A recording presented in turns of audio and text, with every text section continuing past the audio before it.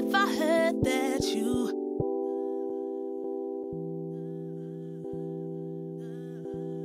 If I heard that you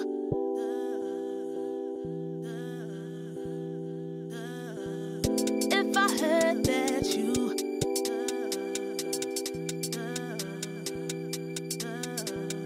If I heard that you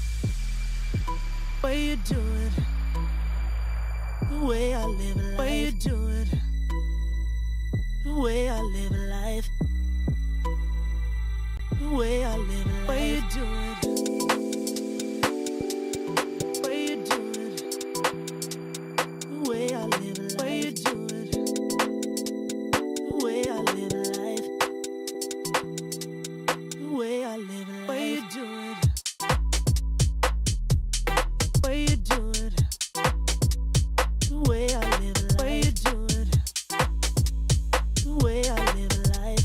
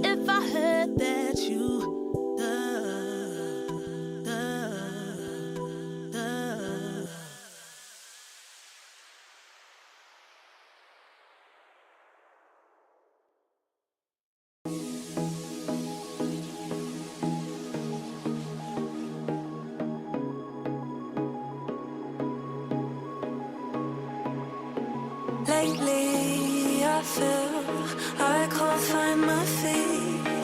Pushing closer, my heart skips a beat, and now I'm falling deeper than I fly. I can't control it. Dark against the sky, it's not so black and white. It's like I told him, there's things that I can't fight. I just keep going. I just keep going. In my time, I've been dreaming of a space to really find my place. I wish she'd seen what I had dreamed. Before these darker days, I thought I found my way. Quickly it fades, losing the race, closing the page. In and out, I move myself again.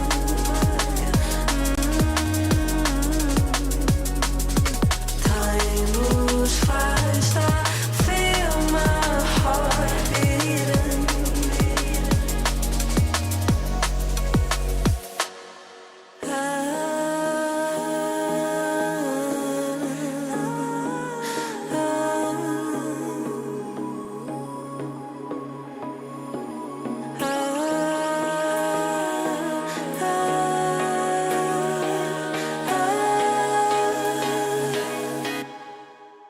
And now I'm falling,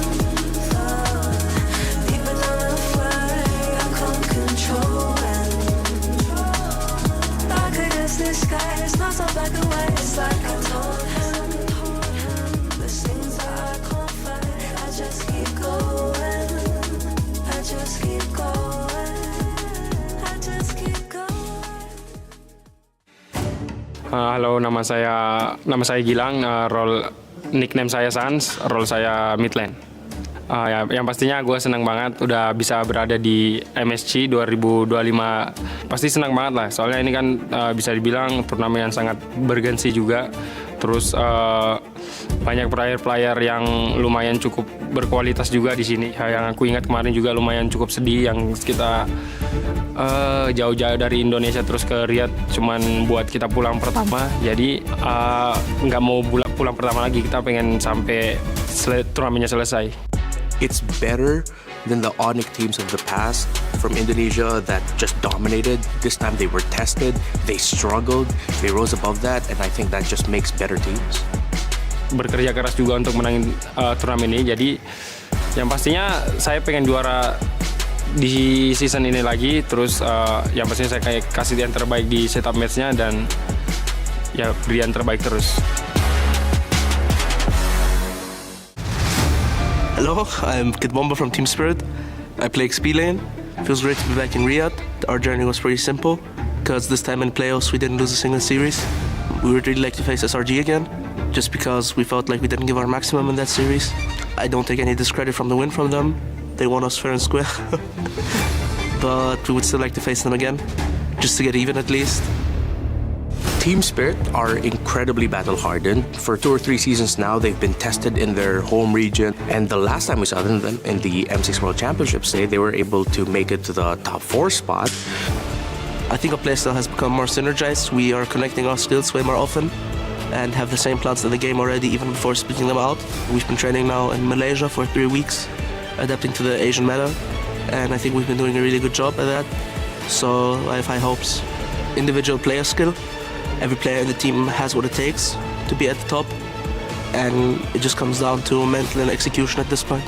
Watch us in the tournament, support us, and we're hoping that we will get a better result than top 4 this time, and maybe even win the tournament. Merhaba arkadaşlar, ben Aurora takımının altın koridor oyuncusu Shigibum. Bu kadar büyük bir organizasyona katılabilmek benim için çok gurur verici bir şey. Umarım güzel bir başarı yakalarız. Mükemmel bir sezonu geride bırakıyor olacak. My expectations for Aurora isn't for placement, but it's simple. Really crazy picks, surprising drafts that might just make the teams reconsider how they understand the meta. Tianzi gerçekten çok iyi bir oyuncu. Mikrosu müthiş seviyede. Bazenleri çılgınca pikler atsa bile onlarla çok iyi işler çıkartabiliyor. Oyuncular ondan birazcık korkmaları gerekiyor. Oyun içinde Heyecana kapıldığımızda bazenleri oluyor çünkü. Bunlar bizi bir tık sakinleştirebiliyor, sakin olun diye. Türkiye'nin en iyi 5 oyuncusuna sahibiz. Bu bizim için çok güzel bir şey. Bizi de motive ediyor tabii ki de. Hepsine güveniyorum. Korkmuyoruz, yeneceğimizi düşünüyoruz.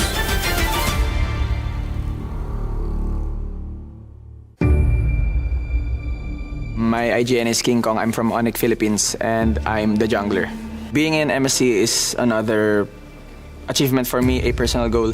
Then I feel very exciting. Russo goes down, there was a blaze in the skies, but it's too late. The cavalry reclaim the throne. Our toughest run in MPLPH Season 15 was in the regular season. Around the first half, we are struggling a lot, and the way we handle it, Coach Why Not always reminds us to put a little more effort every single day, and we should make sure that each day we are progressing. I want to win MSC very, very, very, very, very bad. Heading into MSC, Onic Philippines has had time to adapt, to grow, and to really develop their understanding of the meta. That I just see them like as Batman with prep time. Coach Why Not always tells us that no matter what, never think that we are in our peak, because it is very important that every single day we improve. Because once you think that you're in the peak, I think you would never learn more and improve more.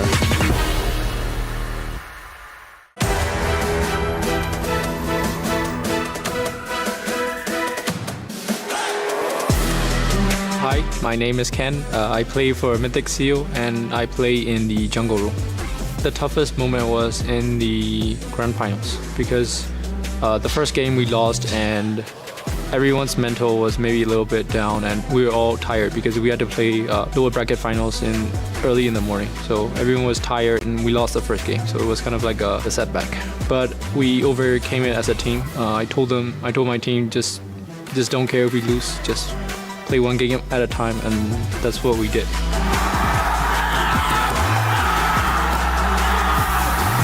Ken finally, after being so loyal to Mythic Seal for so long, going over that hurdle, there was a moment where people thought, oh, it'll be Yang on Galacticos, most likely, but now they were able to eke it out and they made it. Zippy Cutie finds the kill. The base is wide open. After 3 heartbreaking runs, Mythic Seal have broken through the doors of destiny. They finally rise to the international stage at MSC x EWC. I just learned not to be afraid of losing anymore.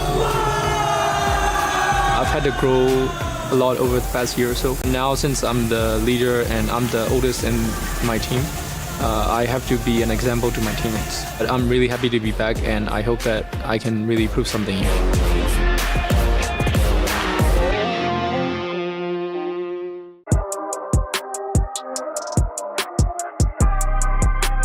Halo, gue Toy dari tim RRQ. Perjalanan gue buat masuk ke EWC ya awal mulanya ya dari MDL. Gue masuk MDL dari season 8 sampai season 10. Habis itu gue bisa naik MPL di season 15. Terus bisa dibilang debut pertama kali di MPL bisa dibilang mulus, dan itu membuahkan hasil lah sampai ke EWC ini.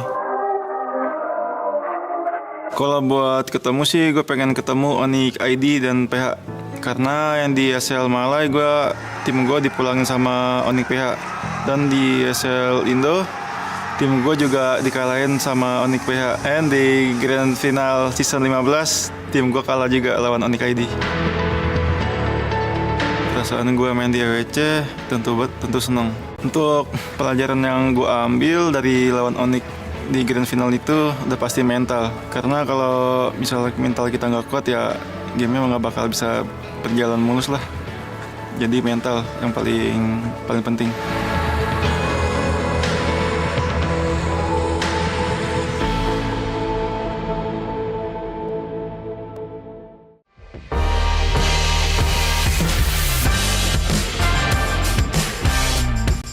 Hi guys, I'm Ohab, the gold laner of Team Liquid Philippines. Being here in EWC 2025 feels amazing because it's my first time being here, and I think we have a great chance at getting the trophy for the Philippines. very excited to have them back on the stage. More importantly, I think it's great to see that this is one of the few titles that they are looking to conquer, right? I think this is not the strongest form of Team Liquid yet because we haven't won an EWC title yet. If we win this EWC in 2025, I can confidently say that this is the strongest form of Team Liquid. My team now makes me feel like I belong to the team, and we're so close and connected to each other that even if we don't talk to each other in comms in game, we just know what we're gonna do. This a new age in MLBB. Brusco goes down, there was a blaze in the skies, but it's too late. The cavalry reclaim the throne, stampeding through Stallion. I think this is the year that we might have a shot at winning the MSC title. My expectations for Team Liquid?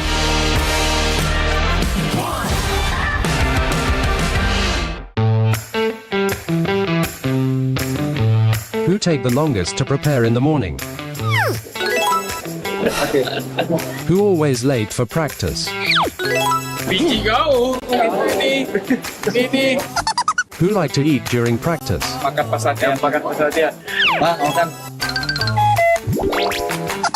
Who is the harder carry in the game? Who is the most toxic? Toxic ke musuh. Toxic bro. Different camera and bitch. Oh, toxic. Who has the most skin in the game? Skin. Ini juga. Because they top up 1 million. Who is always plays social media?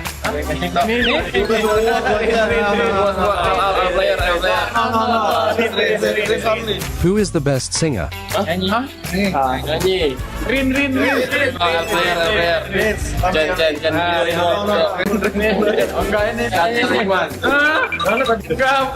Who is the best dancer?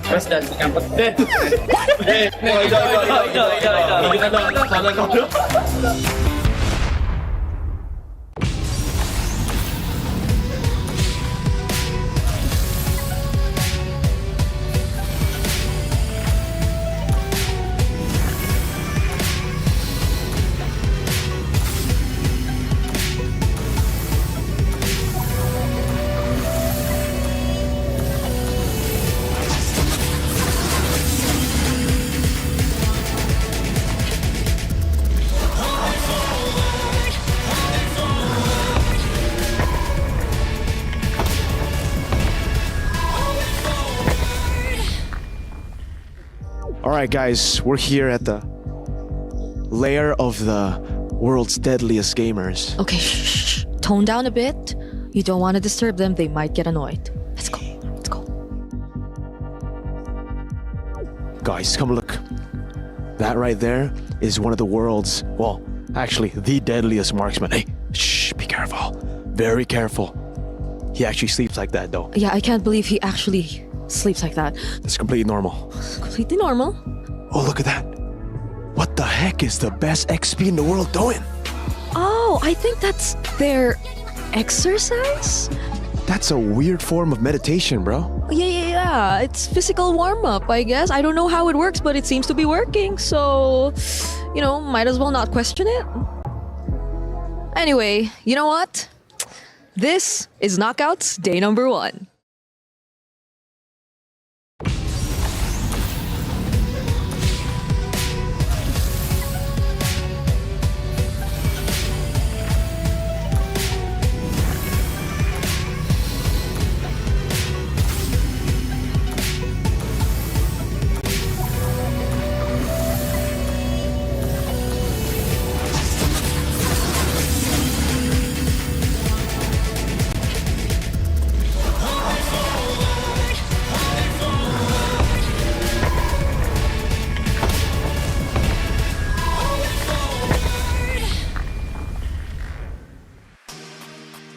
The journey to encounter the unknown continues today, where the best teams in the world, they have risen to the occasion for fame, glory, and that $1 million prize pool. All of the best are here, and now they're competing at the knockout stage. Welcome to the English broadcast here at the MSC Esports World Cup in beautiful Riyadh. My name is Afel. Alongside with me is Destroyer as well as Leo. How are y'all feeling? I am happy to be back. A lot of people were saying, Leo, where are you? Knockouts about to start. I am here and I am for it. Destroyer, welcome. Thank you, guys. It's an honor to be here with such legends, Leo, Rafael. Guys, I really appreciate to be here in Riyadh. Guys, it would be amazing. Honestly, the honor is ours. But now, Leo, I got to talk to you about this because this has been a journey for about a month. It all starts with the wild card. Talk us about it. 23 teams started, and now we're down to 8, right? It started with the 8 teams who were hopeful to make it to the groups, and as mentioned, I was lucky enough to be there, honored to call that match, and your boys came through. Virtus Pro, short to say, ran through the competition. The Bears, you know, the Bears, they made it real for the ESEA region. And actually, it's the first time when we see the wildcard team from ESEA region, they're going through it and they're taking over it. They're going further and to the group stage. That was a really amazing performance. For the first time in history, EC had 2 slots, you're saying? First time ever. Honestly, I gotta say, MSC this year has been absolutely amazing. Talk about MWI as well. North America actually went all the way to the grand final, so that was an amazing run. We gotta see here at MSC, can any other team really replicate it? Because so far, a lot of the Southeast Asia region really being at the top. I want to see if Aurora, maybe even Team Spirit, goes all the way to the grand finals. Oh, bumpy road. You know, it would be hard. It would be hard, definitely, because their priority for most expectation and I guess for the audience is Filipino and Indonesia. Yeah, but here's the thing. We got to recap about what has happened this entire month. Hey, let's look back into the group stage with the Kadia top plays to really see all that has happened. And I got to say, there were a lot of surprises happening during the group stages. That's right. This here, not one of them. Liquid dominating, but Aurora, though. Aurora from Turkey coming through and taking down the M6 World Champions.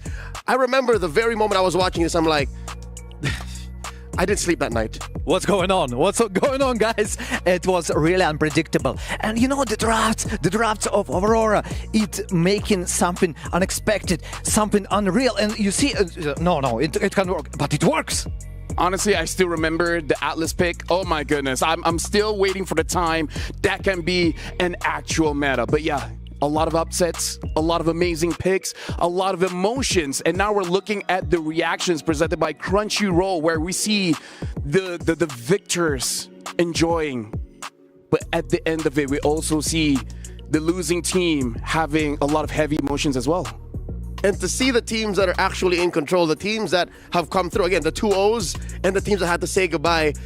You're talking about the Bears. Oh, yeah. It's emotion. This is esports. This is competition. That's why we're here, and that's why the audience like it.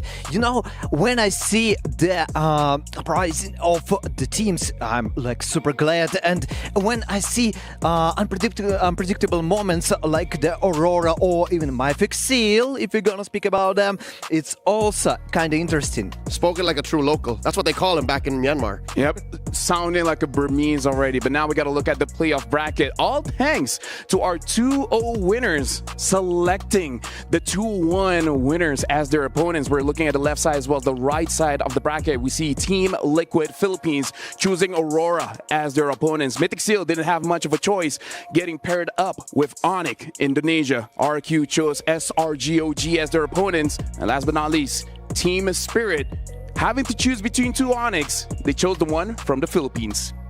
Kid Bomba was super confident. He just said, King Kong, come here, bro. We won this. Let's make a show. But Kid Bomba made himself endeared. He is now the sweetheart of not just the Philippines, but also Indonesia. What he did, his decision, allowed for both a Filipino versus Filipino and Indonesian versus Indonesian grand finals possible. The hero for Indonesia and Philippines? He's an honorary Southeast Asian. With one move, he made 2 different countries very happy. Well, possibly, because right now we got to look at the prize pool to see what they're really fighting for. Because when you're choosing your opponents, you gotta have the idea that you can win that, because look at the prize pool here. Just focusing on first place, $1 million. Now that is life-changing. That's just for the winner, all right? Everybody else gets a share, a cut of the $3 million prize pool. All the way, even to teams that have gone home, even the teams who played in the wild card, the top 16, the group stage teams, they've already gotten a cut of the 3 gigantaroonies that have been dished out here at EWC. That's kind of a lot of money. Actually, even if you leave now, you're gonna be rich. Oh yeah.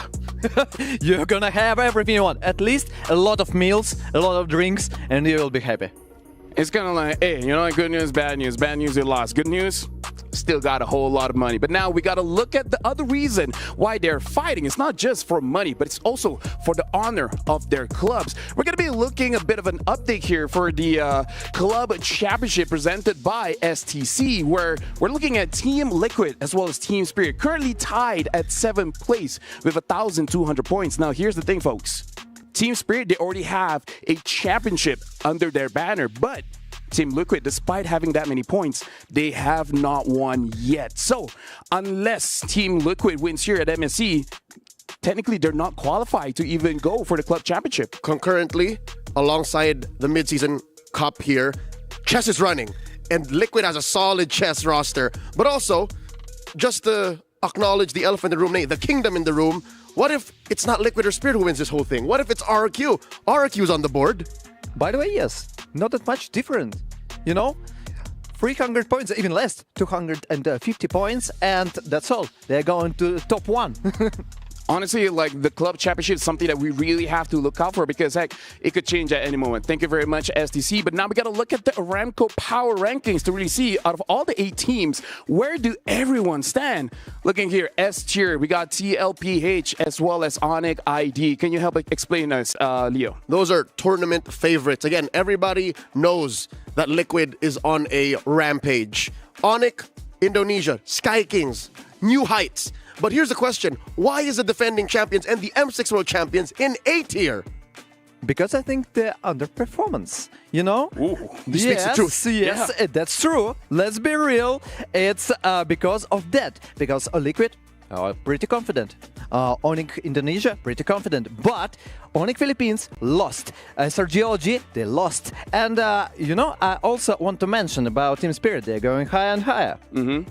You know what, folks? Here in the English broadcast, the language that we speak is English, but Destroyer decide to speak the truth. Because that is our hot take presented by Al Habib Medical Group. This is the doctor's note where we got defending MSC champions SRGOG as well as the world champions Onic Philippines. And they're only A tier. They're not the favorites to become the champion of the whole thing. You could have put 4 teams in S, right? You could have put these teams in S, but I don't know, man. The doctor's notes, this is where we discuss it. The Dr. Sulaiman Al Habib Medical Group, they wouldn't lie. They speak the same language as Destroyer. So now the question is, what about B teams? Is it fair for us to put the teams there too? Because Mythic Seal, they were 2-0. Hey. Aurora, they also upset. They also beat Onic. Why do they belong there? There are some reasons. First of all, the Turkish region, they didn't perform super well. For I would like to say for 1 year, something like that. And yeah, even if they beat sometimes the Philippine teams, still they need time. Yeah, but again, they look absolutely amazing. Right now, we're going to look at the schedule for today because we're going to have 2 best-of-5s. And even though it is an opportunity for them to move forward, this does mean that 2 teams will be eliminated today. We're starting off with Team Liquid Philippines going up against Aurora. And then it's going to be Mythic Seal going up against Onic Indonesia. Literally go big or go home. There's no 2 ways about it. You step through the brackets or you get sent home packing. You take home your so many thousand US dollars, but that's it. And the most challenging here because of the single elimination, because you don't have an opportunity to step back. You can't bounce back. You don't have the second chance to move further. You need to do it right here, right now. So here, Destroyer, I really want to ask you a question because Team Liquid definitely one of the favorites here, but we all saw the reaction of Rosa when they were chosen as their opponents. Do you think this could potentially be a mistake coming in from Team Liquid Philippines for choosing Aurora over the other teams? I just saw the expression of Ross and he was like, what? Guys? Are you sure you want this? Are you sure you want this? We are the only region that can beat you. I think it's more that. I think it's more that than, oh no, we have to face the defending Filipino champions, MPL Philippines Season 15. They took down M6 champions Onic all the way in 7, and now we have to fight them. Look at that. Look at the aura that emanates from Aurora Gaming. They're taking the trophy, and I don't think they're going to let it go so easily. Not in the best of 5. Not like this. I'm pretty sure that this will be 5 games, 5 maps, because yes, I'm confident. That's I'm also confident a hot take. as they are, you know? And you know what?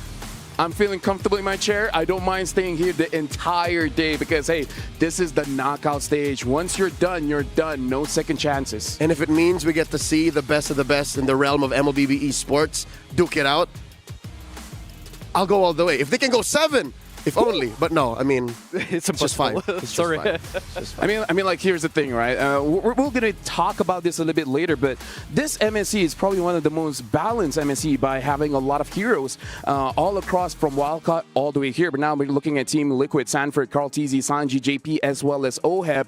Which of all the 5 players that we really have to look out for? I think it's the chef, is the team captain. It's Sanji. He was very, very vocal throughout the group stage. You saw that whenever they won, he was the first to stand up. Whenever they won, he was the first to congratulate everybody and scream at their opponents across with love, with sportsmanship. So I'm thinking like this is Sanji's era. Like there's an MVP season for all of them. This is Sanji's. So you think that it will be an easy trip for him versus Rosa? I don't think it's going to be easy. I think it's going to be fun. Oh, definitely. Yep, and now we have Aurora Gaming, Lunar TNZ, Rosa, Apex 47, as well as Sigimum. Let's talk about this. What do you think Rosa's chances are going up against Sanji? I'm thinking that he's pretty confident about his picks. Also, you remember his expressions when he was interviewed, and there was information like, you got a pet champion pool. He said, what? I'll prove you. I'll make it real for the Turkish region, and we'll show you that I got a lot of picks, and you will be surprised. I mean, here's the thing. We're only minutes away from starting the first best of 5 of the day. And then we're going to see, hey, is it true? Can you only win with Selena? Looking at the stats, it does look favored for Aurora once they get the Selena, but I'm pretty sure they had a few days. They had a few days worth of break to really study Team Liquid. So I'm pretty sure they prepared something else. Heck, maybe they have their own chef just to make sure they got something new, something fresh. And right now, you analysts, you guys already see the stage already set up. We're only moments away. We're at 8 teams. The best that the world has to offer is fighting here for $1 million. Let's encounter the unknown.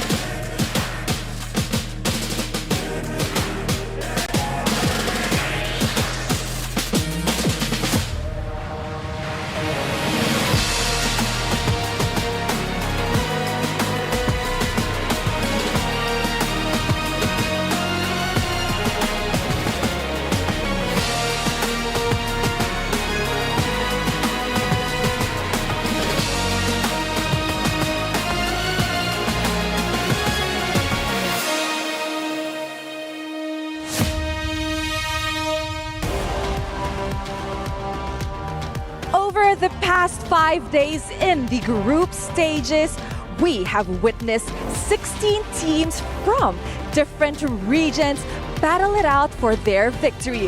However, today, only 8 remains. Ladies and gentlemen, welcome to the knockout stages of MSC at EWC 2025. My name is Rose, and it is an honor to share the stage with Milosh. The honor is all mine, Rose. What a wonderful week of competition that has happened to lead up to what it is today. The motto of MSC is encounter the unknown, and if you've made it here, you've had to go through the gauntlet of your own region and the unknown once you face opposing regions here in Riyadh to get to this spot. A 3 million prize pool in USD that is hanging above everybody, competing $1 million if you win the tournament, and 1,000 club championship points for everybody competing here in the EWC Club Championship.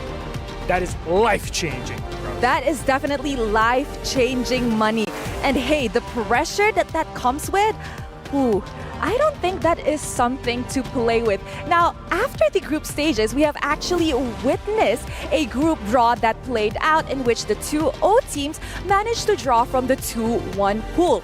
We ended up with 8 teams, and I think it is time to show the world the 8 teams in the knockout stages. For our first team, this team took the world by surprise after they have dropped the defending champions to the lower bracket, making them the first team to qualify for the knockout stages. It is none other than Mythic Seal! Boye, Ken, Zippy, Nico, Kuhn. The MSL champions are finally back on the international stage after 2 years of absence. Welcome. It's good to have you on here. Their win record, however, in 2025 qualified them and gave them the spot here at MSC 25. Their roster is known, though, for rapid adaptation, but their strategic depth is pretty darn incredible. That is our first squad, Mythic Seal. However, next up, it's none other than Onic, Indonesia! Lutfi, Kyrie, Sans, Savero, and Keyboy. The Sky Kings return to the MSC knockout stages in hope to reclaim their former glory. With a journey filled with ups and downs, a team with a combination of veterans and rising stars, it is time to see what the Indonesian champions has for us. And of course, up next, hailing from the same region, the King of Kings is an attempt to get their own taste at an MSC championship. It is the Kingdom. It is RRQ. Rins, Sutsujin, Edok, Dairin, Toy. The Rex Regnum, the Kings of Kings, one of the most legendary teams in MPL Indonesia, from which they hail. And finally, they graced us here on the MSC stage. Their legacy stretched back eons, all the way back to Season 1. And here they are once again on the international stage in Riyadh. And they look finer than ever for that gold. Though, next up on stage, it's Team Spirit! Kid Bama, One Shot, Sunset Lover, Hiko, and Sao. After an amazing run in the M5 and the M6 in which they finished top 4, the EECA team started the group stages with utter dominance, finishing 2-0s without dropping a single game. And now they are ready for their long overdue championship. That is Team Spirit. And of course, up next, the reigning world champions are here to try and attempt to get their shot at the MSC Championship. It is none other than the super family from the Philippines, Onic Philippines! Kirk, Kelra, King Kong, Brusco, Super Friends. Oh, this is the Filipino super family, and they are back with a vengeance for carrying the title of M6 World Champions into MSC 25. That obviously comes with a lot of glory and reverence, but remember, that crown puts a target on your back, and they're definitely going to be playing through the gauntlet to get to the final and hold their MSC trophy, should that happen. Next up, though, on stage is Selangor Ranked Giants OG Esports.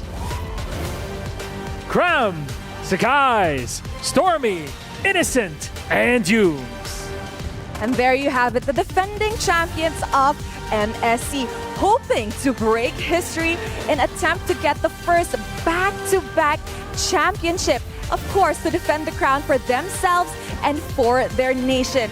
Although they did have quite a shaky start in the group stages, will they be able to maintain it? There is only one way to find out. Are you telling me at this point, Rose, that not only do we have the tippity top of every region, but we also have the reigning M6 World Champion, the reigning MSC 24 champions, and they're all competing in the same bracket for one crown, one trophy? Yes, that is what I'm saying. But earlier on, we said that there were 8 teams. However, we have only introduced 6. And that is because the last 2 teams will be kickstarting our knockout stages. And of course, hailing from the Philippines, the Filipino champions, the Cavalry, it is Team Liquid! Oheb, Carl TZ, Sanji, Sanford, JP.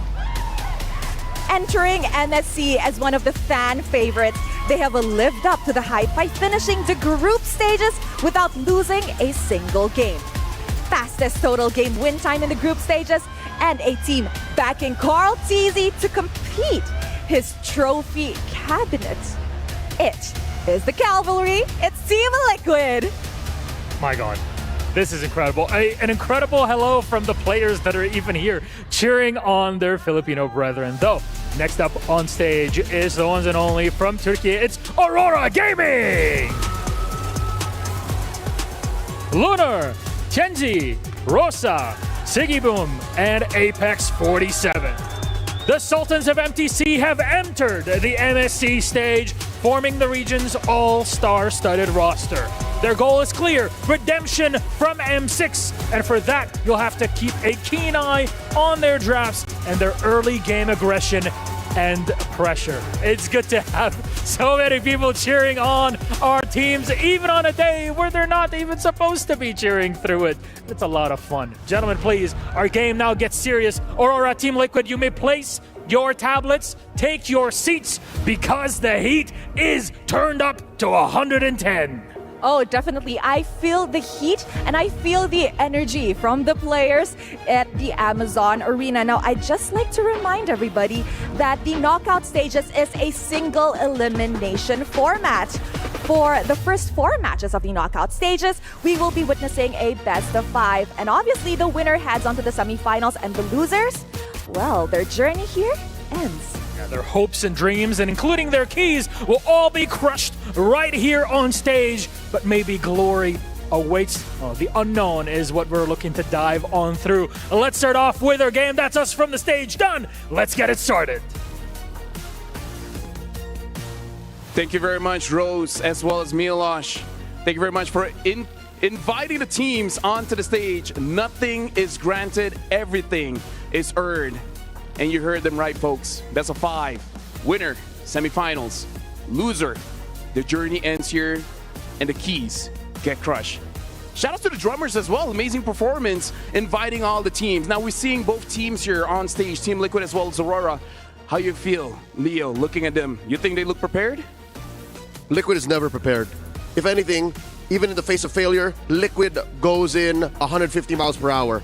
Aurora is the enigma I'm not sure about. That's why when you're talking about keys to victory, I think this is straightforward for Liquid. You got to draw the line between cheese picks and power picks. Both work for you. Prove that there are more tricks up the Thorn Queen's sleeves. Check what they've got going. See what MTB and Dex are cooking, and secure a fast-killing hero for Sigiboom and own the lane that you're in. I think that's for both sides. Yeah, I gotta say, it kind of looks like for Team Liquid, they just gotta make sure that they set the tempo. Don't play in Aurora speed. And I kind of feel like that's a pretty good way to approach the match going up against Aurora. And if we're speaking about the Aurora, you know, I like the Apex 47 expression when he comes. He's smiling, you don't know. He's happy, you have no idea. If he's upset, maybe. And so the keys. Draw the line between cheese picks and power picks. Yep, so these keys of victory are indeed for both teams. Liquid, Aurora, and both. And honestly, it's really about what are the surprising picks that could come up here? And I kind of feel like, it's, especially for Aurora, what else does Rosa have up his sleeve? Because honestly, looking at all the things, like he's been using the Lilia, he can use the Farsa, he can use a lot. And for you guys at home, make sure you guys keep logging into the game because you guys don't have much time left for the All-Star event. It's all the way up until the 5th of August. So make sure you guys slay the Lord as many times as you guys can because the thing is, complete the quest and you guys can grab yourself a free Popol and Koopa skin. So good luck to you guys. There's not much time left. And now let's go back into the match here. I'm waiting for the draft because I really feel like for Team Liquid, I think it's all solved. But for Aurora, they might have to be creative here going up against Team Liquid. First of all, I got Popol and Koopa skin. The second thing I want to mention... Congratulations, by the way. Yeah, Congratulations. Yes, thank you. And the second thing I want to mention, if you mentioned that Rosa can actually pick not only the Selena, but also Lily. It's a signature pick of the Rosa, and he knows how to use it. Actually, we are going to the draft phase, so let's go, guys. Yep, Team Liquid will be first pick. Aurora will be second pick here. Now, Team Liquid, they ban out the Fanny as well as the Selena, and Aurora banning out the Yi Sun Shin as well as the 1-1. So even with the bans here, Leo, it does look like they want to make sure that the tempo doesn't go so fast for Aurora. 2 mid-lane bans here. What do you think about this? I think they're really just attacking Rosa. They understand and they know that it is in the hands of the Thorn Queen how well Aurora plays. Now, check this out. This opens up so many power picks for Liquid, right? You have a first pick Lancelot, a first pick Kimmy, a first pick Arlott, and yes, Kalia. They usually ban it, but here they left it open. I wonder if that's the direction they're going here. Yeah, now we're looking at a head-to-head here for Sanji as well as Rosa. Looking at the average KDA, very different. 7.75 for Sanji, 3.20 for Rosa. Looking at the damage as well, like, it's amazing coming in from Sanji, almost 3,300, but Rosa is not far behind, especially considering the heroes like the Jushin.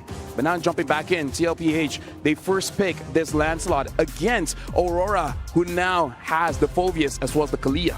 It's a perfect pick for the Cartesi, and I really expect he will perform well. Especially, you know, I checked the statistics, and for the Lancelot, it's nearly 50%, but if you are speaking about the Phoveus, it's around 60%, and the Kalia, if I remember right, around 70%. So Aurora is just trying to focus on the power heroes. I love how Aurora jumped on the Phoveus. It essentially blocks one of not just Liquid's power picks, but even in the meta itself, Arlott.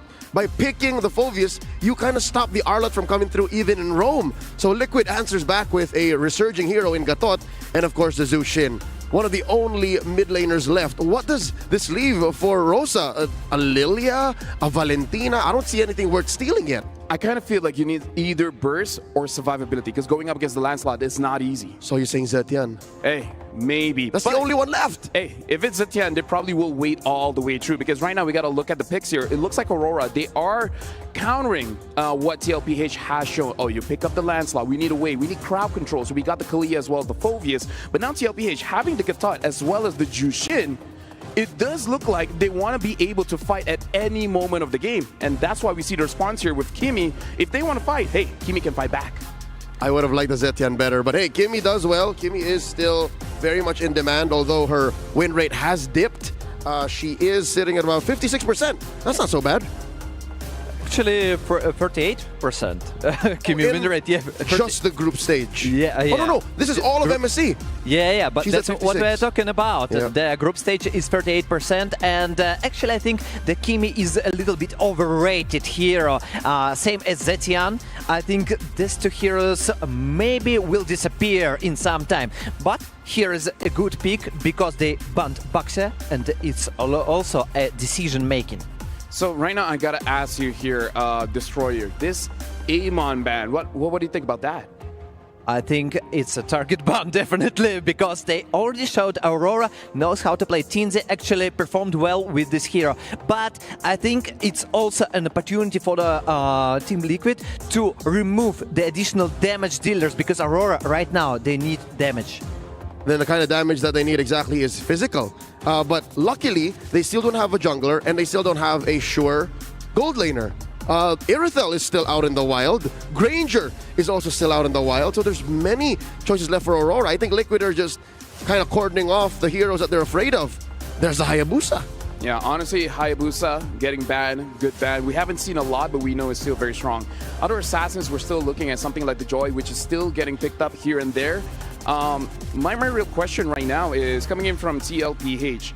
I wonder what OHEB will pick up, because I look at the very good early to mid, but just to be safe, I kind of feel like you want to make sure some kind of late game scaling is still there. I think first priority for Team Liquid to ban enemy assassins is super good, and there are not much heroes left actually. If we speak about more utility, I don't think that they're gonna pick Fredrin. I still think that they need the damage. So Aurora is saving TNG's pick, an assassin here. What could that be? Liquid picks up the CC. Very solid performance so far. They're used to banning it, so they understand the power of this pick. Now what does OHEB play? You have Granger, Irithel, Harith. He does well with the Harith. Oddly enough, he's one of the few people in all of the post 1.9.90 hotfix meta to do well with the Harith. Actually, Harith got a pretty high win rate, but not that much picks. But I think that would be much better if they took the Granger. Yeah, no, Harith sucks right now because of the Phoveus. And you're overloaded with your Purify because of the Granger Kalia. So yep, they'd rather do this. Infinite scaling. Now what does TNZ play? Honestly, at this point, I might even consider that utility. Even though, yes, I agree they do need damage, but when you have a Kimi, you kind of want someone to just stay in the front line, and Kalia is not really a frontline hero. Yes, but you got Phoveus. You got an amazing front lane, a lot of dashes from the left side, and you understand that you can sustain in the fight. Also, you need to burst damage right now, right here. You want to take the Lancelot, for example, at the first target and just remove him, and then fight 5 versus 4. Mind you, TNZ has already played the likes of a Gushan jungle, a Guinevere jungle. By the way, Guinevere, right here. I it's think a I good like it. chain control. It's got to be utility Gwynny though. Yes. It's not damage Gwyn. Liquid kind of locked out that Fredrin because of the CC. Instead it's a Joy, so still damage, still assassin. I mean, like, they need a way to deal with the Jushin as well as the Granger, so really understand the picks here. Destroyer, what are your thoughts on these both picks? If I don't look at the nicknames and just decide about the picks, I still would stay with the Team Liquid because of the combination with CC and Gatot. The curtain call makes it. If that Joy was only a Fredrin, I think it would have been a better double marksman lineup, but no, they couldn't Fredrin anymore because of the aforementioned CC, so I'm all in Liquid too. All right, thank you very much, gentlemen. Thank you very much to our analyst, Destroyer, as well as Leo. This is going to be the first game of the day, and with that, I'm going to be throwing it over to our casters. Thank you for the throw, and thank you for the opportunity. Joined here on the desk, this is Trex and Mirko, and we're jumping in to not only the first game of the Knockout Series, but the 500th game of MSC. This is Aurora going up against Team Liquid. How you feeling, Mirko? Hey, feeling great here, Trex. Again, getting to cast with you. It's been a while since we've casted together. It's great that we get a chance to, again, cast the 500th game at MSC all the way from the start in 2017. Early aggression. It's going to be a shot down, first blood to Rosa.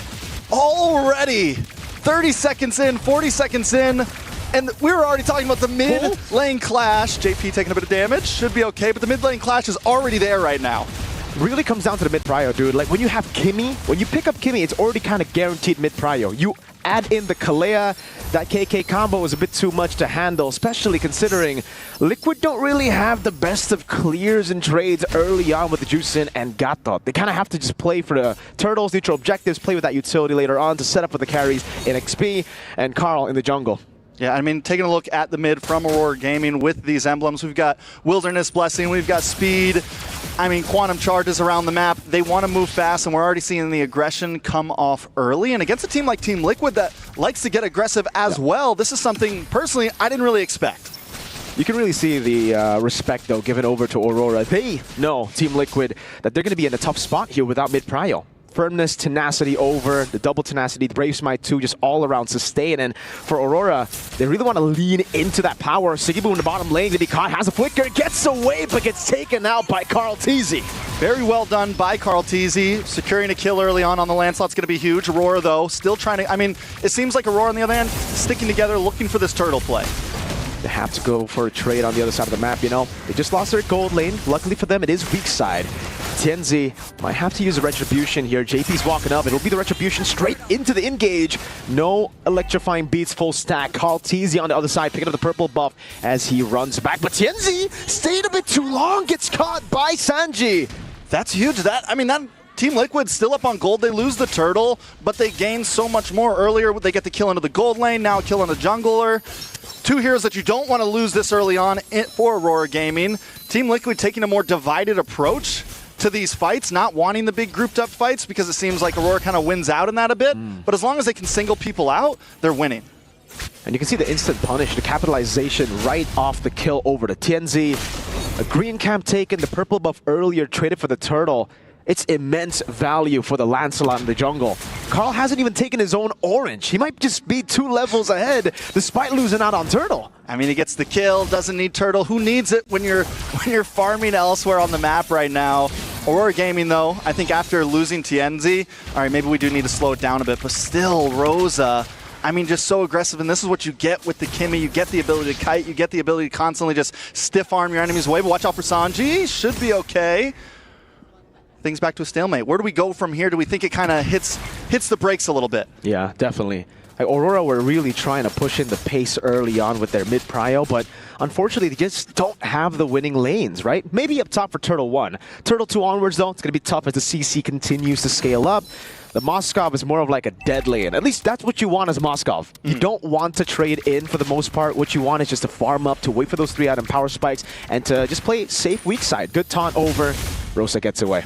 I mean, that comes in for a bit of Aurora Gaming here, right? Even the Joy, who has an okay early game still. Once you get Holy Crystal and you're really outputting. Yep. Once you have Kimmy, a couple items, and you're really outputting. And I mean, overall, Aurora Gaming, a high damage team on their side. I'm not trying to say that Team Liquid isn't the same. Lunar, though, in a little bit of trouble. It's a Dark Wave on 2. Has Imperial Pursuit. Will be able to go for it now with the sustain as well. Apex 47 rotates over Tianzi. Fully stacked up with Electrifying Beats now. AOG, Lunar flickering out of safety. JP looking for the taunt, unable to get it. Tianzi still able to escape as Apex 47 goes with the passive in back and forth, still saving the Tsunami Slam. The damage from Rosa is already chunking away at some of the squishies, but coming up on the turtle. Lunar with a jump now. Oh, he's going to be caught. Great Phantom execution and a liftoff from Sanji to get the kill. No Lunar. Apex hovering around. Rosa caught in the bad spot. Has to flicker, but Sanji walks up the Crimson Beacon, forcing the flicker out, and it will be free for TL. All right, so turtle for turtle. 3-1 in terms of kill. Team Liquid definitely starting to hit their spike, hit their groove. It took a second for them to warm up. But at this point, Aurora Gaming having a little bit of trouble. Lunar taking that kill, EXP lane. We're going to see Sanford start to pop off a bit more, rotate around this map. And this is where Team Liquid wants to be overall. Yeah, Tsunami Slam going to be locked in there. Sanji still able to survive. Apex 47 caught, has to flicker. Back is Tianzi. Utilizes the Electrifying Beats defensively. TL, the one capitalizing off of a proactive play from Aurora. Yeah, I mean, Apex 47 is the one that goes for that pick. But I just don't think this is the time for them to maybe do that, especially when Team Liquid is as grouped up as they are down in the bot there. Aurora Gaming needs a bit more time. You mentioned it earlier, the Moskov needs to get a couple more items in, but Team Liquid, I think, smells that. They know the blood's in the water, and now they're going to start pushing the envelope a bit. Just the whole team in general, I feel, right? The Joy, Kimmy, and Moskov, all of them want to wait for the power spikes. Apex lifted up to the air, into the shots there. Sanford just holding him down. Oheb gets a kill. Now JP caught in the back spot. Dive in the back. Rosa able to escape. Sanford will get taken down. A trade in the end, but Sanji is on a killing spree. Yeah, a beautiful trade, especially the fact that the kill goes into Sanji's hands. Sanji's just looking clean. The tower falls as well at this point. Team Liquid just steamrolling right now. It's 3.3k gold lead. It's raising about 1,000 every second. Carl Teasy versus Tianzi. Carl won't go for it. He already used the Phantom Execution earlier, and Aurora will have to start leashing for Tianzi. He's fallen quite behind now, 2 levels down. Great reaction from Sanji. Crimson Beacon to evade from a possible Tsunami Slam pickoff. Not only that, but taking a look at the deaths on the side of Aurora Gaming, everybody's got one, which is good for Team Liquid. Everybody's taken a small piece. They've lost a chunk of gold. Even on the side of Siggy Boom, who sometimes you don't want your gold laner to die too early. A little bit of damage on a TNZ. Should be able to get away from there. Here comes Apex, though. Yeah, it's just going to be tough here to really look for any initiation. Should they even be looking for initiation, though, right now? I feel like, yes, kind of play the stiff arm game, kite away, but let Team Liquid come to you at this point and look for counterplay. Yeah, purple buff stolen. AOG, Apex the flicker out, but actually still gets top of the AOG. Tsunami Slam bring in JP in the turret range, but he still has Revitalize, and Lunar will fall. Carl in the back with a puncture, dives in all the way. Rosa kiting out, gets out, but Oheb walks in, forces the flicker, shoots to death Sonata. Moscow on the other side, though. At least Siggy Boom gets a tier. Not even. He could have. He could have got that. Maybe not. I don't know. We'll leave that up to him. Oheb, though, right now. 3-0-2. I don't think he has missed a single shot. Rosa shredded down. Team Liquid, the stampede is here. It truly is a stampede for Game 2. Total of 2 stacks for Oheb on the Sky Piercer with a Malefic Roar, 3rd item. Brother Man has a leather jerkin just for respect too, you know? It's kind of like, yo, I'm ahead, but I know what y'all can do in the late game. Yeah, I mean, definitely a little bit of respect, but I mean, as long as they keep up this pace, we're only at 8 minutes right now. We're down to inhibitors. First Lord hasn't even popped up at this point. Team Liquid is relentless. We're talking this could easily be a 10, 11K gold lead by minute 10 here. Taking a look at the items. Let's look at this gold lane. Oheb versus Siggy Boom. The deficit is incredible. We're looking at about 2,000 gold lead into the hands of Oheb. The stacks are coming in. He hasn't missed any shots at all. The Filipino sniper is on fire. You know when the goal difference is this massive, it's just really tough. Curtain call with the AOG combo, just trying to go for a cheeky pick-off. Holy Shield in the mid lane taken down already. So they are properly set up for a Lord take into a siege. And it does feel like, I gotta agree with you, you know, the question that you asked earlier. Do Aurora even need to be fighting right now? I think the answer is no. They've put themselves in an even tougher position. Yeah, and I feel like Apex 47 kind of the cause of that a few times, like coming in, looking for those pickoffs. I'm sure, I mean, either way. a few times too. Yeah, TNZ as well. I mean, the team just, there's a point where, yeah, in the very beginning, you got that early kill onto Sanji, right? Good applaud, that's well done. You had a great start. But from there on, once Team Liquid starts to group up, you got to start to back off a bit. Once, because Oheb hits the power spike far before Siggy Boom. He's going to be able to land some of that damage. Sanji as well. JP gets one big pick off. Carl Teasy started getting kills onto Siggy Boom within the first few minutes. Aurora Gaming, I think if they took this a bit slower in the beginning, it'd be a much different game. And now they're at a point where we're hanging on a thread. They tried to play the pace of TL, and they ended up getting stampeded by the boys. Sanji is lighting up a light there on top of Lunar. No punish available. Has to Purify. It actually gets caught in attraction pull. Sanji way too aggressive. Electrify beats it to bait. Tianzi gets shot in it. Now it's a Tsunami Slammer to Carl, but the AOG follows through. A good Thorn rolls over. Now it's a chase from Lunar. Jumping on a Carl Teasy, but he's still able to escape as Lunar flickers the wrong way. Try to go for the chase. Try to read into the Ghost movement, but gets punished by Oheb. 10K gold lead by 10 minutes. Lord coming down. Only no Holy Shields left standing. Phantom execution forward. Sanford just playing with the yo-yos, forcing out the blink and gets shot down by the Filipino sniper. Oheb picks up a kill from downtown. Now the mid lane, they're going to go for it again. Tianzi stacking it up. Sanford able to dodge away from the traction pulse. And when doing so, Rosa gunned down again by Oheb. With the sidestep shot. Oheb on fire, Sanji on fire, Carl Teasy dancing in the base right now. My goodness gracious, this has been a stompy stomp. Another wave to play with the mid lane. That's Sonata not landing. Apex gets to base in time, but it really just feels like it's inevitable at this point. Another base turret falls and Aurora are just being suffocated in their own base. Carl Teasy just picked up the Malefic Roar just to rub some more salt into the wound right now. Picks it up before the side of Aurora can even really get any defensive items in.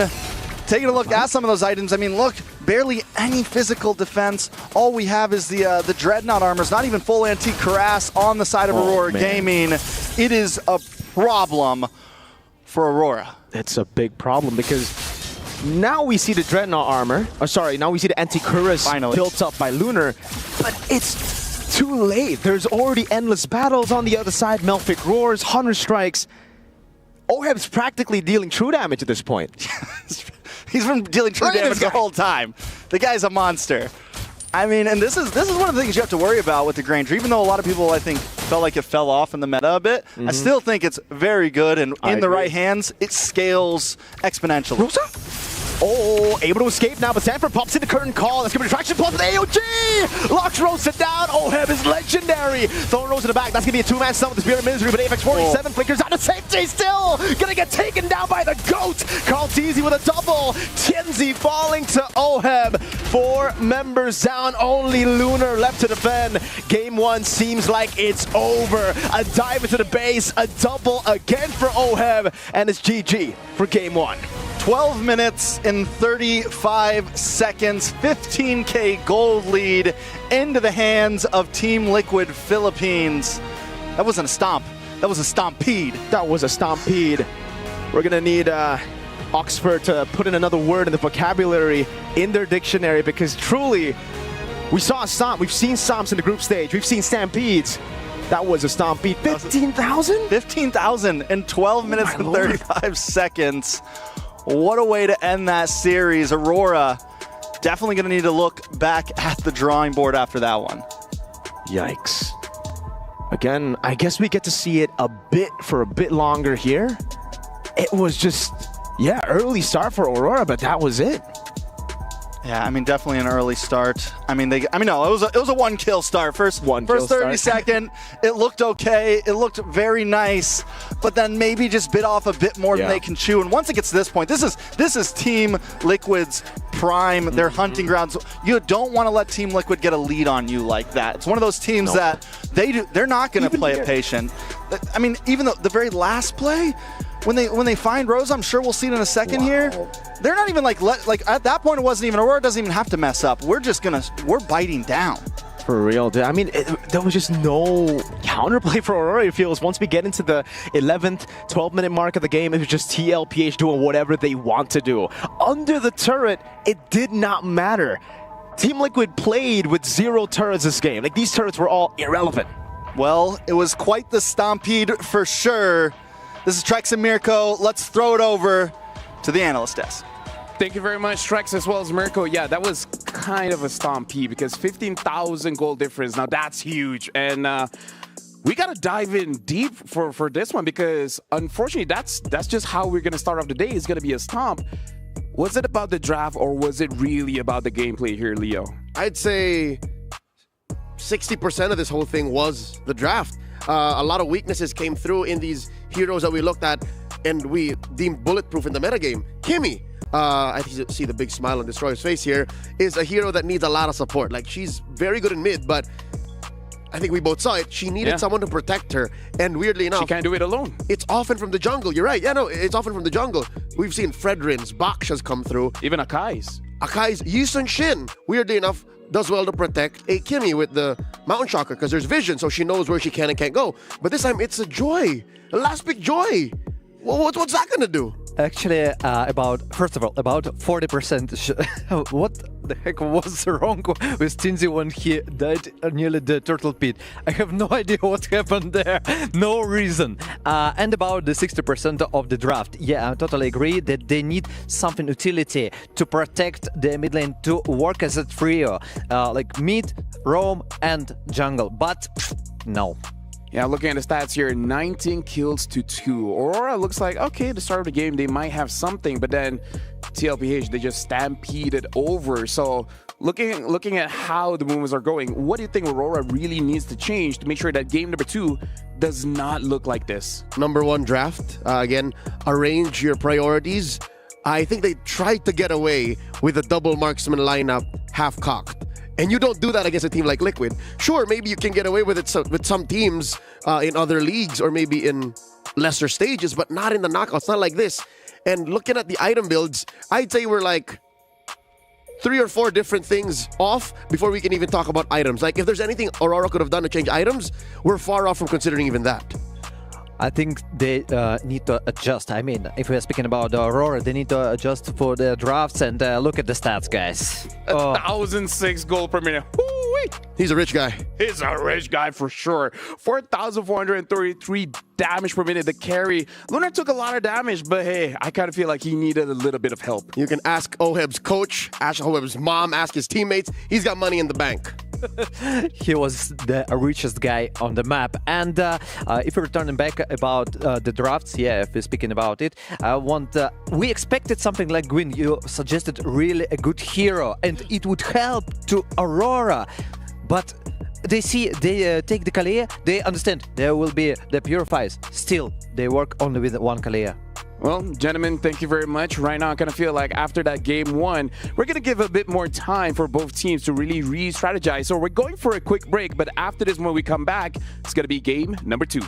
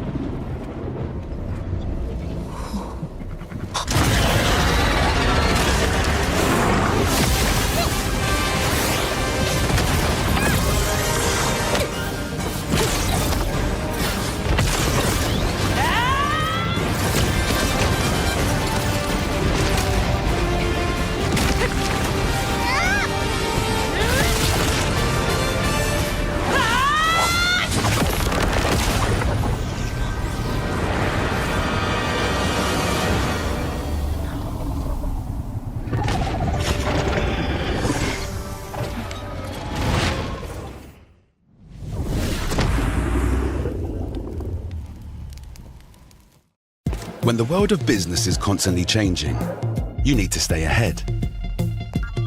So what about AI to generate new possibilities? Machine learning to predict what customers will like. Or expand your business by forecasting delivery routes with real-time data. With the power of the cloud, imagine how AWS can transform your business.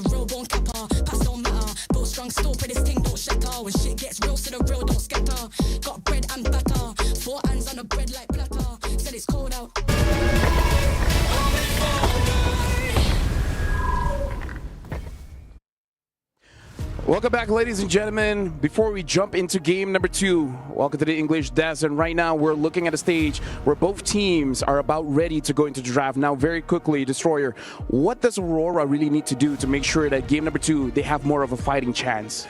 I think they need to prioritize the composition that helps to mid lane to survive, first of all. The second, the speed of the jungle rotations. So they need to adapt for this and to adjust the draft.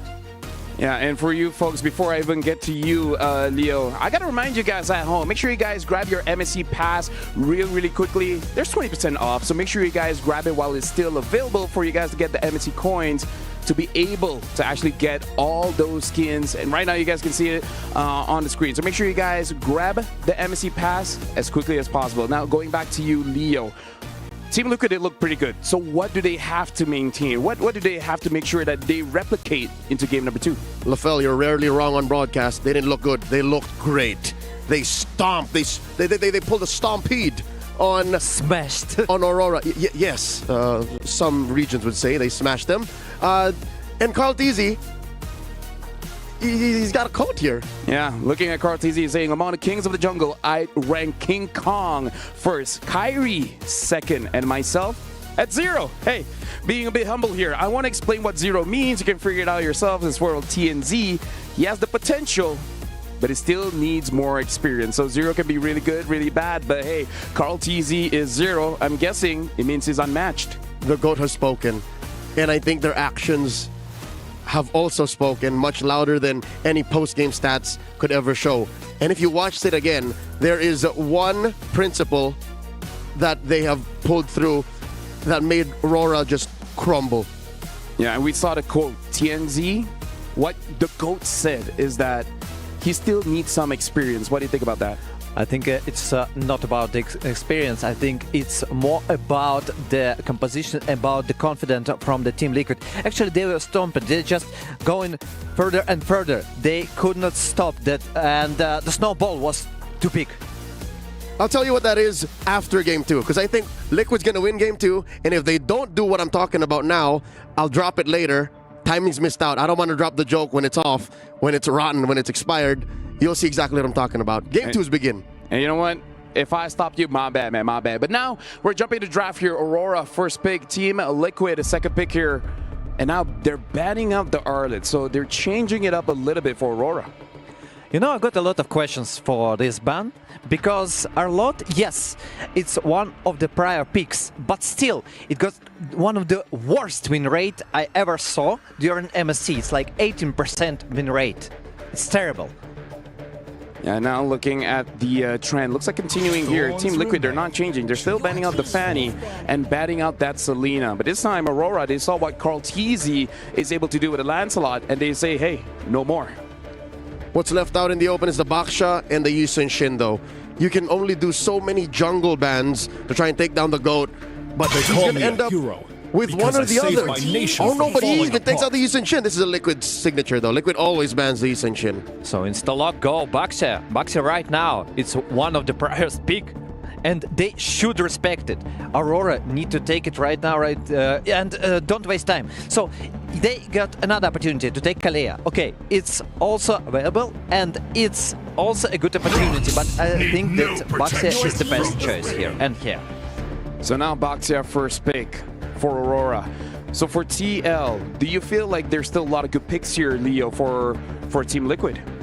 Yeah, Sanji's Farsa is open, although that is kind of a numbo when there's a Baksha can hunt you down. I think that's safe. I would rather that than Kimmy, because again, Kimmy, we learned from game 1, is jungle dependent. It's mid-trio dependent. So I'd say lock the Farsa in now. Or maybe, I don't know, play the proactive card and wait for your... Oh, no, wait, Zushin first? And CC as well, yeah. Yeah, actually, I wanted to say, how about CC and Gatotkacha combination? But okay, they decided Justin. It's also one of the best heroes for the mid lane. It has constant damage and also an opportunity for the good trio. So right now, Leo, this is almost replicating what they're doing game number 1. Having a draft that if they want to fight, they don't even have to discuss it, just go.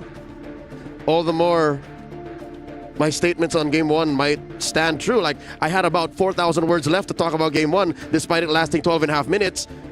Liquid might get away with it. Liquid might even be able to draft like 3 out of 5 of the same heroes. Gatot's still open. Granger's still open. Aurora here locking in the Kimmy again. Whoa, whoa, whoa, whoa, whoa, whoa, whoa. Isn't this a bit too early, though? Because I don't see it getting taken away or banned. This is a 100% win rate on a Paquito. Picked once. Played by Dyren, none other, in the group stage. Again, in the EXP by RRQ. You're right, it's an odd pick. Experience the youth. Why? Against the CC, maybe? I'm pretty agree with Lafel. Why do you pick Paquito so early? You got plenty of time. There is 1000% nobody gonna ban it, and still they want this combination. They want an aggressive movement, and I think, by the way, it's still flexible. Yep, still pretty flexible, but looking at the bans here coming in from Team Liquid, banning out the Amon, it looks like they're thinking this Paquito is going to the EXP and Boxa is going over to Rome, so they're really looking at TNZ as probably going to be one of the main carries for the team. TNZ still has a couple left. Again, the Guinevere, as mentioned, still possible to pick. I don't think they're going to let him pick the Hayabusa, so it's going to be Amon Hayabusa again. Maybe it's Paquito jungle. What do you think about it?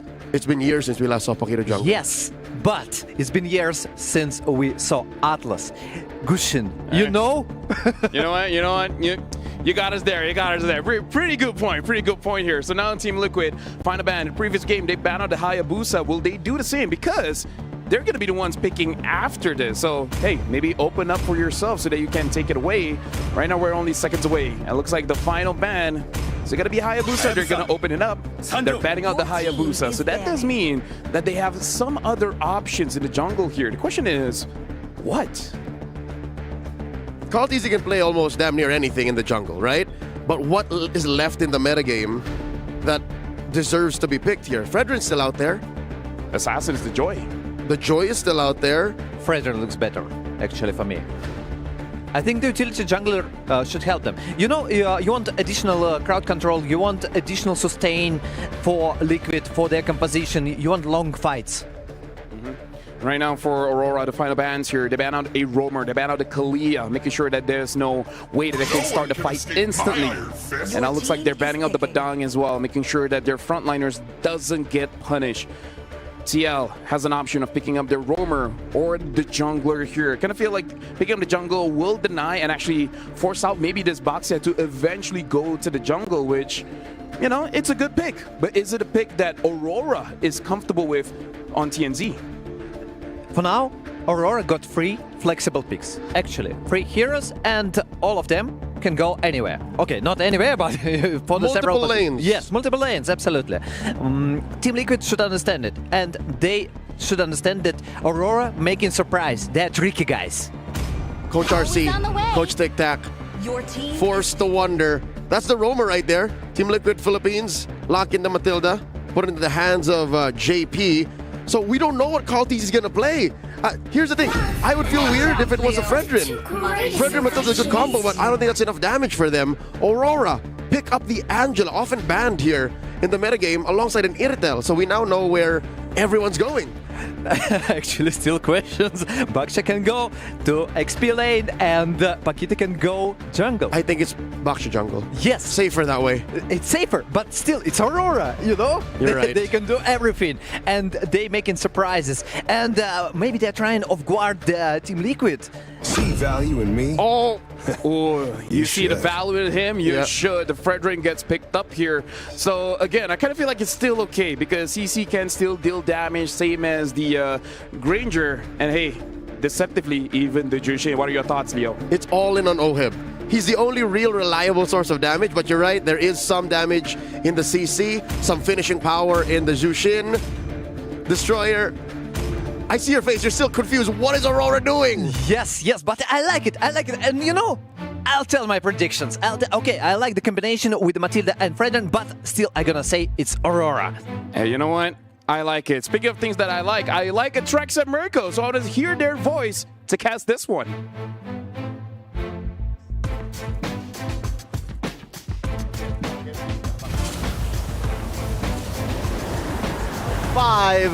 TLPH up 1 game. Now, Mirko, TLPH's draft, we both kind of decided it's by the book, it's textbook. They're coming in this series very, very clean, but what about Aurora? Hey, this is technically also a very meta draft. It really depends on how you see the meta, right? Baksha, Angela, Irithel, this has been a thing for the longest time, terrorizing our ranked games. For you guys back at home playing ranked games, you know how terrifying this composition is. But TLPH just have so much disengage, so many ways to kite away. Just look at their movement abilities. this could just be the downfall too. If they are able to bait some big resources over, it could change everything. But here's the real question. What about the Paquito? That's the spice in all of this, right? That's the question on our minds. We saw it picked before by Dyron, Onic ID. It did well against my home team. It did very, very well. I remember it. It's in my memory. Well. But, how do we feel about this? Man, I agree with LaFell. I feel like it was too early. But I guess they wanted to really just hide the Angela for the later stage. So it really comes down to that. I'm a big fan of the Paquito. Now it's Flicker 4 from Apex. Sign up Sanford up top with the Vengeance already used up. Carlteasy walks up to Lunar. Trying to go for the kill, but the guiding win gets Sanford to safety. And it will be, I guess, a win for TL. They baited out a Flicker from Apex. Yeah, 40 the Kid gets away with just a sliver of health there. I think the big thing about this Paquito is if it can go deathless for a little bit, get to that level 4 power spike, get to a little bit farther even. He can find the angles. It works as a possible type of assassin. It can close the distance onto the Jushin without having to deal with what they dealt with last game, just getting tossed around. So there are possibilities there. But where we've seen them mess up is the execution. So can they execute this composition correctly? It really depends on how the Paquito gets to be played here. I agree with you. Now into the mid-prio, TL actually just having the prio over. Goes in, that's gonna be traction pulse, someone does a kill over. That's Sanford locked down, has to run away. Carl still winning on the red tree battles as he goes in for the taunt. It's a two-man Lancer flip with a knock-up. TL, just get the turtle and back away. Even in the midst of chaos, the young GOAT able to always secure the retry. This is something that Team Liquid, I think, prides themselves on, the ability to get those first turtles. Their rate is through the roof. Rosa in a little bit of trouble. No flicker used. Rosa just took it. Accepted it. Accepted fate. Yeah, JP. Luckily for Aurora, they don't really lose too much because it's JP who got the kill. It would have been real bad if Oheb got the death Sonata. Look at that damage. Paquito. Yeah, on the note of Paquito, it's a very high-level hero, right? Like, it really comes down to how you execute it. So if he gets an angle to somehow dive on Oheb, get Sanji low in the fight, it'll be massive. But if he just goes pure front to back, I'm not really a big fan of that. Tianzi, Shield Unity up. Just the battle of mid. Yeah, I mean, you could even say that picking up the more damage-dealing EXP laner makes up for the lack of burst in your I guess no, they went for... I mean, you just kind of make up a bit for picking up the Angela. Angela, I feel like, yes, you get the sustainability, but you always kind of give up either a high set roamer, something of that nature. So at least you have something here. I think it could also pair well with the Angela. But still, yeah, definitely a risky pick, and it's all going to be about the angle that we see Lunar come from. And speaking of angles, Team Liquid looking for one on the Siggy Boom here. Two-man gank down below, a guiding win for Oheb. Tianzi with a Baksha. Shield Unity forward, traction pulse, forcing Oheb to use the flicker.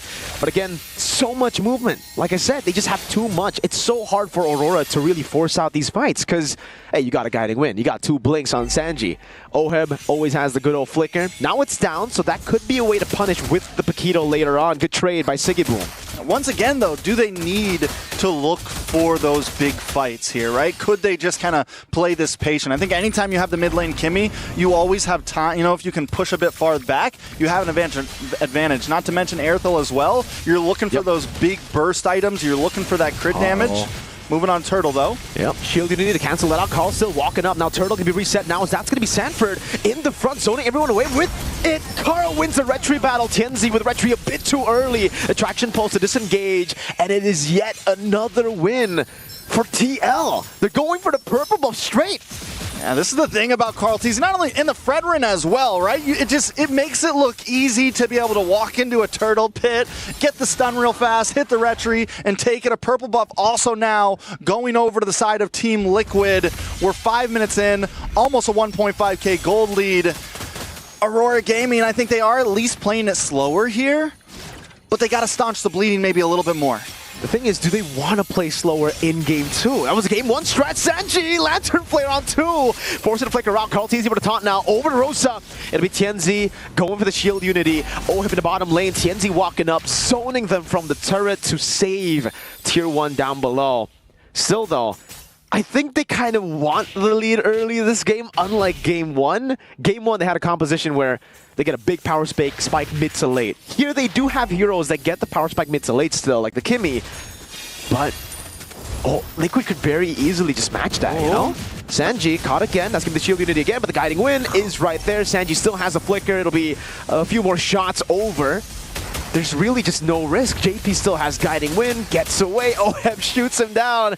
Too much disengaged, Trex. Yeah, there's just no way to catch them right now. And this is something where I think the burst damage of the Paquito could help, but Lunar is stuck in EXP lane right now. He cannot leave at this moment. And we have seen Sanford at least able to rotate down a bit, but I don't think we've seen enough from Lunar. So we're coming into third turtle, and I think this is where it's really going to be crunch time, especially once we get to minute 8, first Lord time. If Aurora Gaming doesn't make something happen then, it could really spell trouble for them. It's tough for Aurora. They're looking for anything they can find. And they can't really find much right now, not even a power spake, as Leo has just reminded me in, in the chat. TL, 2,000 gold lead, again, just going for the turtle.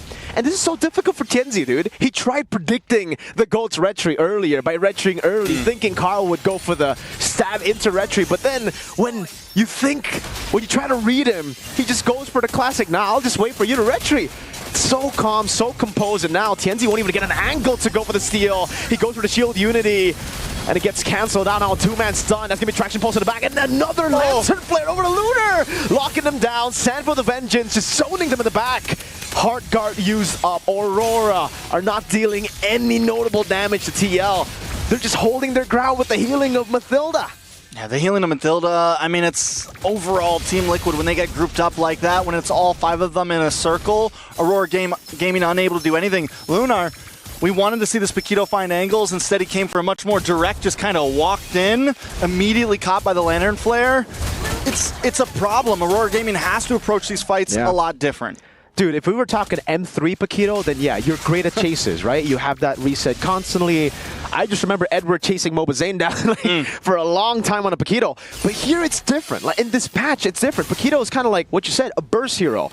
If you use your second skill twice, one time to get range, you're really not outputting the maximum amount of damage you would want. Carl forcing the retry from Tienzi, even though he doesn't have his own retry, just zoning them in the back again. 2-level lead on a Fredrin against Abaksha. Trex, Abaksha should always be ahead of a Fredrin, like usually in normal conditions. The fact that the Fredrin is 2 levels ahead and Tienzi can't even get in his own purple, it just gets tough. No retribution on Carl. Lord, on the back, forcing a flicker out from Rosa. Tienzi already has the hard guard, and TLPH are just looking at him. Carl Teasy's just walking up in the jungle, taking whatever he wants. That's 2 purple buffs now, stolen away. We're wondering where that level gap is coming from. There it is. And then, I mean, Carl Teasy, he is able to match up with the speed of Tienzi a bit because of the Matilda, the rotations. They've gotten every single turtle. They're taking towers. It's not as bad as last game, but it's still very, very bad. I think it's actually worse in a way, Trex. Oh no. Because at least game 1 they were able to get, first blood early. They had some win conditions. Here their plan A is completely gone, and I don't know what plan B is. Last game they had a plan B at least. They had a Moskov, Kimmy, and a Joy that could scale up.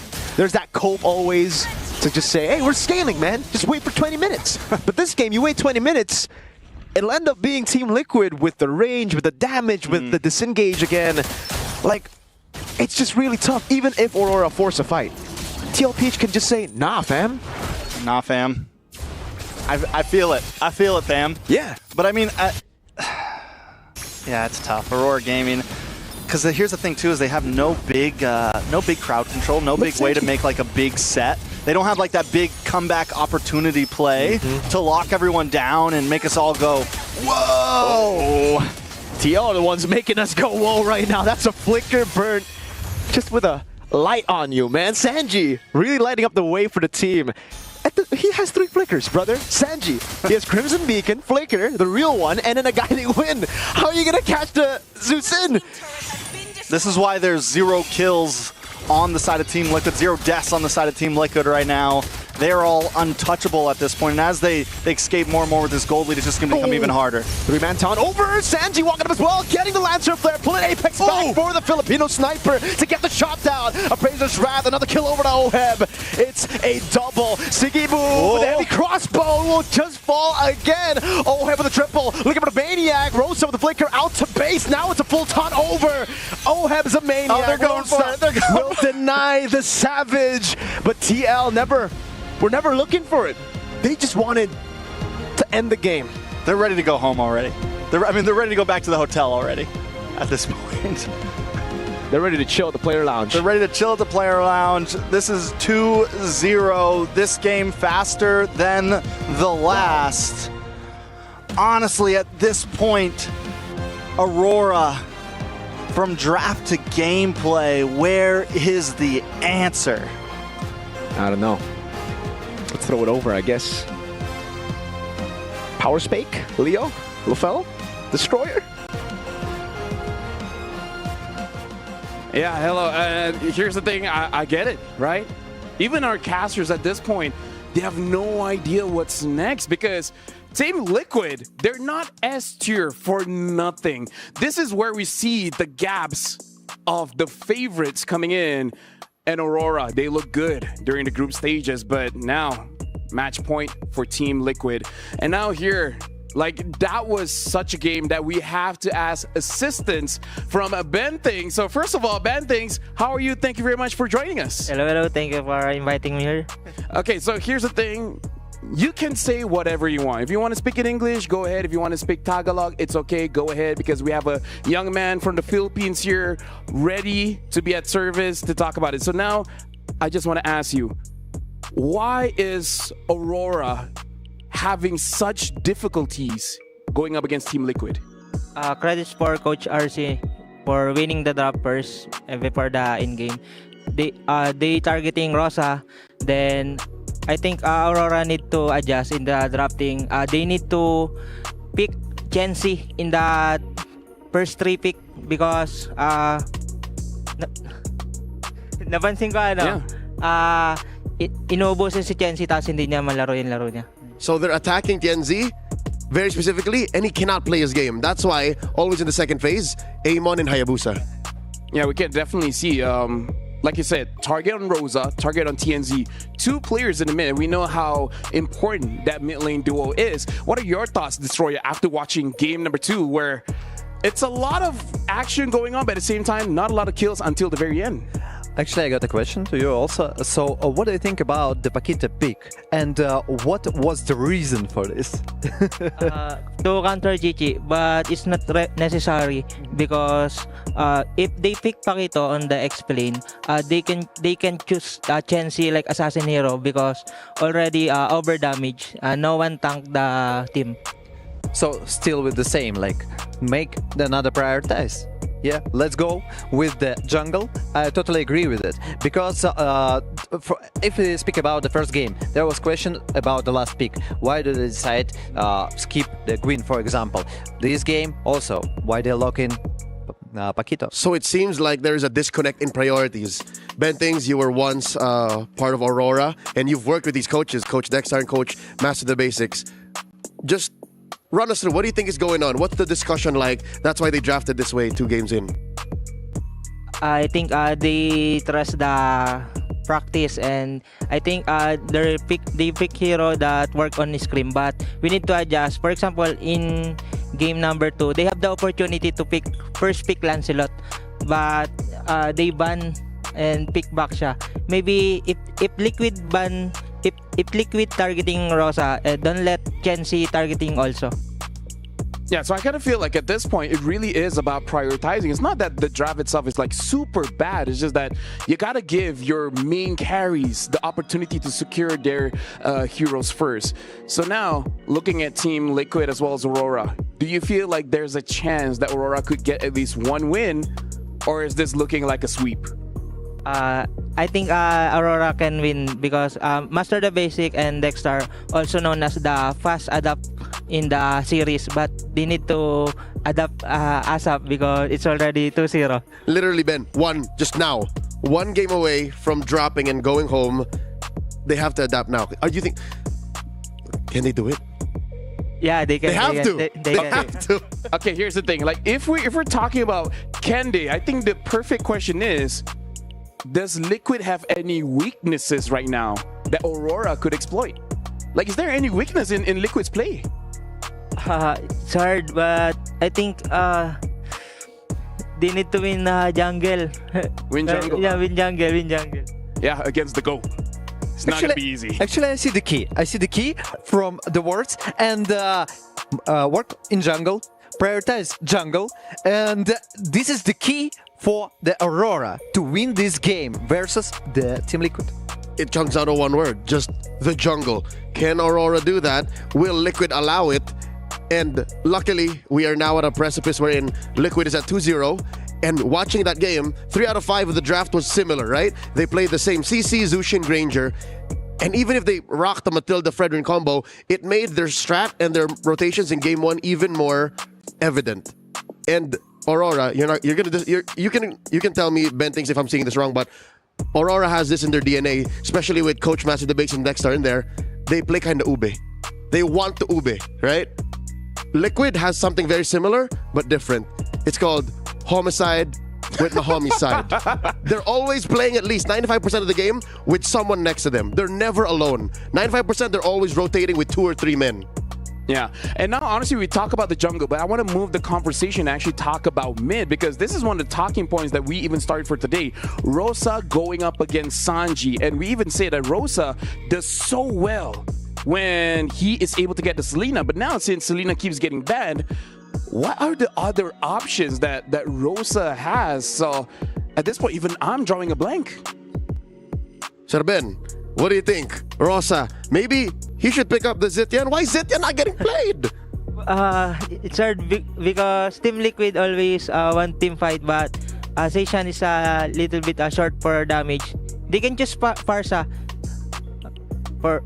But it's banned. It's banned all the time. Yeah, I kind of feel like Farsa in this tournament is like everyone knows is amazing, but then you're like, yeah, but then Carl gets the Lancelot, and then I'm just gonna die. I think that's the biggest problem with mid laners. There's so many good heroes, but then you'll just get ganked by the EXP, get ganked by the jungle, and that's why we see a lot of Jushins now, because even Mirko said, hey, at least without the Matilda, you have 2 ways to survive, right? The Crimson Beacon as well as the Flicker. So in terms of the heroes here, I'm just gonna ask Destroyer, what are the possibilities for TNZ to pick up in the jungle? Because the Amon keeps getting banned. Maybe the last hurrah, will they pick up a Hayabusa Amon early just to make sure he doesn't get banned anymore? I want to say one thing. They trying to surprise us and the opponents to be tricky, but it doesn't work. Maybe stop trying to work with Kimmy. It's more not about the jungle, but also about the mid lane, because they need to work as trio, and Kimmy doesn't work for them. Yeah, it's the opportunity cost of focusing on the Kimmy. I get it, Zetian doesn't have as much damage.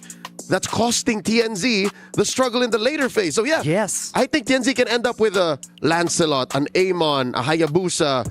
What else does he want? Anything, because they can focus him on the third, on the second, on the first, anywhere in the first phase. So yeah, I think that's where we see the change now. Yeah, and now honestly, like I want to ask Ben things like, we see a lot of Kimmy, but is there a reason why Kimmy hasn't been super dominant? Why hasn't Kimmy won every single game? Because on the strong laning phase.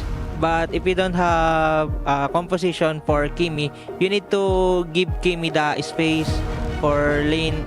But if your side lane get crashed and Kimmy also crash because XP lane going to mid, then they gank.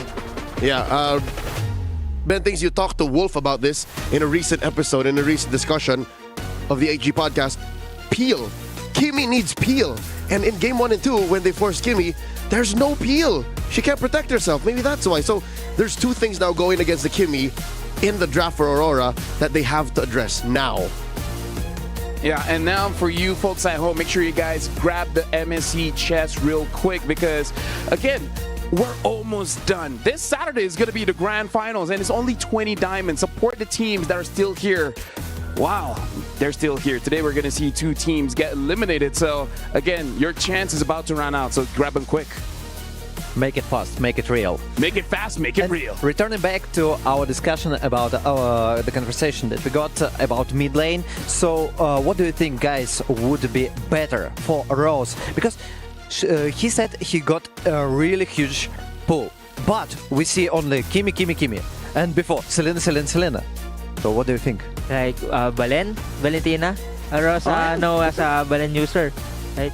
And then I think they need to give up Kimi or else they play Kimi as a carry of the team.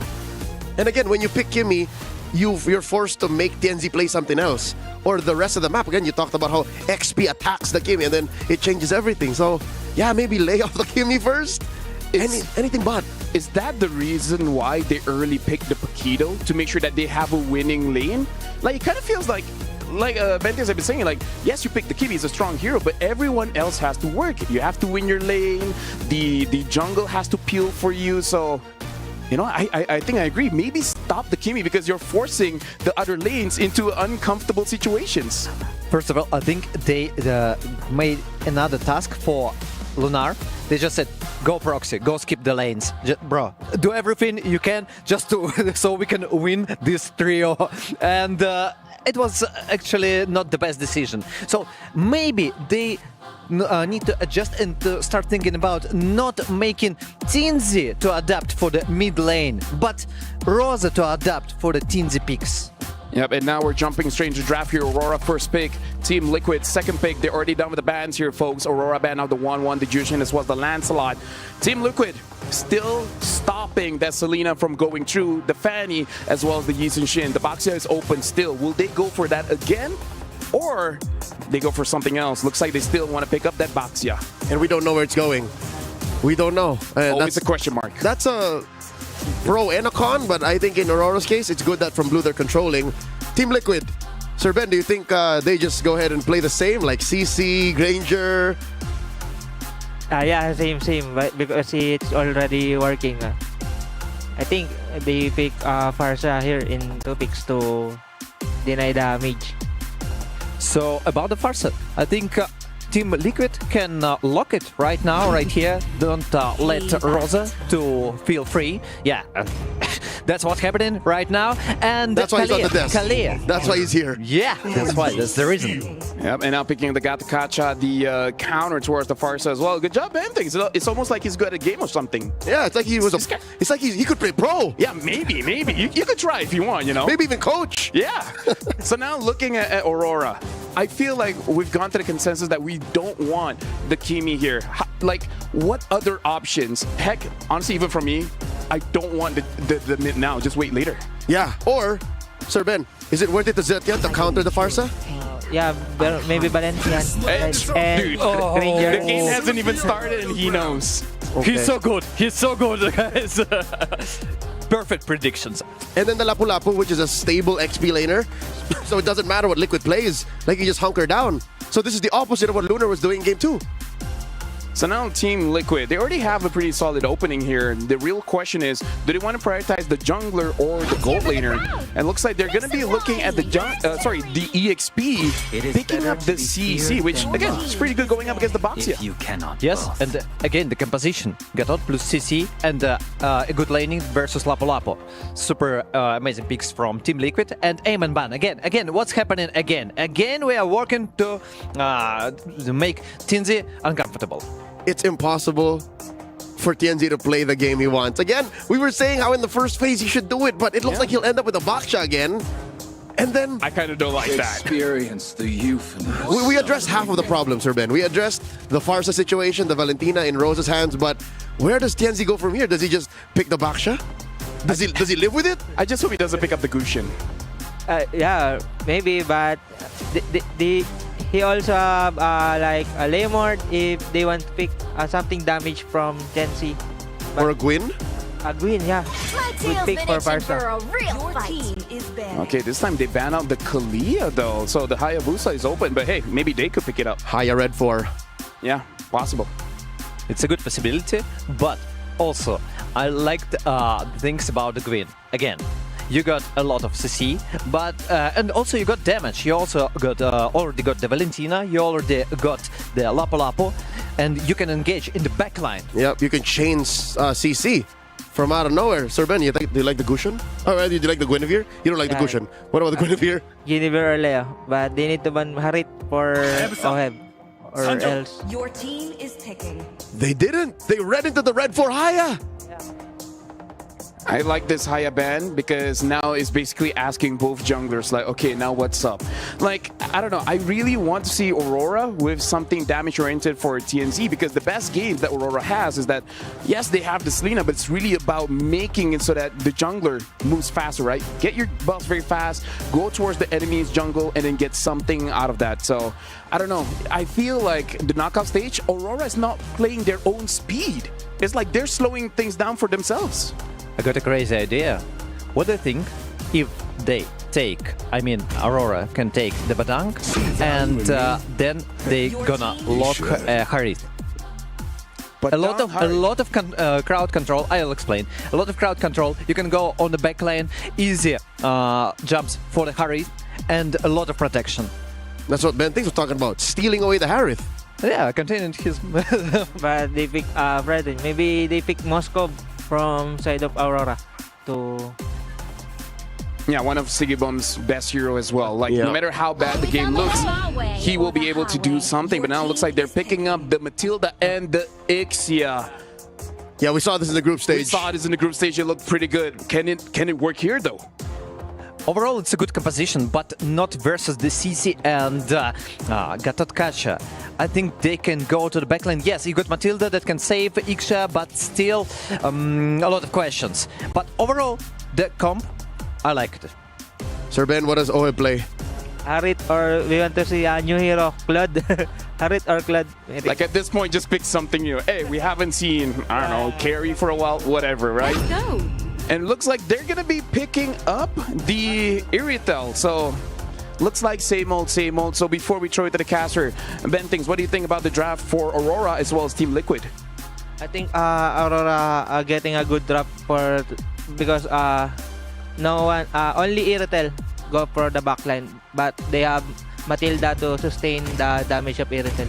I think it's a good match. It's a good, yeah. Thank you very much, Ben. Thanks. Thank you very much to our analysts. This is Aurora's last chance to extend the series and the final chance for Team Liquid just to end it out here. Thank you very much, analysts. Now we're going to throw it over to Trex and Mirko. We are back for possibly the final match of Aurora Gaming. Mirko, what are the odds here? Hey, the odds are looking pretty good for TLPH to end it right here, right now, because Aurora have gone for a desperate draft, I would say. This is in there when it comes to pocket strats. I mean, definitely some pocket strats. The Ixia, the Matilda. It's definitely a throwback, and Team Liquid stands at match point to get out of the quarterfinals and move on to the semis. Aurora, so many times in MSC, just unable to break this top 8 curse, man. Can they do something here? It's definitely going to be tough. They're putting it all on the lines. Yep. The Ixia did work out well for them previously. Is it going to work out against a team like Team Liquid, though? It's going to be tough. Aurora already taking an aggressive stance like what we saw last time, or at least in Game 1. Yeah. It was against a similar composition. Sanji with a cheeky steal. He's waiting in the bush now. Wins out the trade against Rosa, too. All right, now the big question for me isn't really if Aurora can pull it off. It's, are they tilted? Game 1, Game 2 was such a big stomp from Team Liquid that morale might just be at an all-time low for them. I feel like Aurora Gaming is a team that can maybe, you know, put that aside, come into this game strong. It's not only if they're tilted, is Team Liquid going to let it happen? Because right now, Team Liquid isn't making any mistakes, right? They are just playing clean. They are playing their game, and Aurora is going to have to just straight up beat them. It's going to be tough overall on the map. A little bit of action in the mid, trades. Yep, back and forth. Oh, a lot of damage over to Apex 47. JP pops in skill 1. Sanji gets a kill with lethal ignition. Up top is 1v1. Oheb winning it out. Sustained battle. Sigiboom coming in as well. Oheb popping the sprint in. This isn't really what you want, right? Like the Ixia, you want Ixia to be winning in lane. You want, that's going to be the dive from Rosa over. So at least there you go. That's what we were talking about. Good gank over from Aurora. Very well done onto the gold lane as well. This is something that Aurora Gaming hasn't had an advantage on in the gold lane in the past 2 games. If they can get Siggy Boom to a nice spot, it'll be good for them. TNZ walking up. That's going to be Carl again winning a directory battle. TNZ a bit too early, but has the anti-regen place on JP. Revitalize won't help him too much. Aurora finally in the lead. Take a look at Sanji, who's still waiting in the bush up top. I think he used the Feather Airstrike earlier to get Siggy Boom that low. I mean, I will say this time Aurora Gaming is coming in strong, taking the lead in the gold lane. They do lose Turtle, taking out JP though. This is the best we've seen them so far. This could be a solo kill. Sanji's going for it. Siggy Boom ooh, will get away. Pops into full barrage, getting a bit more sustain. But this time, it's still TL. It's a 2-1 lead to Aurora. The Turtle, the individual laning, bottom lane might just be a solo here. Sanford popping in the Vengeance, Bravest Fighter used by Lunar. It's going to be a close one here. Sanford just kiting around. Won't be a kill in the end. And TNZ just goes back on JP. Shield Unity, Chain CC, an AOG to respect it all. I gotta say though, Aurora Gaming, there's a couple plays here, even with that last one, with the barrage up top. I think a game or 2 ago, Aurora Gaming would have fully committed, taken the guiding wins and tried to get the kill, but they're playing a bit more patience. They know what is on the line here. They know the only way to move forward is winning 3 games in a row, and that has to start right here. They got to start winning Turtles, because TL are just going to balloon up. The snowball is going to get scary for them. And yes, Team Liquid technically don't have any dive aside from the Iritha, like Benthigs mentioned, but they do have an artillery nuke in the Farsa. Sanji's gone quite a big lead from the start of the game. Again, first blood over, they got the Lethal Wanderer, and if it continues with Turtles, I'm expecting Sanji to get rid of Siggy Boom before he can even pop in full barrage. I mean, I don't know, I think we also need to see, one of the things we've lacked to see a few times, Lunar on this Lapu, he's one of the answers to this Farza, right? And he needs to be involved in these fights, I think, earlier on. And Sanford knows that, listen, my 4 guys can handle your 4 guys. As long as I keep you down here, we are winning. And Lunar might just have to give up lane just to get involved, but even here, he's unable to look at the bot lane. It's a problem. Sanford has him in check nonstop. Yeah. Can't go away. Carl TZ holding onto the Turtle. Feather Airstrike going to be popped in. Rosa go for the cancel here. It will be the cancel over to Sanji. Now as JP gets the AOG. Locks him down. Rosa still in the back. Stealing the heavy crossbow. Sanji with flicker forward. Siggy Boom getting the kill back. Rosa still running away. Oh, head with a chase down. Rosa gets out in the end. Siggy Boom waiting in the bush. Putting out the damage down. But Carl TZ's right there. Good flicker out from the taunt. And it will be just yet another trade. A kill on JP for Team Liquid Turtle. I don't think Carl TZ has missed a single Turtle in the past 3 games. He's 8-0 right now in terms of Turtles.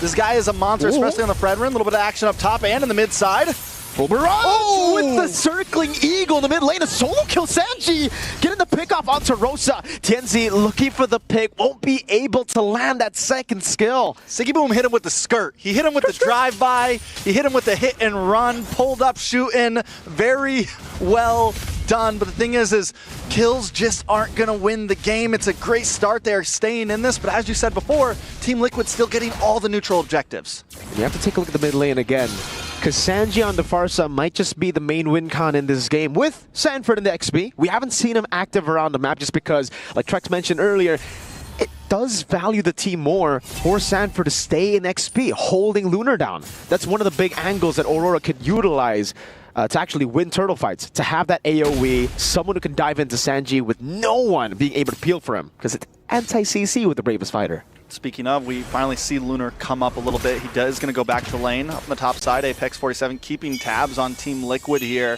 But this is the best we've seen Aurora Gaming in all 3 games so far. Yes, Team Liquid still has a lead in gold. Their lane is clean. Their neutral objective taking is clean. But Aurora Gaming, this is a stalemate game right here. And the moment that Lunar can get involved, it could maybe tilt into the hands of Aurora. A whole lot of damage there.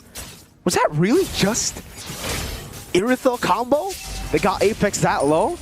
Hey, that's a lot of damage. That's big damn, as Nice who likes to say. Yeah. Half HP off a Lunar, 2 from Sanji, now with the poke as well. Tienzi popping in the shield unity as Sanford pops in the curtain call. It's going to be all in over to Sanford. Has the vengeance, pops it into the backline. Lunar pops in the Bravest Fighter. Doesn't get the sun. Sanji just hiding away now, able to escape for a bit. But the Bravest Fighter with a few of those glooms from Apex gets the job done. Rosa still kiting away against JP, canceling out the AOG, but he still gets it down, and Lunar was isolated. Full barrage, they kite away against it. A guiding win to save Siggy Boom. But it's a 2-for-1 trade in favor of Team Liquid. Looking like they might even try. Aurora Gaming, though, still hanging out here. Might be able to defend this tower. They're in a bad spot. Energy Eruption onto 2 with a curtain call. Rosa. 2, it's the full kite away. Carl with the Appraiser's Rat. Rosa stole away. The heavy crossbow just needs one shot, but Carl stays alive, and Sanford gets a triple kill. 40, the kid, the young GOAT as well. Hanging on by a sliver, non-stop. Aurora Gaming try to push Team Liquid to their limits, but right now they are limitless. And even in that fight, taking a look at the replay, Lunar finally does his job. He's involved in the fight. He's able to zone away Sanji, even get the kill, which is huge. But once Aurora Gaming gets split up like that, they focus down on the JP, and he's like, listen, I got the AOG at any time necessary. Man, the fact that they tried to clear bot instead of just giving it shows you just, I think, the experience gap here. Liquid knew that they were going to do that too. Well, I think Liquid, they just wanted to get a turret, but they saw 2 extra bonuses down below. Became a buy 1, get 2 free special for them. Actually, just buy 1, get 1. In it, you know what I'm saying? They got the whole package. Exactly. It's a happy meal. Happy meal for sure. Team Liquid is happy, and what was looking like a very close game is now tilted into 3.5k gold lead. Ixia was ahead in gold for a minute there, now has fallen behind. Taking a look at the junglers as well. Carl Teasy starting to escape with a lead. Anti-Karasin, Radiant armor in. That's a tanky, beefy boy already at 8 to 9 minutes. That's a lot of words, man. Tanky, beefy boy. TBB. Stout. And Sanford is just taking turrets for free in the side lanes, dude. Oh, Apex read out for their airstrike. More like a nuke on the hands of Sanji yet again. A stolen one, but the AOG cancels it out, and Oheb should be able to go for the steal. Oh no, Tienzi actually used a red tree. Sanji caught again, has the wing by wings, and he gets away, flies out from the sword of Lunar. A chain CC over to Lunar now with full barrage coming in, but TLPH can just run around Sanford. He's just tanking everything. Lunar barely able to survive that bonk from Carl Teasy. It was a long battle for Tier 1, and ultimately TL gets it done. Carl Teasy, fearless in the face of a full barrage. He just took it. So he did just take it to the face, unfazed. And then Sanji, I mean, Lunar pulled out every trick in the book. Everything. Used the flicker and all, missed. We're talking by a frame or two. This is why Team Liquid is, I mean, and we saw it before, they were almost impossible to touch, even when they had the Matilda. And even here without that, the wings by wings, everything they do, every small movement has just been on point. Aurora Gaming, once again, not as bad as the last 2 games, but they still got to find an answer. Man, TL are putting Aurora in the spot. They're forced to make the desperate plays here. But their airstrike coming down, Apex getting low, Lunar too. Dude, isn't Lunar like a tanky person now? Like what? One feathered airstrike, he's already taken so low. Yeah, and at first I thought maybe that feathered airstrike was too early, but with the amount of damage it's already doing, it works very well. Look at the zone as well from Sanford. JP looking for the taunt. Won't be able to go for it, but should be a free one here. Tienzi popping the poisons already. Wait, I'm not sure about the circling eagle. Sanji walks away, or sorry, flies away with the wings by wings. And again, Aurora are just left with nothing. They couldn't trade. They couldn't even get a Tier 1 down below. And that's where I think some of those small mistakes are coming in. Like maybe they shouldn't have even tried to go for the steal there. Maybe look for some map control elsewhere. Look to slow down the push that no matter what is going to come at you here. They are still yet to take a single tower. Team Liquid with the chokehold, ready to make Aurora Gaming go night-night. Uh-oh. Shouldn't be a possible kill angle here. Lunar shows up. Carl Teasy again, 2 levels ahead. Steadily across the board, ladies and gentlemen. Carl has just been dominating this jungle matchup. Takes it away too. Doesn't even give Tienzi an opportunity to go for the retribution. The curtain call from Sanford. Doing a whole lot of damage over to Tienzi. Another eruption. to lock him down. Lunar forced to dash away to safety, and it will be a free tier 2 as they set up for it. But the airstrike battle, Rosa dodging away. But that's a big resource spent now for Aurora. They're going to have to deal with the Lord without the Feather Airstrike steal. Tienzi, I don't know if you want to go on Sanford, man. Yeah, it's not the one at this point. They do melt down the Lord, though, which is huge. I mean, they don't lose any inhibitors. At the 12-minute mark, Team Liquid not done yet, though. They're going to try to keep pushing in here. JP looking for an angle again. The Circling Eagle will cancel out. Oh, full dive on Apex. Almost a kill. Sanji. Wings by wings, conceal play already. Feather Airstrike now come down with the full barrage. Oh! Locks him down. Siggy Boom getting an amazing angle now. Lunar trying to lock him down, but TL get away. And I mean, get a free turret with minions. I mean, Aurora Gaming does at least get Sanji. It's something in the midst of it all.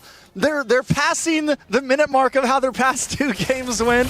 So we are in uncharted territory. Rosa, though. What? That's an unfortunate Kumar moment right there. Oh, we're just waiting. Nuked him down. Now go for Siggy Boom. Has a sprint too. It's done over, but he's just too fast. Tienzi goes for the shield unity. A good taunt over for Carl TZ. Cancels out the shield unity. Circling Eagle in the back line now. It's going to be Sun as well. Lunar picks up a kill. Carl TZ next to the chopping block with Sanford looking for the plank again. Appraiser's Wrath locking Siggy Boom down, forcing him away. And it will not be a full capitalization by Aurora.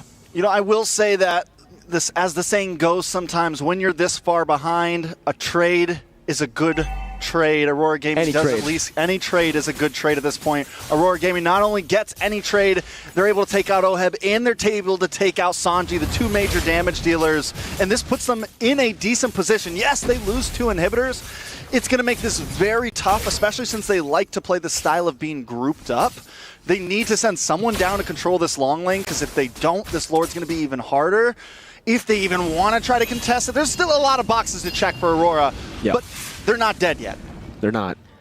Usually, I mean, I still agree with you, but usually when you get these carries, you get bounties. They didn't. Sanji didn't have a bounty. Oheb's 1 in 3 before he died earlier. Now was 1 in 4. The bounty is on Sanford. So 7,000 gold lead was kind of built around objectives. The comeback, the way you can come back usually is through bounties because enemy teams stomp at you through team fights. But TL have played such a good game in both team fighting and objective control to a point where they can afford to lose their carry sometimes and be like, all right, we got a baser. That's actually value for us. You don't get gold. We get a permanent structure taken down, a permanent wave pushing into you, and Carl can just do this.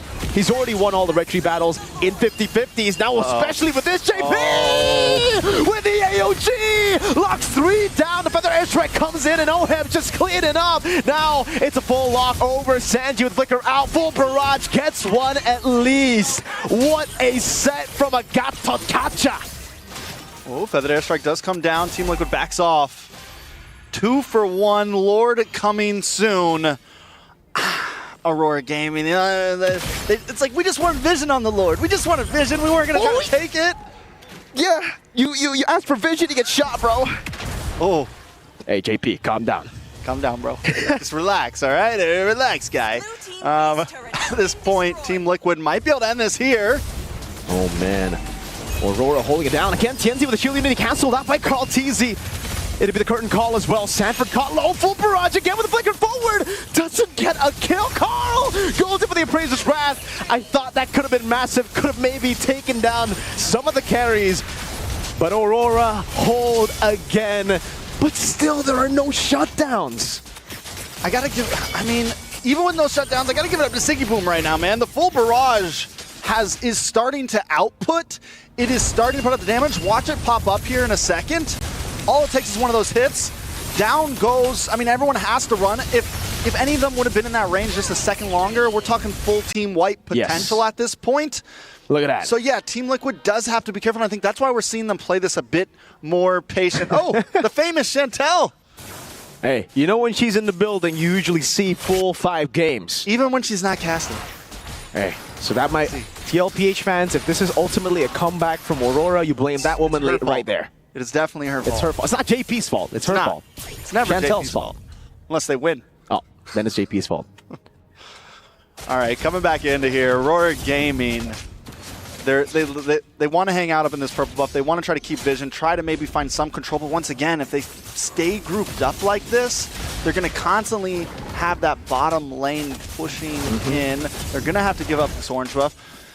What is the answer? Who do they send down to control? Or do they keep on playing the passive, we let you come to us and try to get that big counterplay, right? Seems like that's what they can do. Like, that's all. Come to the full barrage, and hopefully we get a team wipe next time the Lord's coming. Thing is, even if they try to go for the contest onto the Lord, Team Liquid have so many more angles to win. Like, they can attack from different angles, just attack that Ixia. Obviously, way easier said than done. But even if TLPH don't go for the team fight, they could just be like, all right, we'll just wait. We have a wave down below. You want to contest the Lord? We'll hold it. We'll reset it. You have to go back to base. One of these times, we'll just get a Lord for free. And that's the forced error of Team Liquid. Like, they take risks up to a point where they don't need to anymore, and then they just take you down. Siggyboom did just lock in Rose Gold. He's got Rose Gold dog. I think at this point that should be last item. So there is some opportunity here. We're closing in on that end game status of everyone getting maxed out on items. Aurora Gaming starting to finally output some damage. Look at it on to Carl TZ. Wow, I thought they would have actually just gone into Carl, but I guess they had to respect the possible AOG coming down as a re-engage tool. So they decided not to. Hey, but Aurora Gaming got... Nope, I don't think they got that purple, actually. Did they get the purple? Did Oheb steal it? Could have been Oheb. Retry down for Carl. Non-stop. 12 seconds. I mean, does Aurora Gaming... All right, let's take a look at that, because I want to see who's maxed out. Or they defend. Like, they just fight for Lord, or they defend. I think they can... I mean, I think the problem is that long lane, right? I think they could fight for it if they didn't have 0 inhibitors. But at this point, the map control is just too much from Team Liquid. Oh, seems like they want to go for the fight. Tienzi already in first. Gonna be changing CC. Lunar goes in for the stun. Won't be able to do so. Rosa with the AOG too. They really committed on that engage, and Carl just going for the back line now with the help. Oh, the feathered airstrike. Appraiser's Wrath dodged away from the AOG again from JP. Locks Siggyboom down. Carl gets the shutdown, and Tienzi is left rolling all alone. Aurora, their last legs in this tournament, taken down slowly but surely. Liquid have their sights on semifinals, and they want to get a Winter Crown. Desperate from Apex 47. It is the end of the road for Aurora. The Cavalry move on to the semifinals. Grab your brooms as Team Liquid. I mean, the Stampede is real at this point. 3 games in a row. And let's be real, Aurora Gaming are no slouches. They put up a good fight, but Team Liquid, I mean, this is a team that just shows that anyone that wants to go against them has to be ready. Hey, they've been regarded as the best team in the tournament, even by me, and it just seems like they're too dominant. They're too good at video games. They're too good.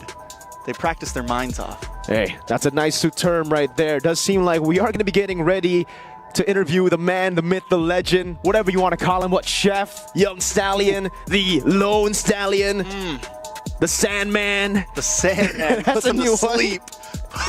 I like that one. The Sandman makes teams go night-night.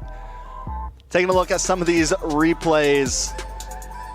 I mean, Team Liquid, for 3 games in a row, just dominated everything. Yeah. There was, even the last game when Aurora, it felt like there was a chance. It was tough all around the map. I love the reactions. Carl TZ just always got a smile on his face. Yeah. I mean, it's that. What the heck? That set, dude. He played that. Got the, like a Tigreal. He found 4 with a taunt. That's something you don't usually get, bro. It was an amazing series. Team Liquid showing their dominance. And as we said, we got an interview down on the stage. Let's toss it over to Rose and the Sandman. Thank you so much to all our casters. And of course, Team Liquid continues their journey, heading on to the semifinals. And with me, we have Sanji. Sanji, how are you? It's good. Solid. Good. You're good. Now, it is an early day, but Sanji, after such a complete Stampede game, how are you feeling after that win? Do you feel more confident? Mas confident kami ngayon, tapos mas nakapaganda kami ng maayos. He said he feels much more confident this time around and they have prepared better. Now, Sanji, let's go back in time a bit. Just a tiny bit, okay? The last time you were in MSC, you finished in the 3rd or 4th place, somewhere there. Now, this time around, what is different with Sanji and how are you going to make sure that the outcome will be different? Tingin ko po natuto na po kami dun sa last year and yung mga practice po namin talaga ngayon is todo practice na po talaga, todo bigay na lahat. Oh, todo, hanggang grand finals. Opo. He said that they've actually worked on their mistakes previously. They've done a lot of practices to ensure that whatever they put on the table this time around will push them to the very best. And you know what? Maybe get them a chance at the grand finals. Now, Sanji, for this matchup, I heard that before you mentioned in the mid lane, Rosa is better than you. After this matchup, where do you place yourself? San ka na ngayon? Feel ko panguli pa din. Humble? Humble lang muna ulit. He said he will still place himself at the last. Now, Sanji, since you're already in the semifinals, the next match will decide who you guys will meet in the semifinals, right? Between Onic, Indonesia, and Mythic Seal, who do you think will head on over? Tingin ko Onic Indonesia. Kasi noong nakalaban namin sila, sobrang intense din nun, tas sobrang last din talaga nila.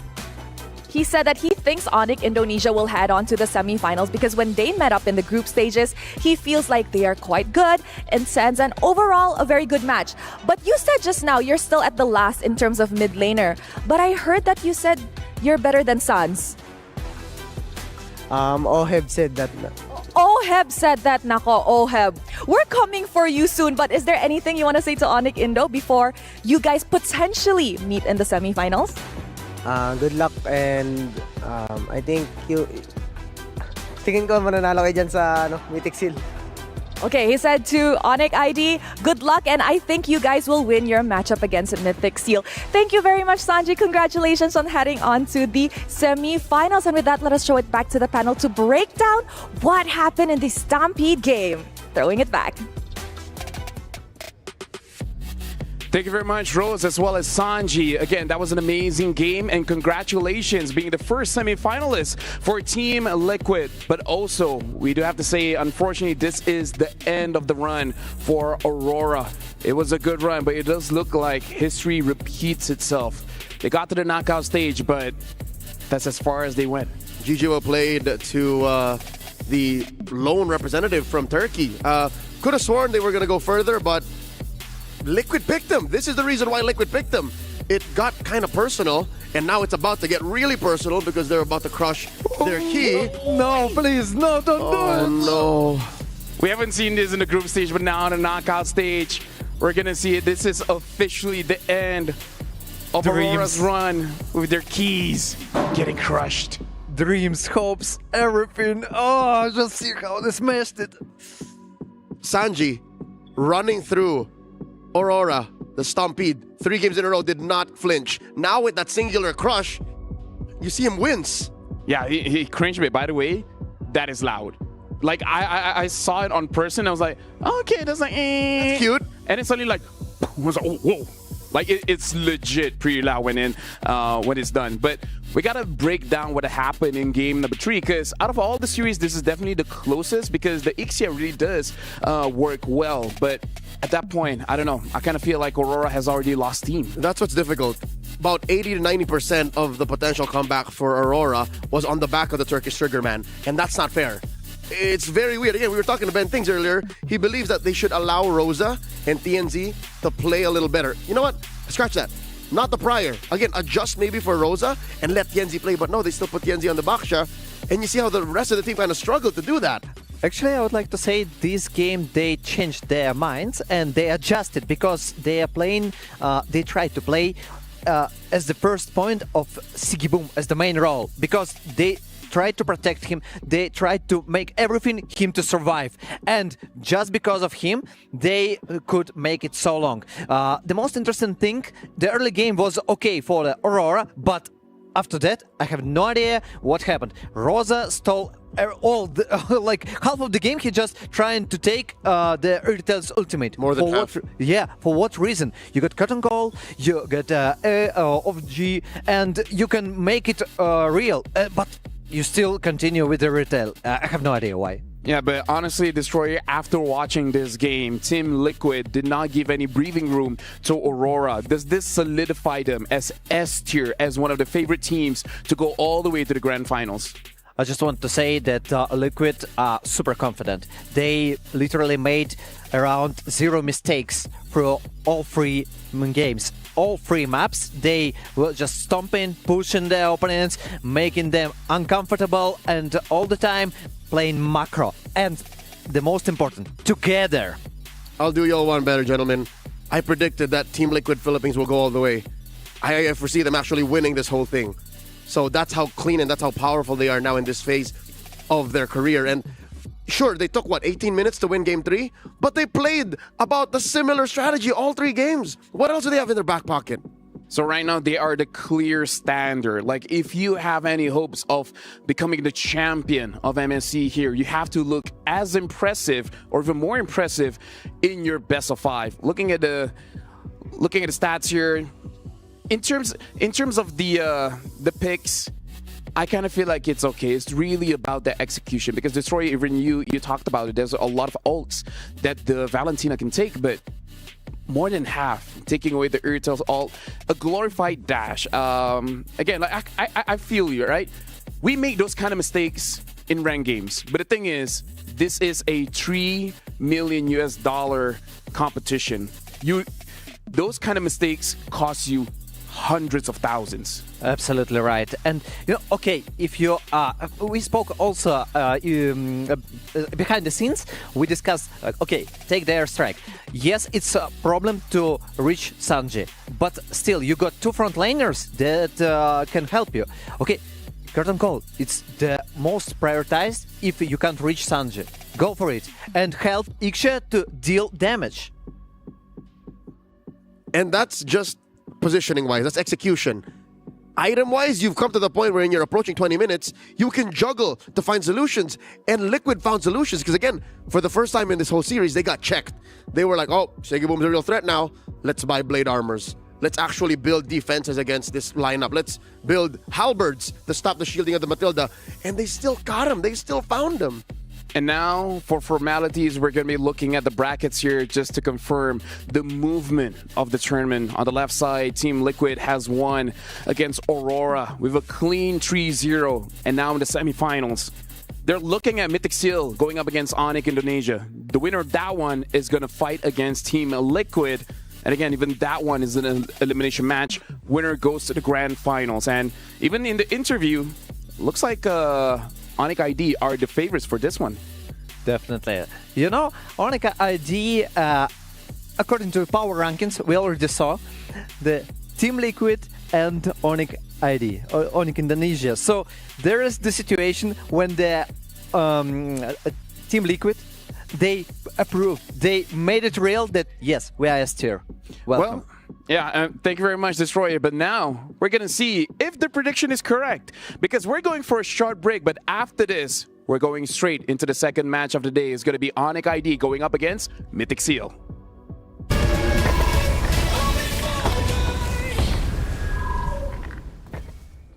Welcome aboard Metro Zero. All souls must remain inside the train at all times. The terminal station is Evergarden Station. Zero is pulling in. Look alive. Car 4. Clear. Car 5. Clear.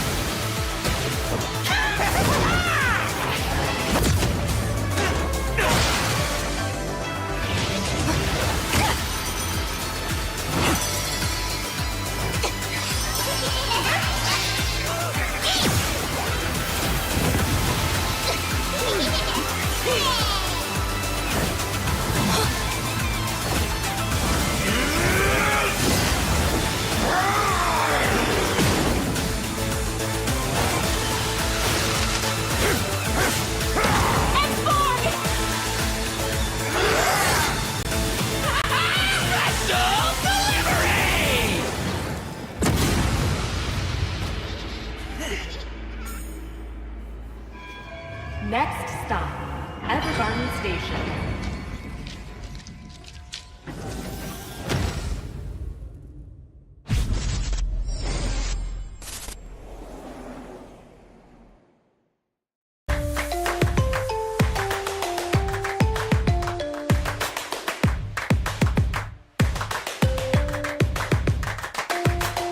Level up your gaming experience with over 8 billion playlists, only on Spotify, the official audio streaming partner for the 2025 Esports World Cup.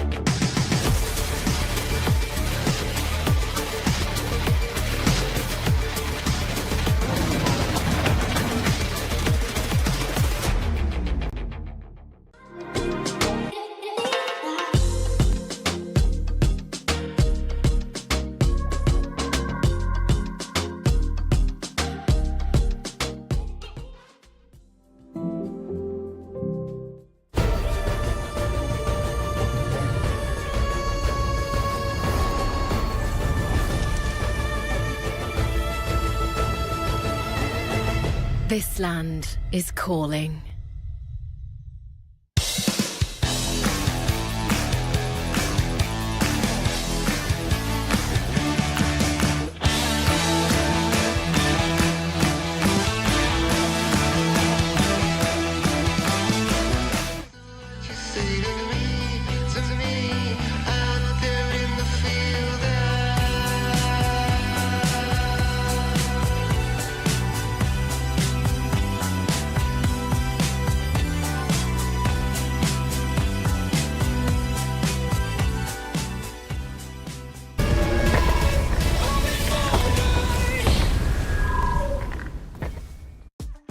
The opening of the knockout stage is where the favorites, Team Liquid Philippines, showed dominance against their opponents, Aurora, winning a clean 3-0 and now makes it to the semifinals. Welcome back to the MSC here at the Esports World Cup. Welcome to the English broadcast. My name is Fel. Alongside with me is Destroyer as well as Leo. Before we jump into the next match, some thoughts on the previous one. Do you think that this is going to be the style that we're going to having just stomps all the way through at the quarterfinals? You know, I predicted full series. So that's what you wanted. Maybe I cursed them. Maybe I don't know. But actually, I expected the full series, and I'm a little bit upset. If anything, the curse now falls on the Burmese, on Mythic Seal. Given that Aurora, you know, kind of knelt, they bowed down. now as the underdogs left in the bracket on that side of the knockout stage, they have to at least get 1 or 2, right?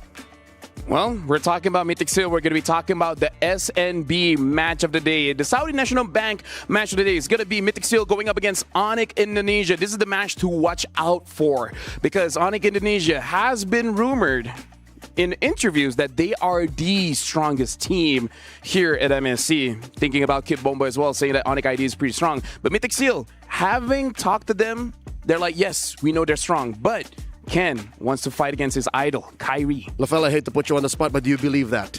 Honestly, are they indeed? Honestly, after that performance from Team Liquid, I have doubts.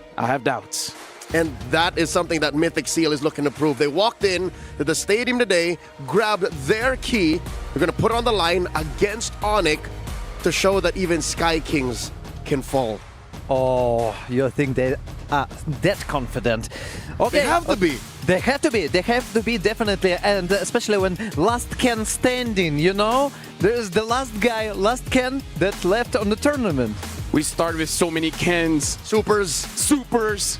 And now we only left with one. And now looking at Onic Indonesia as well, already looking much better than the previous run last year. And I kind of feel like for this year, they have a lot of redemption that they want. Going up against Mythic Seal is not going to be easy because, again, Mythic Seal is in the 2-0 bracket, actually ending out better than Onic Indonesia. We're going to look at here. Kun, Ken, Nico, Boye, as well as Zippy. And I don't know, man, I really love mid laners. I got to say, Mythic Seal, they win and lose off of Nico. Nico will have to help control the map so that Zippy can take care of the late game. Once he finds his power spike, then they can go from there. That's nice. The one way I think Mythic Seal can kind of feint Onic, because Onic, that's one part of their play that, I mean, they proved it in the S15 finals, right? But Savero, that's one way to attack. Yes, and also you mentioned about Nico. Yeah, I think that there is too much on his shoulders. He needs to prove that he can beat the mid lane, and it won't be easy. You know, Sun's not an easy opponent. Oh yeah, Suns is definitely not an easy opponent. With that, we're going to look at Onic ID. We got Lupi, Kyrie, Suns, Keyboy, and Savero. Honestly, I believe if you're a fan of MLBB, you know this roster. There's a lot of faces here. This is not Onic ID, but you know, it's Onic, you know. But legends. Yeah, they're related. Yeah, you know, it's same org, but let's talk about this one because honestly, like, we have a lot of legends, but I actually want to talk about Savero. Very impressive because I like that even though as a rookie, he doesn't play scared. He moves forward. He wants those kills. LaFell, you were at ground zero when Savero introduced himself to all of us. And Savero! That's right. If I remember correctly, he experienced in the span of 2 weeks what CW had to do in a year. And he stepped up to that young man you just saw on screen, not related to Onic ID at all, Kelra. He stepped up to Kelra and said, I can take you. Gold standard, I'm here to introduce myself. He didn't win, mind you, but he put up a great fight. You know, I like the playstyle of Savero. He's super aggressive. He doesn't care versus whom to play. He's just super confident. That's the guy that we needed. Yeah, and here's the thing. We actually have the privilege of talking to both teams because even they have thoughts on what it feels like to go up against each other. And hey, we got the video here, so let's check it out. Indonesia, please come in, as well as Mythic Seal, please come on in, because Mythic Seal is the final team for the draw, and there are no other options. We'll be going up against Onic Indonesia. So Mythic Seal, okay, do you like this matchup? Not really. Who you want to face actually? I hope for TLPH for sure. The second one, maybe Team Spirit or Mythic Seal. The last one, LRQ, because I want duo Indonesian country go to final. Ken. So you didn't really have much of a choice and you got Onic ID. Are you happy with that? Yeah, I'm happy with that because I wanted to face them eventually. So yeah, better now than later. Let's go! 1, 2, 3, right and see, right and run, lead and run. Ready? Can I get out follow with you? Sure, bro. Nice game, guys. See you in the next tournament. See you.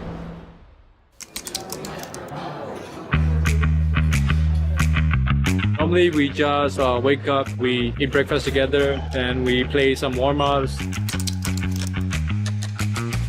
After that, we get ready for our scrims and we do discussions. Goes on until like maybe 10 p.m. And then after that, we all go to bed. We just play maybe like brawl mode, brawl together with coaches or something, and then another just rehat, rest.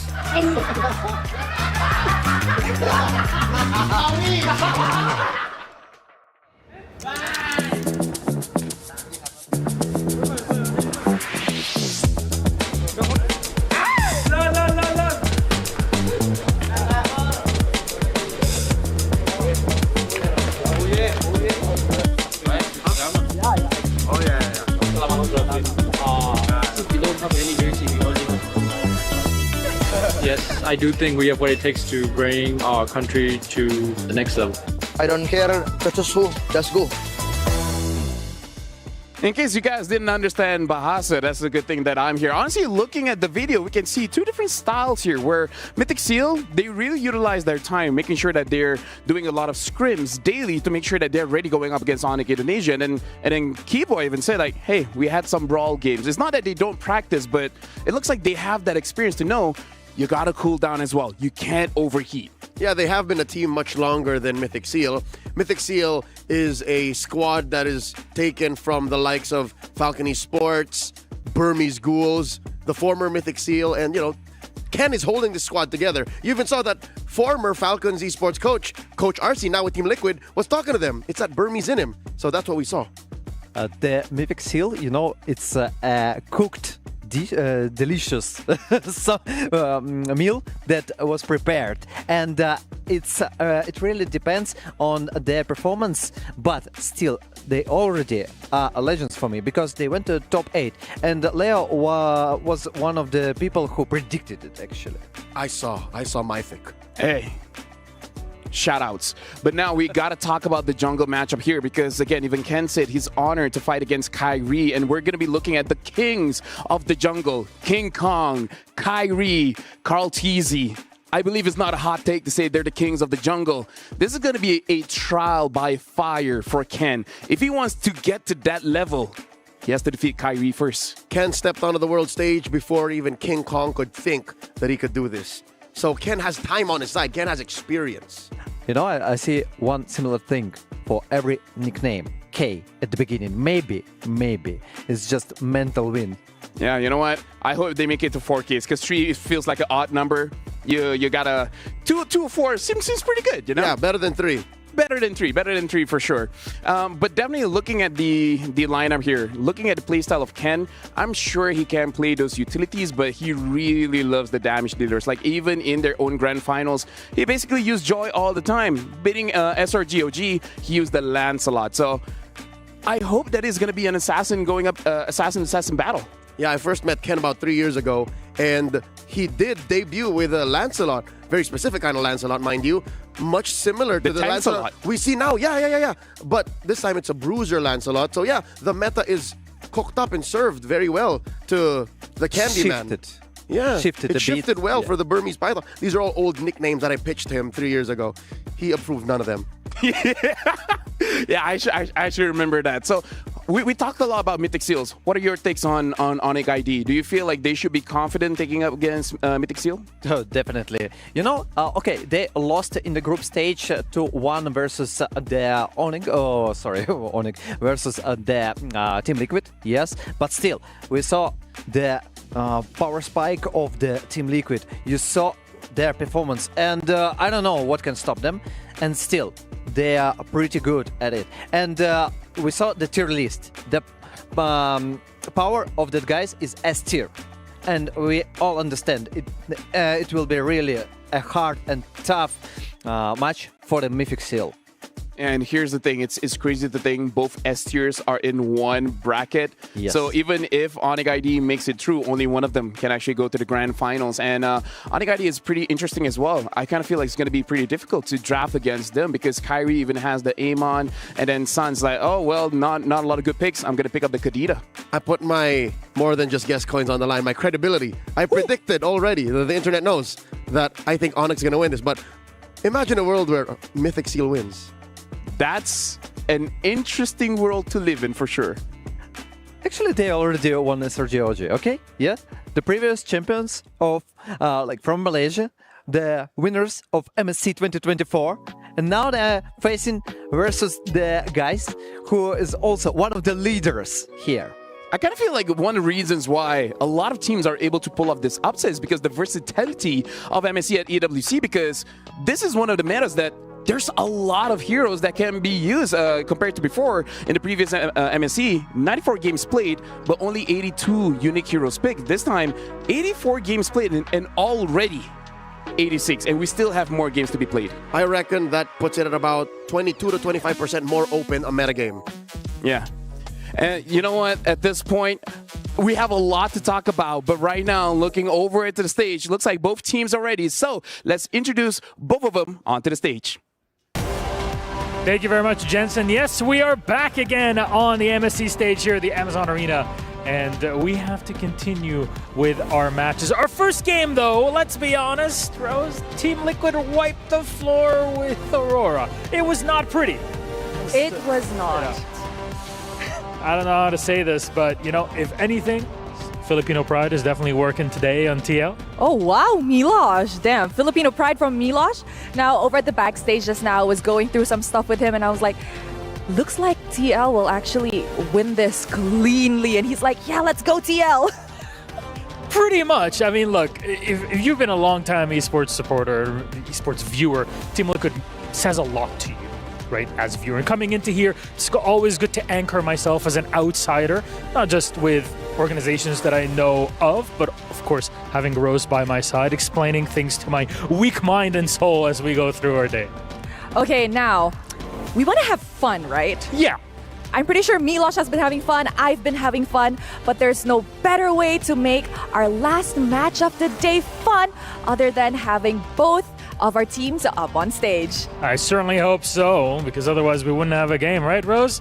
Well, we do have one. Let's bring our teams up on stage, starting off with Mythic Seal. The MSL champions are eager for their international main stage appearance. They came on first during our Olympic walkout, and here they're ready to play. From dark horses to contenders, from underdogs to giant slayers, they've mastered the art of flipping the script regardless of who is up against them. Zippy and Ken, though, still feel a bit of the sting of that M4 loss, and today they look to settle the score against the opponents on the MSC stage. Speaking about their opponents, we have the Sky Kings from Indonesia. Let us call on up Onic, Indonesia. Thrown into the lower bracket of the group stages, bit by bit, Onic is building their momentum with their eyes set on the grand finals, ready to assert dominance on whoever comes their way. But can Onic keep their championship dream alive and win the team's third MSC championship? This is going to be a great one no matter how you cut it, heroes. So please, gentlemen, Mythic, Onic, you may head to your seats, place your keys, and get ready for your matchup. Okay, Milosh, after watching such a one-sided clean sweep first match, what are your expectations leading on to the second match? I hope we at least get 4 out of the 5. More entertainment! Okay, you think it's going to be a 3-1? Hell yeah. Okay, there's only one way to find out, and that is showing it to the Land of Dawn. Let's go start our second match of the day. Thank you very much, Rose and Milosh. And yeah, honestly, if there's at least 4 games, that'll be interesting. Yo, is it just me or did Milosh not say who he was rooting for? Who did he say was going to win in 4? Hey, maybe he has a curse as well. Not going to say. So at this point, I'm afraid to ask Destroyer. He said full games and it was a sweep. Yeah, let's not. Yeah, that's why I said maybe I cursed. Yeah, you know, sometimes it's good to keep your opinions to yourself, right? Yeah, let's not. Yeah. Thank you, boys. Thank you, guys, for the support. How's your day? You're having a good day? Yeah, actually, yeah. I'm here with you. All right.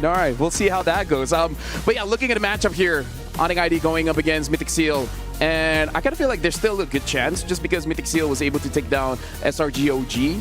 I don't think Onic ID will disrespect it because, again, this is a single elimination match, right? If you lose, you go home. the real question is, I kind of feel like between both teams, maybe Onic ID has a more dynamic draft compared to Mythic Seal, because if possible, they want a damage dealer on Nico as well as Ken. That exactly is the right word. I don't know. Did you just look at my notes? Because Onic ID, they have a dynamic draft. They like to interact with their opponents. Coach Yeb, Coach Adi, they like to steal picks and goad their opponents into the rope-a-dope. All right, we're going to leave this open for red 4, for blue 4-5. Are you going to take it? If not, we're going to steal it. We're going to ban it. That's exactly what they're going to do. And I'm looking at their priority bans, and I'm looking at Mythic Seal's priority picks. There's a lot of overlap there. Not in the parallel, but in the diagonal, in the contradicting sides of the draft. I think that Mythic Seal, they won't make the decisions like the Aurora made. So we saw in the previous game, in the previous series, when they were trying to let jungler to pick last. No, I think they should make the priority for the mid lane and for the jungle. So maybe instantly just pick for Ken. Go for it. Yeah, honestly, the jungle is definitely something that I really want to look out for, because we even saw the previous content piece. The Kings of the Jungle. Kyrie has been here for years. There's a lot of discussion for him being the face of MLBB. So this is going to be very difficult for Ken, where, again, he's an amazing jungler, but it's gotten to the point where some people might see him as predictable, because they know his jungle path. They know how to stop him in his rotations. But now, talking about Kyrie, we got a quote coming in from him. He said, "For now, I don't think Ken can be called a king of the jungle just yet. He hasn't proven himself on the international stage, and in this matchup, I think it will be a sweep for us, just like in M4." Kyrie is alluding to the last time he and Ken faced off. Kyrie was then playing for Onic ID, and Ken was still under the banner of Falcon Esports. And those are cold words from Kyrie, man. But here's the thing. Destroyer, he was like you. He was speaking the truth. Yeah, we chose the same language actually for us. Pretty universal. Yeah, and I totally agree with Kyrie. You need to prove yourself. Before you go to the Kings, you need to show that, yes, I'm ready. Yeah. Coming back to Aurora and Team Liquid, sorry, I need to do it. We saw the stomping. If Ken shows, okay guys, I'm confident with playing versus Kyrie and we can beat them, we can beat the Onic Indonesia, yes, then here's the king. The scary thing about Onic ID though, it's not just Kyrie, right? It's not just Kyrie, is it? Yeah. It's Suns, it's Savero, even Loopy has his moments. Key boy with the set. So this is really going to be a test for every single member of Mythic Seal. I'm really looking at Nico. Nico used to be a jungler, now becoming a mid laner. And people do compare him to Suns in a way that high mechanics and likes those recalls, likes those emotes, likes to get into the face of the opponent. So this is going to be interesting to see how both very confident mid laners interact with each other. And this is the exact opposite for the gold lane. You're looking at Zippy, formerly known as Zip X. He's the boisterous one. He's the loud one. While Savero's just, I'll quietly work on my lane. I'll let my actions speak louder than words. Yeah, but now we're starting to draft here. Mythic Seal is going to be first pick. Onic ID on the second pick. Looks like the Fanny, the Jushin as well. CC has been banned out by Mythic Seal. Onic banning out the Yisun Shin, the Lancelot, as well as the 1-1. Really respecting Ken's favorite pick, that Lancelot. And you know, one thing I want to mention, meta shift happens during the MSC. We didn't see Uranus. You know, Uranus just, they skip previous games. And what do you think? Will it appear or not? Well, looks like Boxia is going to be first pick here. Uranus is pretty strong in winning on his own lane, but unfortunately, just like all strong heroes, they have the counters. Mythic Seal early picking this Boxia. I just hope it doesn't go into the hands of Ken, because you're already good at Assassins. I don't think you should change that going up against Onic ID. But here's the thing. What Assassins are going to be left after the second phase of banning? Will the Hayabusa make it through? Down by this chain. Hayabusa, Joy. Yeah, Joy. Those are the only ones left. Let's see if Onic will let it through. They pick up the Moskov, put it in the hands of Savero, and then they have the Phoveus. I think this draft is going very well for Onic to start. And I kind of feel this is also taking away from Zippy, because honestly, Zippy, in my eyes, has improved the most from Mythic Seal, where he's reliably carrying the team. So I kind of feel like this Moskov is taking it away from him. Now with the Phoveus, that does cause a lot of problems. A lot of the Assassins really don't like this hero. But you can take the Granger. Every time, okay, you got still But still, you can take another priority picks for the gold lane. And Granger, one of them. Good win rate, yes, one like 99% bans, but still, you can go for it. And here. Yep, Granger picked up as well as the Lapu Lapu. Now, fun fact, this is what we've been saying. With Ken and Super Ken out, Ken is now the last Ken standing. That's 100% correct, but I do hope he does not allow for this to be his moniker. He shut me down for years. I gave him so many options, and now he's going to take the last Ken standing? I agree. That shouldn't be it. Yeah. That shouldn't be it. We'll workshop it, Ken. We'll get to it. It's been years. It's been years. Onic, they have one more pick here. Still no choice for Kyrie nor this young man here, the MVP of MSC 2023, Keyboy. They lock it in. Oh, Kyrie gets the Haya, so they go ban the Joy. They ban the AA-mon. Like, so what? Forcing Ken on something like a Ling? Maybe they're just forcing him to play or even Baxia. Nolan. Yeah. Or force him to play the Baxia. Yeah. And Angela. Okay, so there's the band. They decided to remove the additional healing and sustainability. Yeah.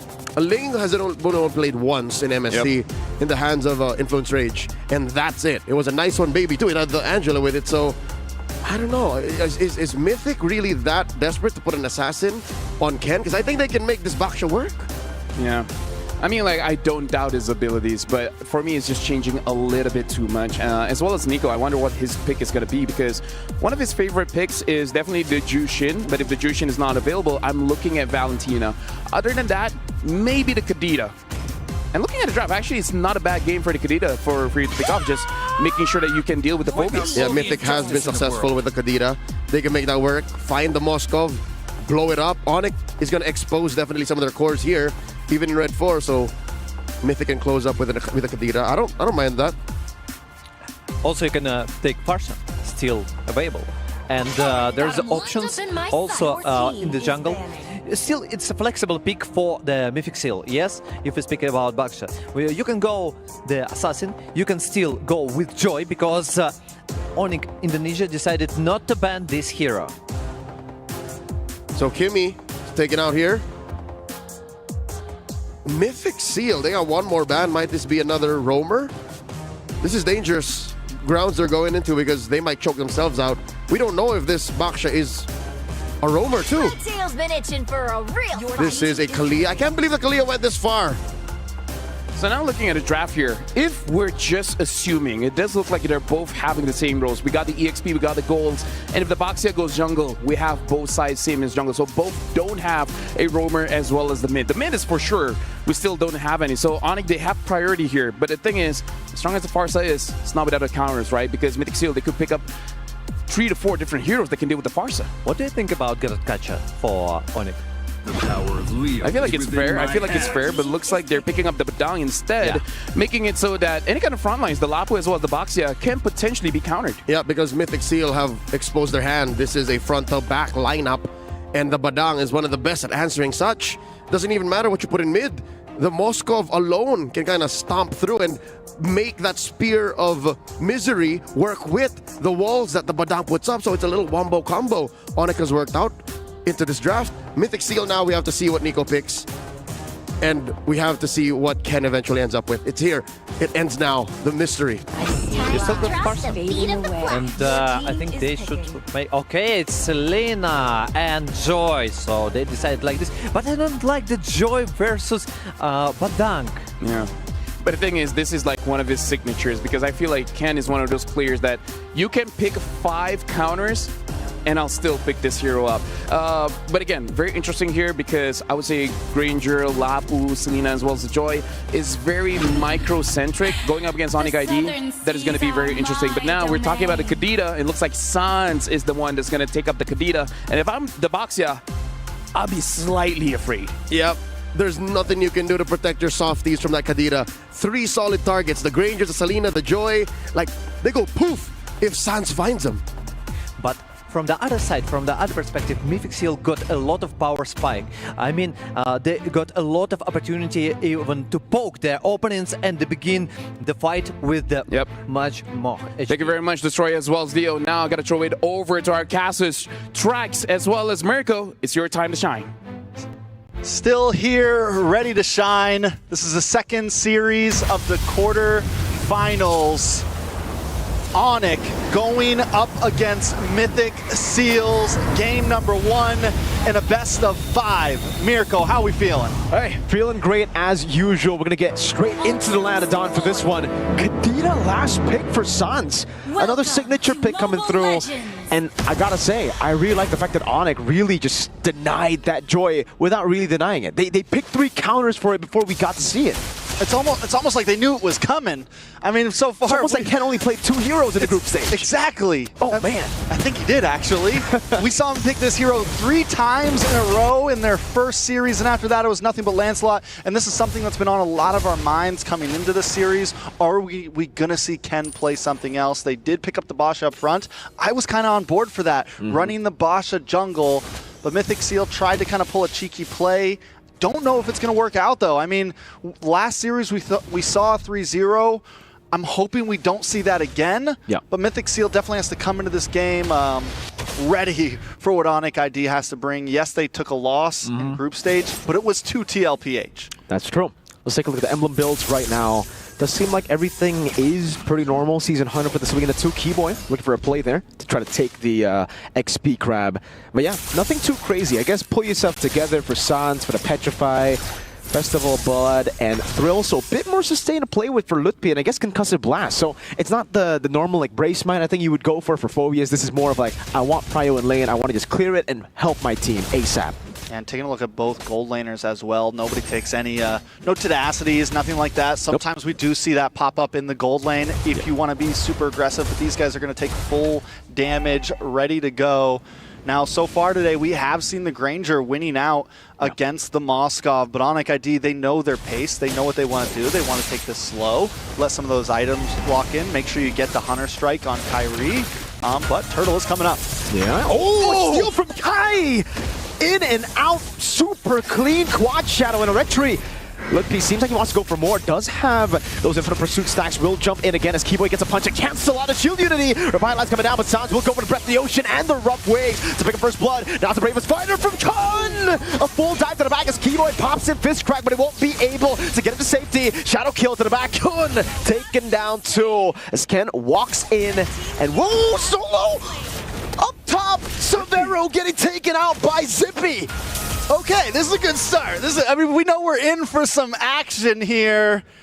2.5 minutes in, and there's already 5 kills on the board. Let's take a look at the replay real quick. Kyrie, I mean, this is a millisecond of timing, and being able to time it well right when you need to steal that turtle is huge. Up at the top side, though, Zippy in a little bit of trouble, will be able to get away, but Mythic Seal, first 3 minutes in, they have the gold lead. It's not huge, it's negligible, but still, it is something.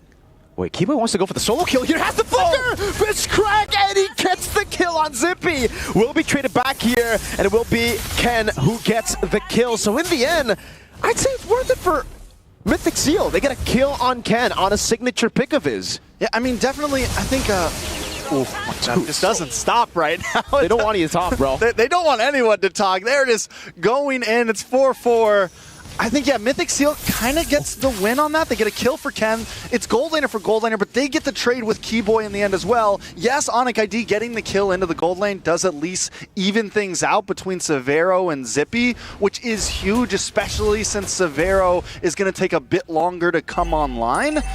So, I mean, still, we're sitting at a standstill. Second turtle coming up. Did you think we'd be at 8 kills this early? No. I expected both teams to play it a bit more clinical here in game 1. But so far, it does seem like, well, Onic just want to brawl it out, and Mythic Seal oblige as well. Up top, it's going to be the Moskov. He's holding it in. Boye looking for an angle. Keyboy in the bush, goes in on Kun with a Fist Crack 2. That's going to be the Abyssal Arrow landing the back with the Breath of the Ocean, and the Rough Waves lands. It'll be a first kill over to Onic. Kai with a jump, now with a Shadow kill as well, over to Zippy. It's going to be another jump with a Dark Wave, but Lutpi misses it out. Now to die with a Petrify. Severo going for free hits. Boye getting the double. Man, I mean, at this point, Mythic Seal, able to land some of those stuns, and even when the rough waves comes in, even when the petrifies come in, still not enough. Kyrie maybe getting too aggressive in that, instead of doing the, I'm gonna just wait for turtle, I'm gonna just be patient. They kind of fully committed there, and Mythic Seal seems to want that this early on in the game. Brave Spider, the Abyssal Arrow landing too. Free neutral objective. Zippy gets it. Don't know if that was planned, but it is still a neutral objective to Mythic Seal, as Onic will try to go for the trade, and I think should be able to get it. Savero in the bottom lane free. He has to be careful though. He doesn't know where anyone is on the map, so he decides to just play it safe. All right, so at this point, Mythic Seal, with the lead they have and the pace they have, I think they could really, this might be a time for them to push the gas a little bit. They have Kun 0, 2, and 3, but he is at least rotating, able to get involved in these fights. Zippy as well, starting to do more damage. And then having Nico, who can just kind of keep Onic ID at bay, keep them guessing with these Abyssal Arrows, that's what you get out of the Selena. You get this constant poke, this constant kind of keeping you on your toes, keeping you constantly having to move in these team fights. It just adds a layer of forcing the other team to be a bit more micro-mechanic based, and kind of gets in their head overall. And this is what we see from the Selena so much. So Mythic Seal feeling good about themselves. Really good stuff from Mythic Seal. And again, it really does seem like for Mythic Seal, their only win con in the group stage has been through winning out in the mid to late. Ken taking down the bottom lane. And with that being said, it is what we've been expecting. Mythic Seal want to just try to survive this early game, but so far they've actually won out the early game. It'll be good for them. A few of those brawls coming in to help them get that lead. But Onic, really, when it comes to those pickoffs, have been quite clean. They've gotten 2 kills on Ken now. Yeah, one of the problems that Ken's going to have here is when you're the Joy, you kind of want to go solo. You want to try to farm the XP lane here and there. You want to hit those off lanes. But when you have a Hayabusa on the opposing team, you have a major threat, and it's very easy for you to get caught off and taken out. So it kind of forces you to play a little bit different. Ooh. Was that the steal? It is a steal from Sans. Pops in the rough waves. Perfect timing, gets the Breath of the Ocean, a turret down below with minions, and a turret up top. All of a sudden, the game has just been turned around.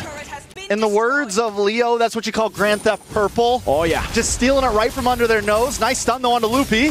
Loopy still has a Dark Wave. Actually, he already used it to Kun, so he has it in front of Pursuit. Decides to go in. That's a mistrack, but it's only out to Boyez. Nico dismantles Keyboy. That was a bit too easy for Mythic Seal to get a pick. It'd be traded with a turret up top, but it seems it's Onic who's playing the mid to late game. They're just trading for a better tomorrow. I mean, they know their time span here. I think they're very okay with that. And taking that tower up top, knowing a lot of damage. Kun goes down. Kyrie able to pick up another kill. Right in time for Sans to pick up the Lightning Truncheon as well. Onic ID is getting closer to when they can really push the gas.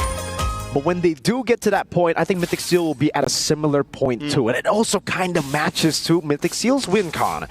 It comes down to a 50-50 battle. Right now, it's Zippy who's holding the gold lead over Savero. But that will change with Savero constantly getting the side lanes alone. Abyssal Arrow won't land. A big BOD with a Hunter Strike there. We're very close to Ken getting the Holy Crystal too, and that's the power spike that we're waiting for. Sans just continues to put in pressure into the jungle. Yeah, I mean, at this point, back to Ken, talking about the Holy Crystal, even when he gets it, it's still hard to find targets. I feel like it's mainly Savero. It's going to be hard to get Sans. At any point, he can just dip down into the water, get away, be able to escape, or get to petrify. Do you really want to jump onto Sans when it's a possible threat? So Ken, majorly coming into these fights, it's going to be about how he approaches them, how he approaches these objectives, maybe be patient with them, and let the rest of your team take the brunt of these fights. It's a slow game right now. We got to see the pace of these two teams in the early game, but it does seem like both teams have slowed it way down. Onic know they have multiple angles to attack from the side. Mythic Seal have been dealing with that instead of looking for those big fights that they happen in the early game. And so far, it does mean that Onic have the advantage. They were able to get a tier 2 up top in terms of structures, but Mythic Seal, they do seem to still have that strong hold onto big neutral objective fights. Just with Kun. He's 0-3 and 4. He's 0-3. The KDA doesn't really do it justice, but his impact in fights has been phenomenal. Just opening up so much space for everyone. Nico, Ken, and Zippy to get those free shots in. And not only that, Nico also opening the map with these traps, keeping vision. As everyone else went up to top lane, you could see Nico on the mini map, down by the Lord, placing some traps, trying to keep tabs on whether Onic ID wants to rush this, how they're going to get position over the Lord. And this gives Mythic Seal free roam of coming down the river. They don't have to take long routes because of this vision. They can kind of objectively move around the map in a much easier fashion. And Onic ID, though, they know it. Even their position on the map, you can see that they're not trying to push too far. They're still taking things slow. They want to get Severo where he needs to get. And at this point, those spikes have kind of come in. Those second, third items are locking in third items around the map. There you go. Trinity almost fully there for Severo.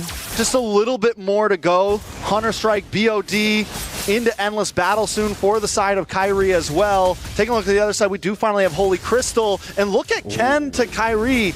A pretty decent gold deficit. Yeah. Ken taking a bit longer. Could be one of the reasons why we haven't seen him really pop off yet.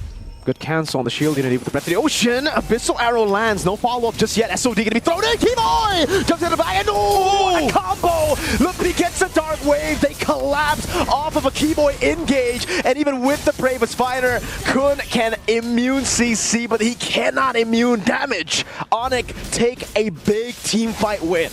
The timing of all of that along with the SOD, Onic ID just showed that, yes, you've got good micro, but ours might just be better. Everyone knowing exactly when they needed to do it. Look at the SOD come down.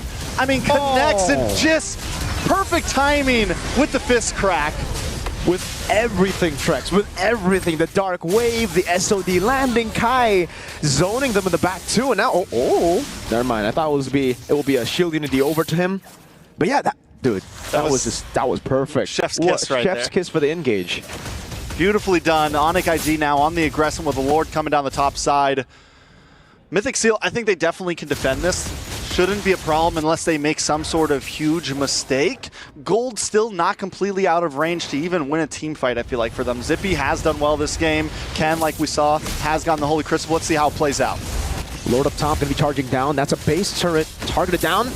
Ken caught in the top spot. The Petrify lands.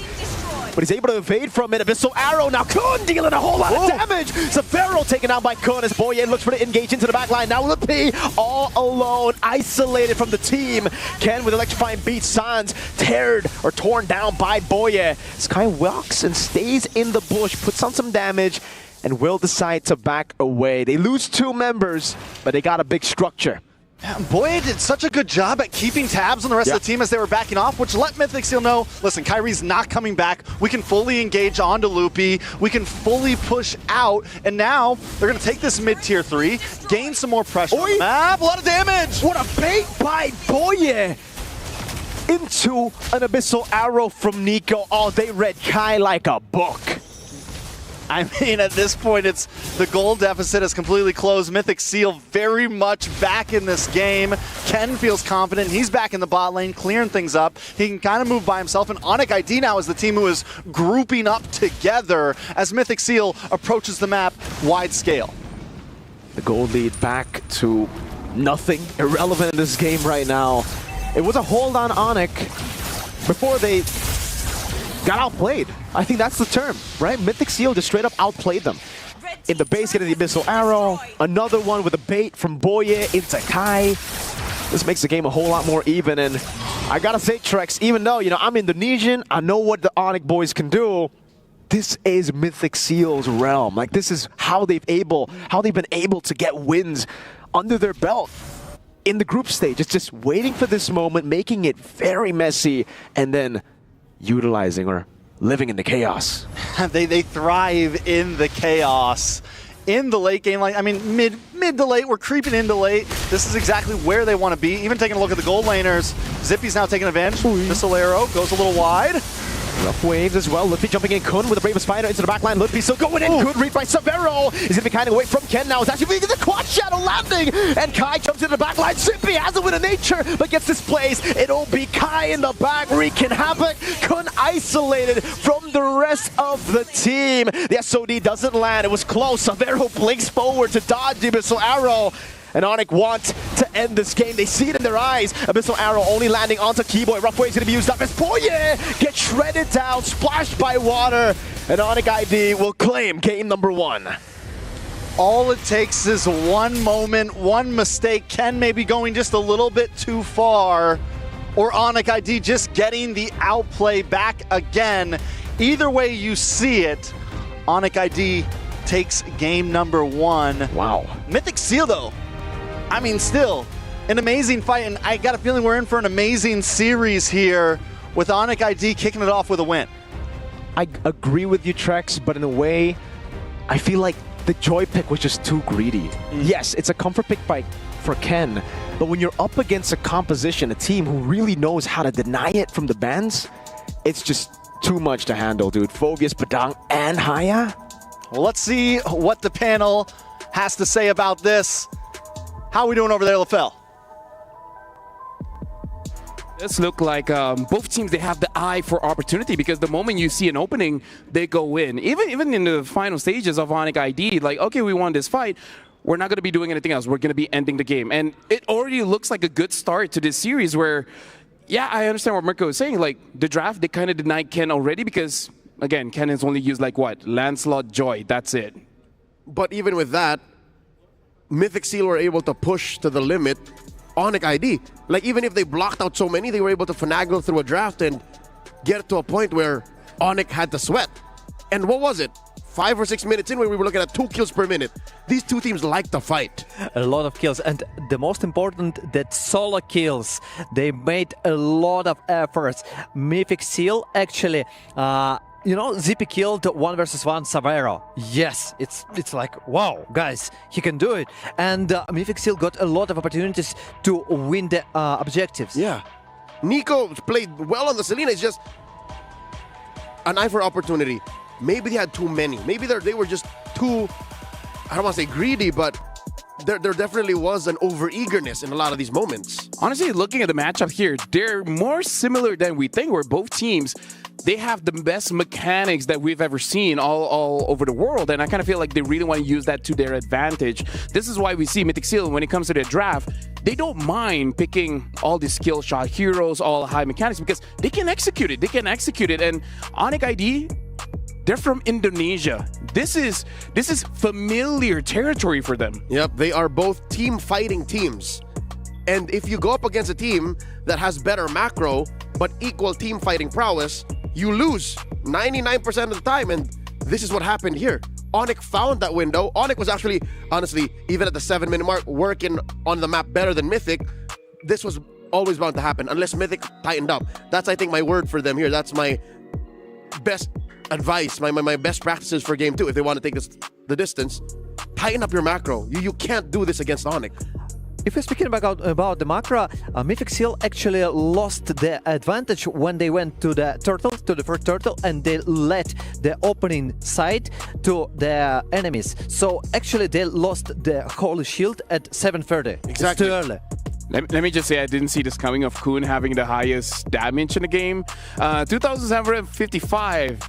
It's rare for an EXP to be dealing this much. I mean, to be fair, Laplapu is AoE, so... But he's also a skill shot hero. Yeah. None of his skills, like, lock in. So this speaks to, again, the mechanical prowess of Mythic. They have to just aim this. It's amazing energy. It's amazing effort. They just have to aim it. Honestly, at this point, this seems like a very fun best of 5 that we could have here, where, again, team fighting teams, like, yeah, macro is great, etc. But, going 12 minutes and having like 4 kills in total, it's not like the best series to watch. So honestly, I'm very excited to see this one, and I agree with you. Just tighten it up, right? Because you got the skills to pay the bills. You just got to make sure that your opponent doesn't hold the majority of the map. Yeah, you don't want to be left living from paycheck to paycheck. You don't want to keep the bills keeping you down. Like, you want to have a future. You want to invest in the 10-minute mark, the 11-minute mark. That's why even if they were like, what was the goal difference? 500 gold, 400 gold? The map was so easy for Onic to take over. I like all this financial lingo in the Saudi National Bank match of the day, by the way. Shout-outs. But yeah, what are your thoughts on this matchup? First of all, continue yours, and I really like the skirmishes. I really like when the teams constantly brawling.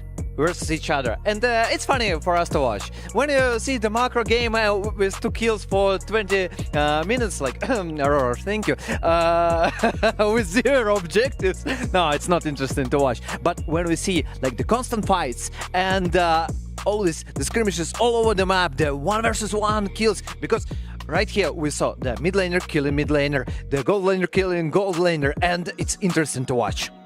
And over here, even on the screen, you guys can see the 2025 knockout stage. All these amazing teams are here. But again, we just have to focus on Mythic Seal going up against Onic ID, because Leo, I just want to ask, do you expect it to be this close, or were you expecting more dominance coming in from Onic ID or Mythic Seal? No, I think despite me predicting and writing the narrative of Onic taking down Mythic Seal, I'm one of the few, proudly, who respect Burmese MLBB, who put them on a pedestal. So yeah, even if I did say Onic was going to win, I'm expecting Mythic to make him work for it. I'm expecting Mythic to take them to at least 4. Did I just curse him? No, I didn't. I'm going to make, again, 4, but we don't know who wins. Yeah. Like Milosh said, it's 4, but he didn't say who. You definitely never know.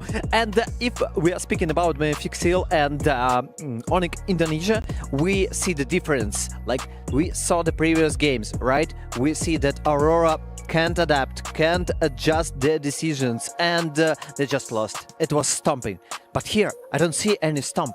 I hear the equal game, the equal teams. They're both stomping. Yes, they're both making us to watch it and to check what happened here, what happened there, and who's gonna win. Unpredictable. You know what? The next MLBB event, we should really get a boot to sponsor us, because hey, a lot of stomps are going on. Maybe even broom companies, you know, sweeps. But either ways, in this one, I'm really, you know, I'm not even gonna say it. Not gonna take the chance. Mythic Seal, I really feel like this is something that we've been asking for during the group stages. They didn't do it, and still they look pretty strong, which is simplify their strategy, right? Because I kind of feel like, okay, in the draft, you pick high mechanical heroes. Perfect. That's you. That's your style. Go for it. But sometimes you can feel that they're overthinking whenever you're taking the turtle or going for the side lanes. I kind of feel like they need some kind of simple game plan that, even without thinking, they could execute it. Even Keyboy said, yo, slow your roll, son. Yeah. Slow your roll. Maybe keep the mechanically demanding heroes to a 3 or 4 piece, and then have one that just holds it down. Have a hero that just says, no matter what happens, I can seal, I can close things up. I think what they need is a finisher. What they need is a cleaner. So that's why I was so adamant with Ken picking up the Baksha, because everyone else can, you know, run around, play around, but if Ken can say, we're playing for macro, gentlemen, hold it down, then they can recover. And now for you guys at home, the Metro Zero train is arriving at the MLBB battlefield with a stunning new series of skins. But visual wonders await as the cyberpunk meets traditional culture. Make sure you guys grab the Metro Zero skins when they're available. Oh, no, those kind of trains don't go choo-choo. I want one. They go vroom, vroom. Can you give me one Metro Zero skin? I mean, hey, moved on. We gotta ask the bosses. And look at here. At least when we're looking at Onic ID, they're still playful, you know? They're not, like, they understand. You don't have to be super stressed in this best of 5 series, because it's a long stretch. I mean, if you're a game ahead, then you can play around like this. I don't know if the same with Coach Lim Daddy for Mythic Seal. You never should relax. Actually, you said you can be relaxed because you got 1 game ahead. Okay, but still, never forget about the reverse sweep.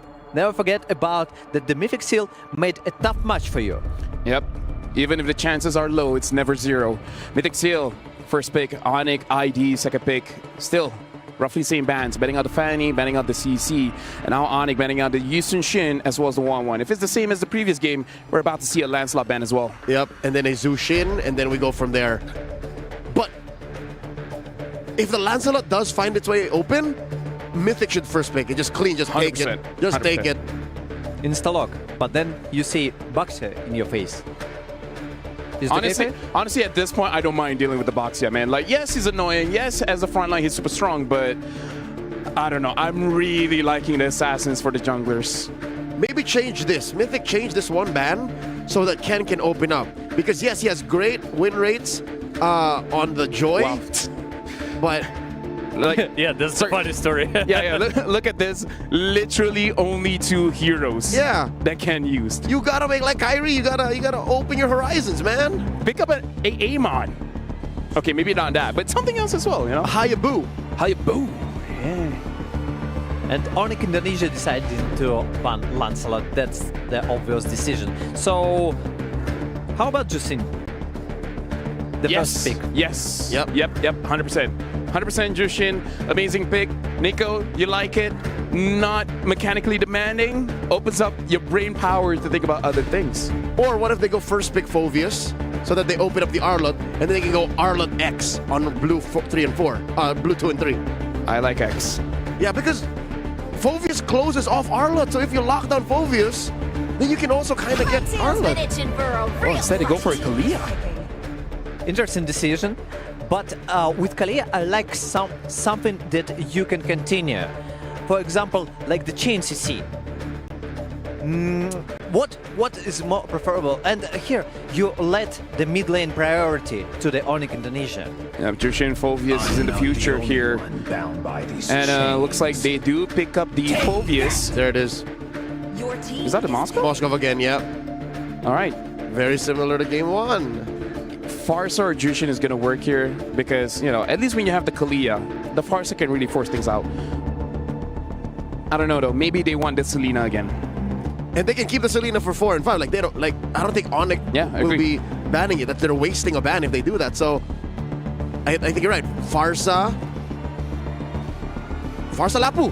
Like, just do what you did game 1. Game 1 was pretty close. Actually, like your decision about the Selena. Selena, you even if they got the Purify, okay, you can use Selena as a first point to let your opponent give up resources. And it's Arlot and Ranger. I only don't like Arlot for one thing, and is that you kind of build a composition around him where there's a lot of CC so that he can keep vengeing over and over, but I kind of don't like those drafts. And you lose the laning phase. You hunker down.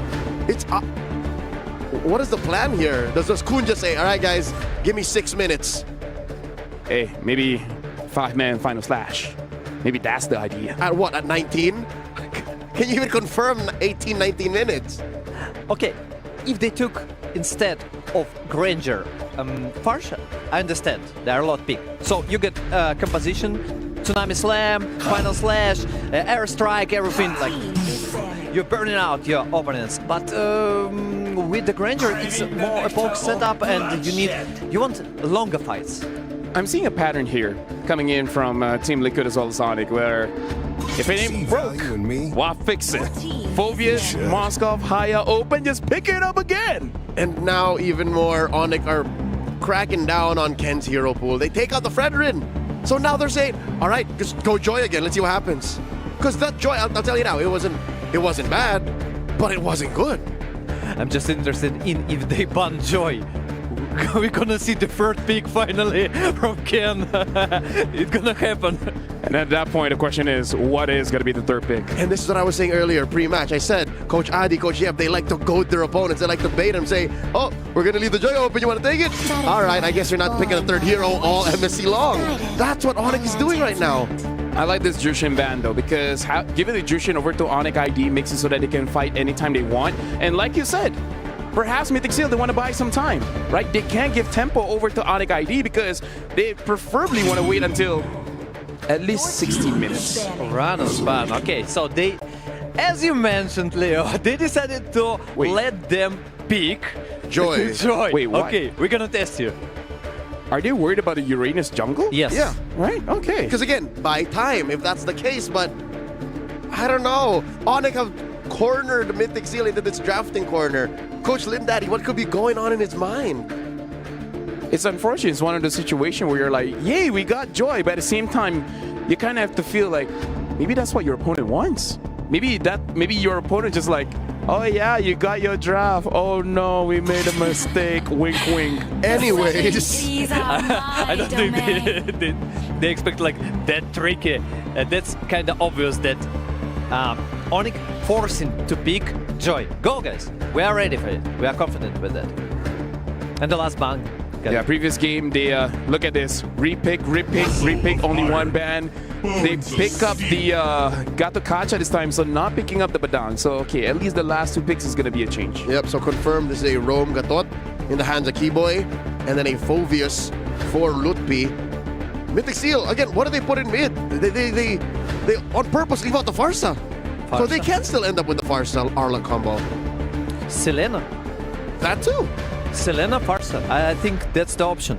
Selena, if you go with the Kalea, so the combination when you just exchange your skills to purify, and okay, it's a debut pick. We've seen this in MWI, was it? But yeah, Alice in the jungle. Talk about a 3rd pick in the jungle for a Ken. How long has he been hiding this? Yeah, we'll skip the Fredrin, we'll skip the Hayabusa, let's go to jump to Alice. Just another pocket pick, okay, guys? And Kimi, you know, in this situation, I'm okay with Kimi.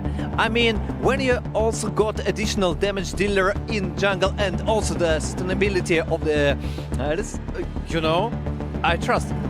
My only problem is it's a very greedy lineup. Like you're hungry for time, gold, and EXP. You need time, definitely. Yeah. Maybe that's what you need to go up against the best of the best. Woo! You gotta hope it works. And now the Eve locked in. Onic looks very traditional in the draft. So, Destroyer, before we head on over to the casters, what do you think? I want to trust in Alice. Okay, let's go, Mythic. You trust Alice? What about you? I think Onic was very decisive with that Eve pick. They might go to match point. Yeah, we're gonna see.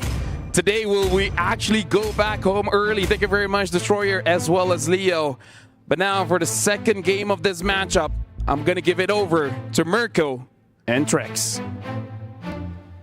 What a draft. What a series. Wow. Things never seem to surprise us here on the desk.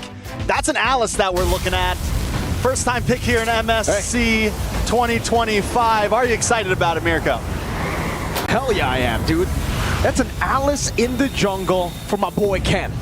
Hey, I like it. The Burmese have always shown us different picks, crazy picks in the past, and even now in MSC 2025, when we thought, all right, we've seen enough of crazy picks, they bring out another. I mean, it's picks like this that I always want to see succeed, right? Yeah. No matter how much we look at the draft and we think, is this going to work?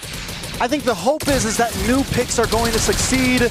Can Mythic Seals pull this off, though? Last game, even when Onic was kind of behind, they still seemed very much in control with their hands on the wheel.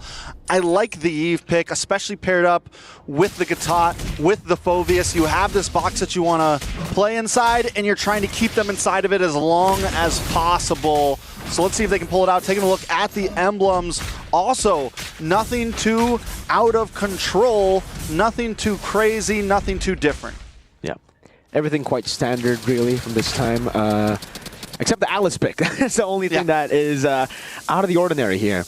We actually got to see this at MWI 2025. I believe it was Ramisi who picked up the Alice in the jungle without the help of Angela. So we got a glimpse of what this pick could be. And in that game, she was a monster.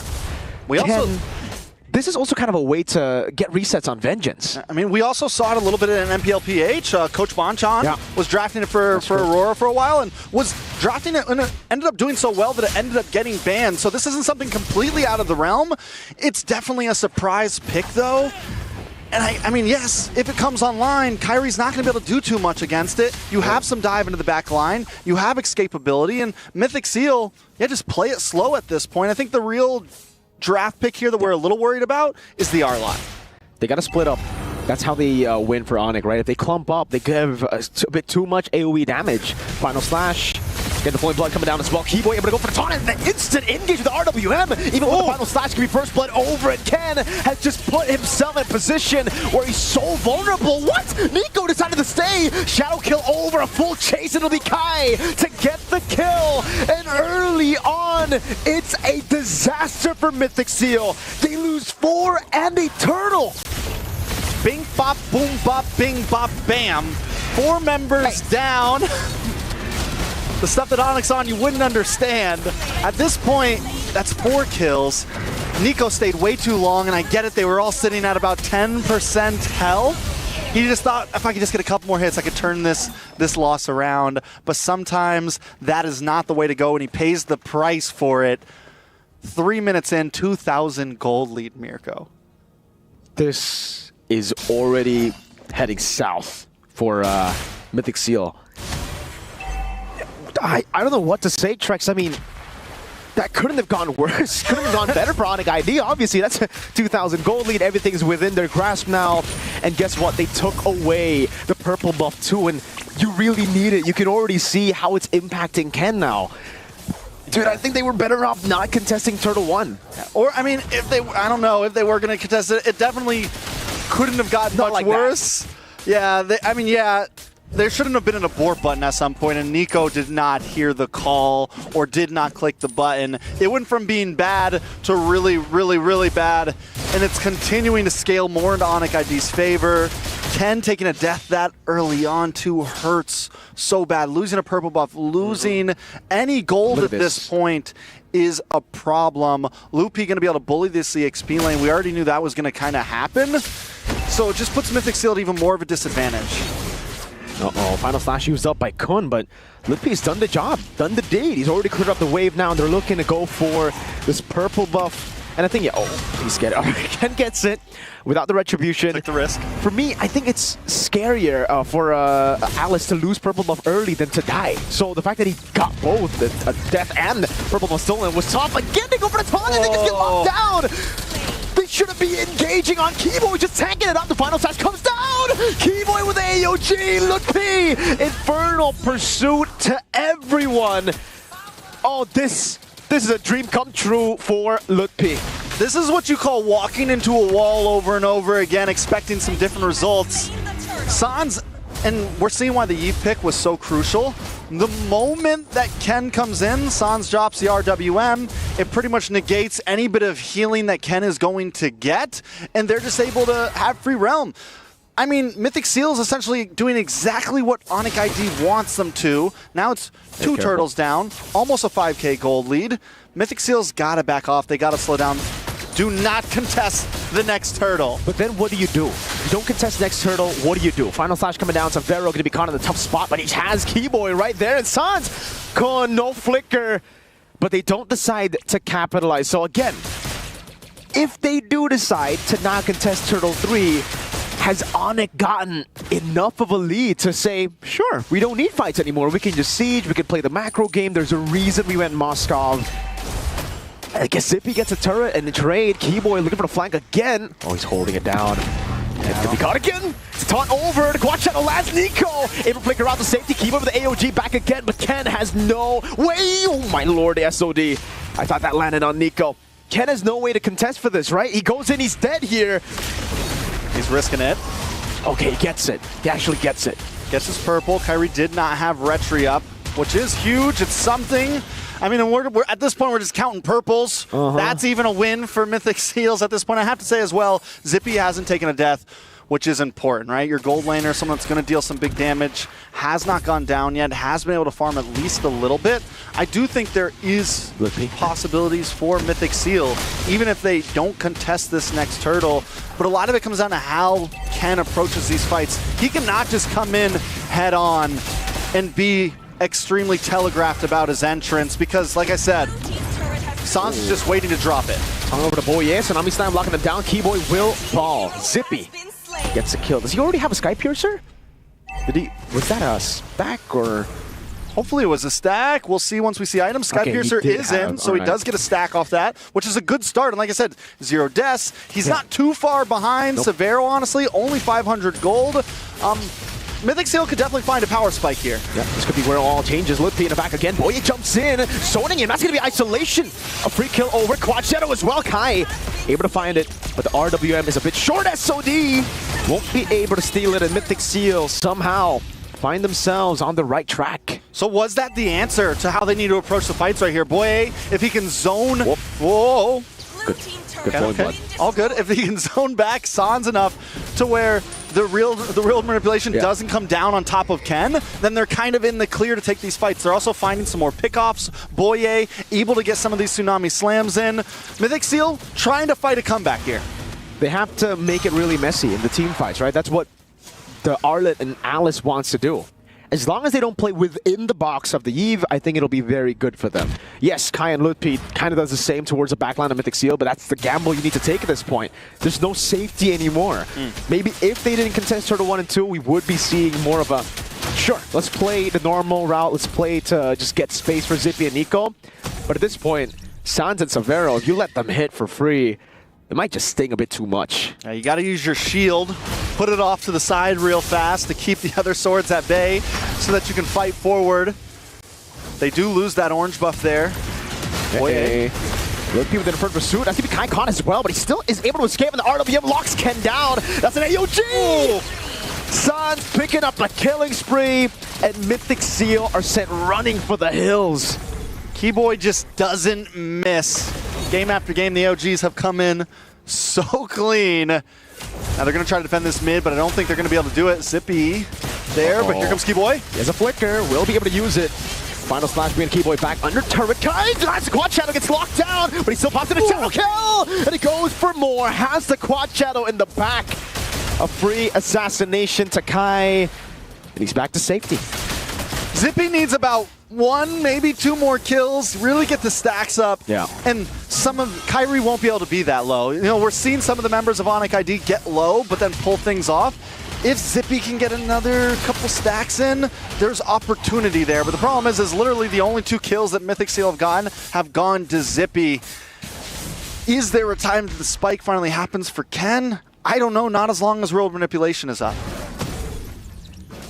The poke is there for Onic. They have the side control with Moskov. They have a crazy 304 Hayabusa. As Keyboy would put it, the way I cast Kairi Hayabusa games would be, oh my god, Kairi Hayabusa! That's a Purify for Sans. Already used up, so that's some info. They can actually go for him now. Boye definitely has his eyes set on Sans, but Onic are positioning in a way where they know he's going to be the main target. They walk away. Lutpi, great spacing. Gets the Infernal Pursuit now with a ton over. Might be an all-in over to the back now. It's going to be the Flowing Blood. Ken caught alone. He actually jumps into the back of the Vengeance. Prox comes in too. A good shutdown for Ken, but Severo joins in the fight with the SOD, and Zippy loses his stacks now. Ken with the Flowing Blood follow through. Kai with the Shadow Kill. It's a double for Kai. Oh my god. Kairi Hayabusa. There is no escape from Kyrie right now. There is no escape from Onic ID. Taking a look at the replay, Ken, I mean, it looks like they find a moment. He's able to get to the back line. He's able to get the stun. In comes Kun as well, but just not enough. And as Ken's trying to get away, keep our eyes on Kyrie here. He's locked on. The shadows have been dropped and all the way across the map with the shadow kill. Disgusting. Oh, man. Ken ended up actually bringing the boys, the kid, to the rest of the team. You hate to see it. No wonder. I was like, how did the shadow kill? Oh, so he waited. He waited on the quad shadow, held his ground, knows Ken was going to try the Flowing Blood, and unfortunately, he Flowing Blooded into everyone else, giving Kai a free shadow kill to just wipe these squishies. I guess we see a win of nature there, so Zippy will be able to tank up a few of those shots. But if Sans is online, I don't know, you know, you pop in with a nature, you're still going to have to deal with an RWM. Technically Keyboy too, he does magic damage. I mean, I don't know, man. 704 Kyrie is scary right now, and that's not, we're not even adding Severo into the equation. They're winning some of these fights without Severo. When Severo does get involved, it completely turns things around. Conceal play though from Onic ID. Fraction Pulse, actually forcing out the Purify out of Sans, so they still have to respect this. Like Mythic Seal, despite the 10,000 gold deficit, are dealing ridiculous amounts of damage. I think a lot of it has to do with a lot of those kills are onto Boye, a lot of those kills are onto Ken, are onto the tanky front line, so whereas Zippy and Nico are still kind of hanging on. That's going to be a dive to the back. RWM locking them down with the AOG as well. Now the final slash too, but Keyboy is just too darn tanky. They're going to brute force their way? That was an interesting move by Onic. I thought maybe they would have cracked the base turret open, just brute forcing it, but no. Keyboy gets punished. Not a lot lost for Onic, just a roamer, and they have to go back. I'm surprised there wasn't enough damage there from Kyrie even jumping in, and the rest of the team along with Keyboy Nobody goes down on the side of Mythic Seal in that defense, which in my eyes is a pretty big win. Being able to take out Keyboy, at this point a trade would be a win, but they're able to get a kill for nothing and regain map control, lord up in 60 seconds. But like you said, it's still a 10,000 gold lead. Taking a look at the gold distribution between both gold laners, Severo definitely leading across the charts. They're forced to farm it together. I guess we get to see the replay of this, and again, it's the RWM just being a bit off.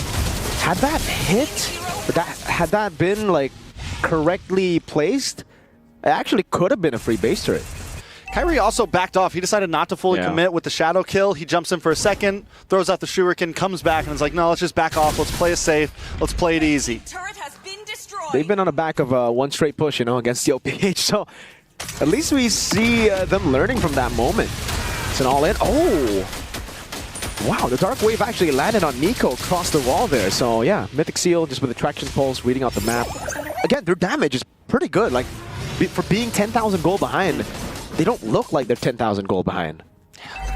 It's funny how that works, right? I really attribute that, they have the double marksman, right? You have Nico, you have Zippy, both able to chunk down. Granger in general, as we said before, he was never too far behind against Severo. 3-1-1. I want to say he lost some of those stacks after the third kill. Maybe he got the death after second kill. Can't remember exactly, but still lord up. Does the Mythic Seal even want to try to contest this? They are making a way around the map. When you have the possibilities with Ken, you might be able to flicker in. This is the thing about their composition, no Trex. They're kind of forced to group up always, right? Look for team fights, and that opens up a lot of space for Severo to continue to push in the side lanes, and that's what he's been doing. Waiting, stealing camps, holding onto this wave. And Onic is going to hold on to Lord. It becomes a game of macro now, and Mythic Seal are forced to respond. Keyboy try to go for a cheeky little engage. Oh, my damage, Suns! Taking half of Nico's HP bar, stealing away the green camp. Lord's too low. It's an all-in to the back. Tsunami's time over. The RWM is a bit too far away, but still get the job done. A final slice to the back. Like Kai lands into the back, now finds a shadow kill, and it will be Ken fallen. Oh. It's a full team wipe as Ken falls last. It's Severo with a triple, Onic with everything. And with about 30 seconds on the clock for each member of Mythic Seal, Onic ID should be able to wrap this up and take us to match point. It's GG. Mythic Seal tried their best. They pulled out a pocket pick, but Onic's got answers. They've got a whole lot of them.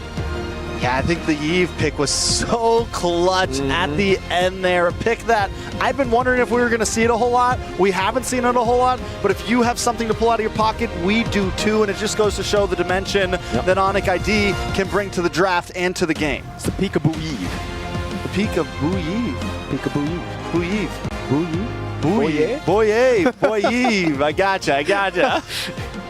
But that's about it. Hey, we've been talking about the Eve curse for the longest time. M5 Grand Finals final game. Sans got Eve, he lost that. AP Bren final game MSC, lost that on Eve too. But here in the quarterfinals seems to be a good pick. Definitely a good pick. Let's throw it over to the panel now and see what they have to say about that. LaFell, Leo, Destroyer, how we doing, guys? Well, first of all, thank you for mentioning this. Boy, all right, put some respect on the name. But yeah, honestly, looking at the game, I appreciate that Mythic Seal, they took a risk. Didn't really work out, but instead of doing the same thing over and over again, I like that they take a risk. But now, even I'm drawing a blank. What's going to happen in game number 3? It really looked like they were investing in about the 18 to 19 minute power spike. And again, that's not guaranteed. Love you, by the way. You're expecting that a team like Onic will just roll over and allow you to get there. Obviously, they didn't. And now they're relishing in their consequences. They're at match point. Onic ID are one game away from knocking out Mythic Seal, sending them home. Onic ID just punished Mythic Seal for this draft. I expected that Mythic Seal got some kind of thoughts and idea for this game. Intrusive for the game thoughts. Plan. And chose this. So I expected something like protection, but Onic ID, okay, this is your jungle. No, I'm coming home. Sorry, this is my buff. Let me take it. Oh, welcome. There's a world where this works, all right? Prior to the game starting, I said, oh no, Mythic Seal, they got 2 marksmen. They have a ultra late game core in the Alice. if they had the gold, the EXP, the time, and more than just that, the space, then they would have definitely gotten to the 16-minute mark, the 18-minute mark, prancing, just scot-free, happy. But no, Onic have picked a team fighting lineup. They picked the Eve. The Eve literally creates a kill box. That's literally where you fall. And Onic, they could have ended much sooner. And that's what I'm saying. Like, there is some give to Mythic here. Yeah, honestly, like, give credit where credit is due. Like, even the caster said, despite being 10k behind, they don't look 10k behind. Maybe like 2k, 3k, because they still are able to deal the damage. Speaking of damage, Suns has the highest amount of damage, and that's a very damaging phase. Savero, 874, the rich guy. I gotta say, Onic ID, say what you want. They're very expressive. Animated. Amazing expression. Only Luffy is like, especially Keyboy, you know, like this. Send back? Yes, I am. I'm glad to be here. Savero looks like he already won. Yeah, dude. Either way, Onic ID definitely look very, very strong. And this is, again, it looks like our Aramco power ranking is spot on because we did put TL as well as Onic ID in S and both Mythic as well as Aurora in B. And in case people are like, how dare you put them in? I mean, like, the proof is there. Like, the difference is, I don't know, maybe a few weeks too early, maybe a few months too early. This is where the heart of the Burmese come in. Maybe rely on your mechanics because that looked better in game one. I don't know if you gentlemen agree. Game one looked better. Totally at least agree. looked 100%. closer down the middle. So instead of getting a little too cheesy and getting greedy with your EXP, your gold, your space on the map, hedge on mechanics and then force Onic into fights. Maybe you can force game 4 from there. You said one interesting thing. Don't make the same mistake, and they tried something new. But I see the same mistake for Aurora and Mythic Seal. And you know what? Jungle last picks. Maybe we can adjust this thing and go insta pick for jungler. Do it. Just do it. Let Ken play.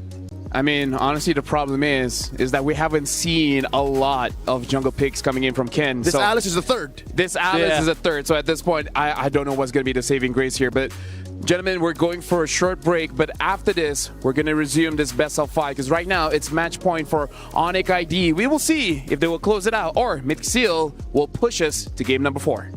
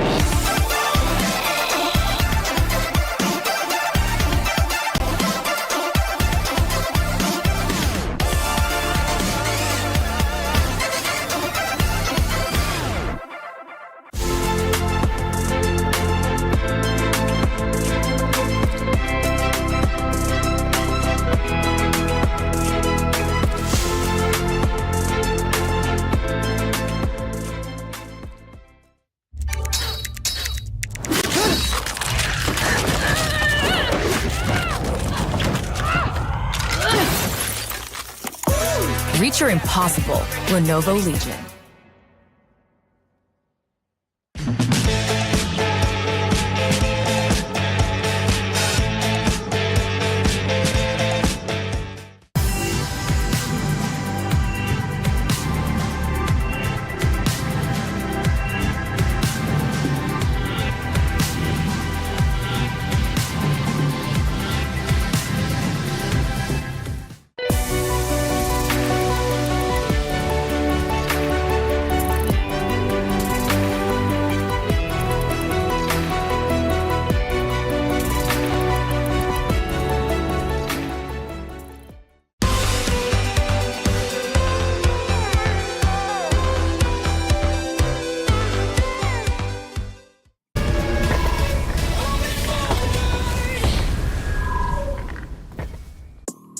Welcome back, ladies and gentlemen. Right now, it is still match point for Onic Indonesia going up against Mythic Seal. Mythic Seal, they only have one more opportunity to push us to game number 4. If not, looks like it's going to be a sweeping day. Welcome back. My name is Phil. Alongside for me is Destroyer as well as Leo. Looking at the game so far, it does look like Mythic Seal, they have things up their sleeves, but I don't know, Destroyer, it hasn't been working out. As I mentioned before, they need to adjust. But as you mentioned before, we saw Ken only 3 picks. And the last one was only because 2 heroes were already... okay, Lancelot was not able, and they could potentially take Joy, but they decided something new. Maybe another thing gonna pop up, and we're gonna see another variety of the jungler. At least, I think they should prioritize their Hayabusa. So don't let it carry. Let it try to play it by yourself. So whether they end up in blue or red in game number 3, first phase Hayabusa. That's a start. Yeah. My only worry is that, again, we're talking about the king of junglers here, Kyrie, one of the kings. I believe when we're talking about his hero pool, it's very enviable. So this is definitely a test for Ken now, because one of his idols, Kyrie, is looking very good on those assassin picks. So now Ken really has to step up. He used his signature Joy. Couldn't make it done, right? Trying something new with the Alice. Can't get the job done. And the thing is, I don't believe he'll get a Lancelot. And if he plays the Joy, you'll see Onic smile because they're expecting it.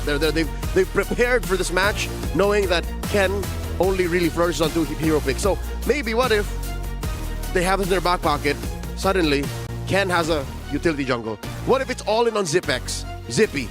What if it's all in on Nico? Just let that some way somehow work. Like if you were gonna go double marksman, right? Just do truly double marksman. Stick to it. He's got to put on his big boy pants and say, yeah, I'm gonna utility now. Yeah, and for you guys at home, up until the 5th of August, the Dino Planet is still on. So you guys only have a few more days to actually go and slay the Lord to get yourself the free Popolikupa Proto Hunter skin.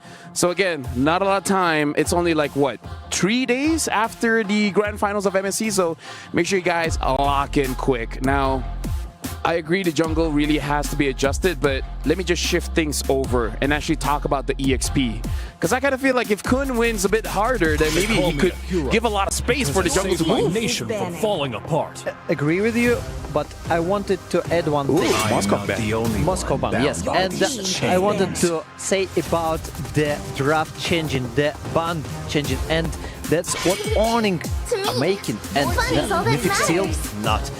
I think that if Mythic Seal want to prioritize the jungle and to take even Joy, just change the draft phase, change the ban phase, and play around it.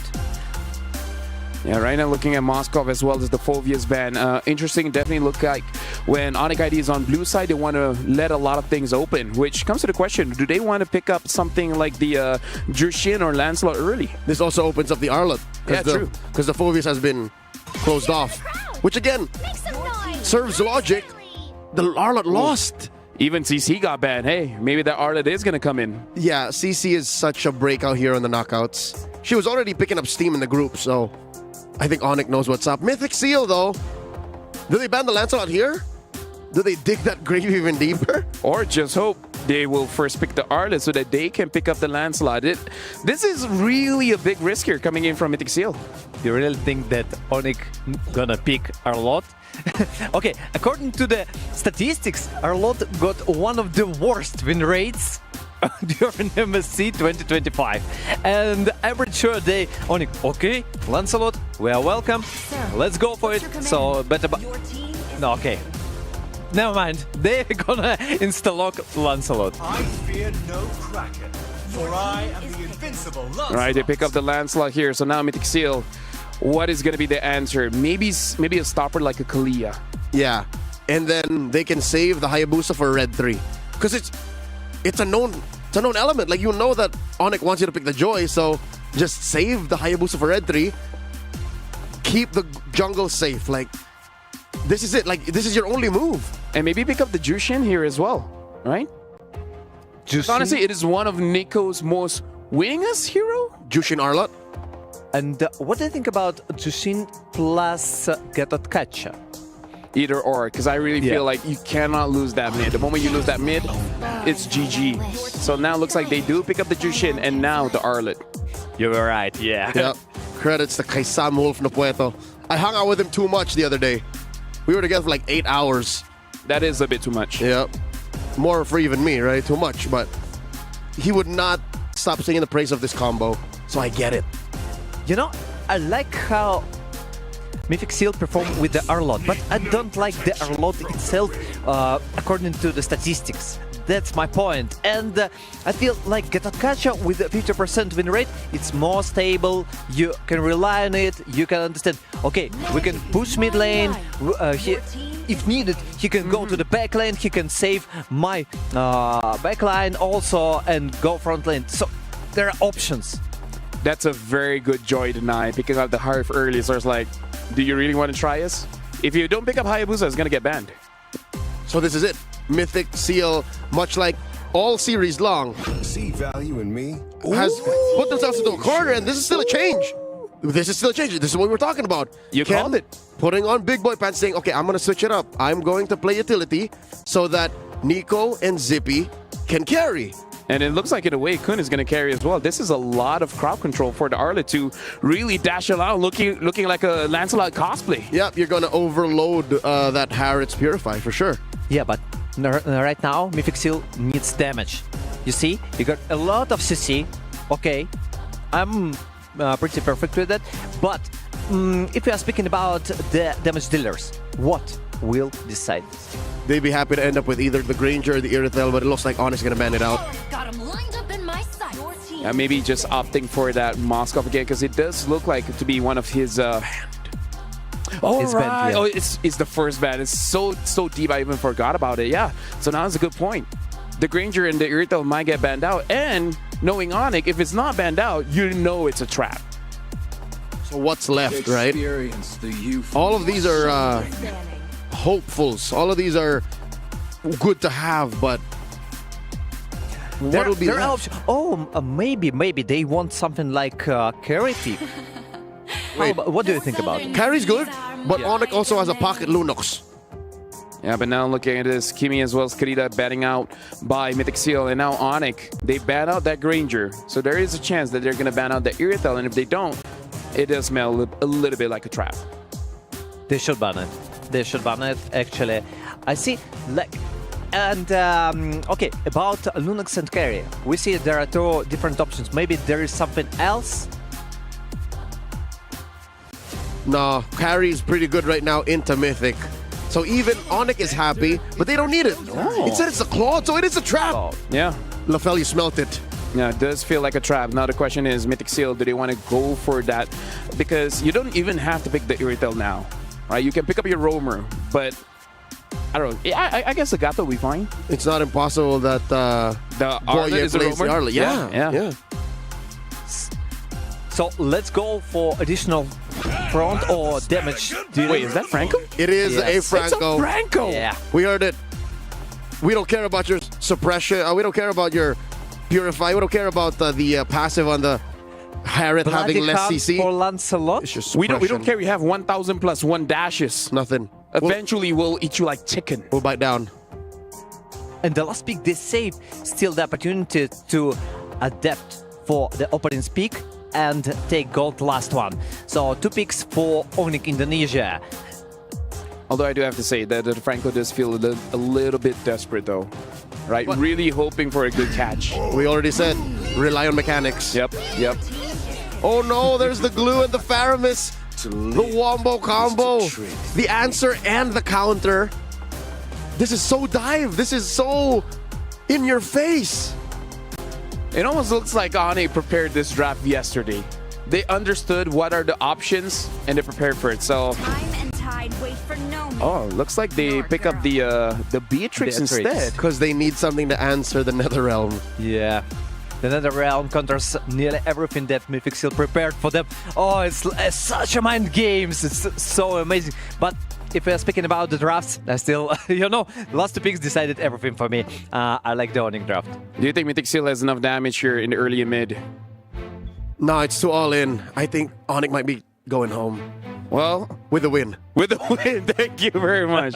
Thank you very much, Destroy, as well as Leo. And now it's the turn of Mirko as well as Trex to call this game. Well, if Onic is going home with a win after this, we're all going home early tonight.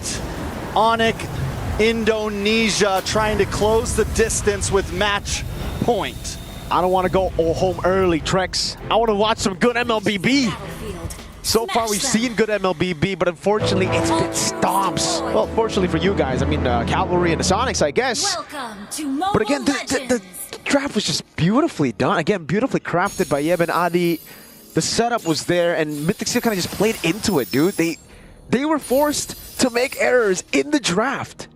I mean, and Mythic even switched sides this time to try to get some sort of advantage in the draft. They go for second pick.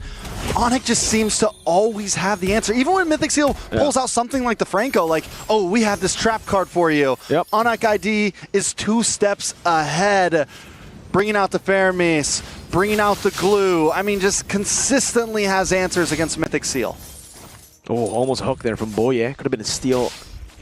So Onic won't contest the Lethal Wanderer. They know that they actually will lose out. I think a bit of prio here in the mid lane, but I think it really depends on how they play it. Now level 2, they should be able to go back onto it, force a few fights early, but it is a juice in. Oh, wow. That looked like it hit. Emblem builds.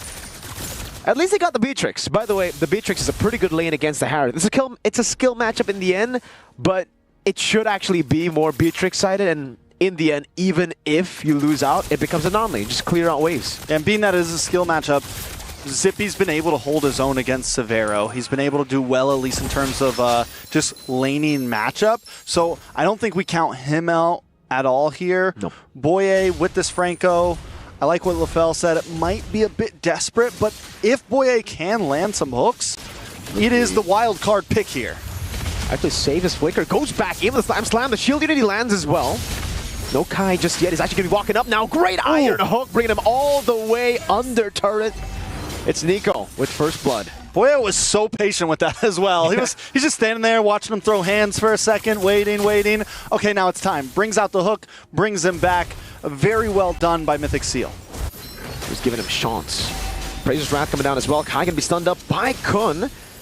Good zoning. Oh, a dodge away from the final stack, but it's going to be the mount over. Kun shall be the trade. Phantom execution. They don't even care. They just go for it. 1 for 1. Turtle for kill. Not a bad start for Mythic Seal, though. Probably one of the best starts we've seen from them so far, actually holding a gold lead in the first few minutes. But Onic ID are okay with that, I think. They're okay with taking the beginning of this game slow, giving themselves a little bit of time, and waiting for their moment. Taking a look at the junglers, still level 5 to level 5. Kyrie looking to steal some camps, though, here. Maybe slow down Ken a bit. Boye doesn't have flicker, so there's no risk of a... Oh, good dashes there onto Lethal Wanderer. That's Iron Hook. No play hunt just yet. Lippy will just fall. The reset vengeance. Now Ken walks up too. San's able to flicker just in time. But it is looking like a very good early game for Mythic Seal. Boye is sitting at like 2 out of 3 hooks right now. The hook rate's looking good. This is exactly what they need to do. And I like that he's waiting. He's normally not the one to first throw out the attack. He's letting Kun go in, kind of slow them down for just a second, able to hold them still for literally just a millisecond, and that makes it an easy hook shot for Boye. They have so many ways to just, hold people in place for the iron hooks to come through. And again, when Boye gets the winner crown, that's when things are really going to change. Mythic Seal can just walk up, target whoever they want, and they have the one-shot combo in Zippy. We haven't seen that yet, obviously, because Zippy has just been, laning for the most part.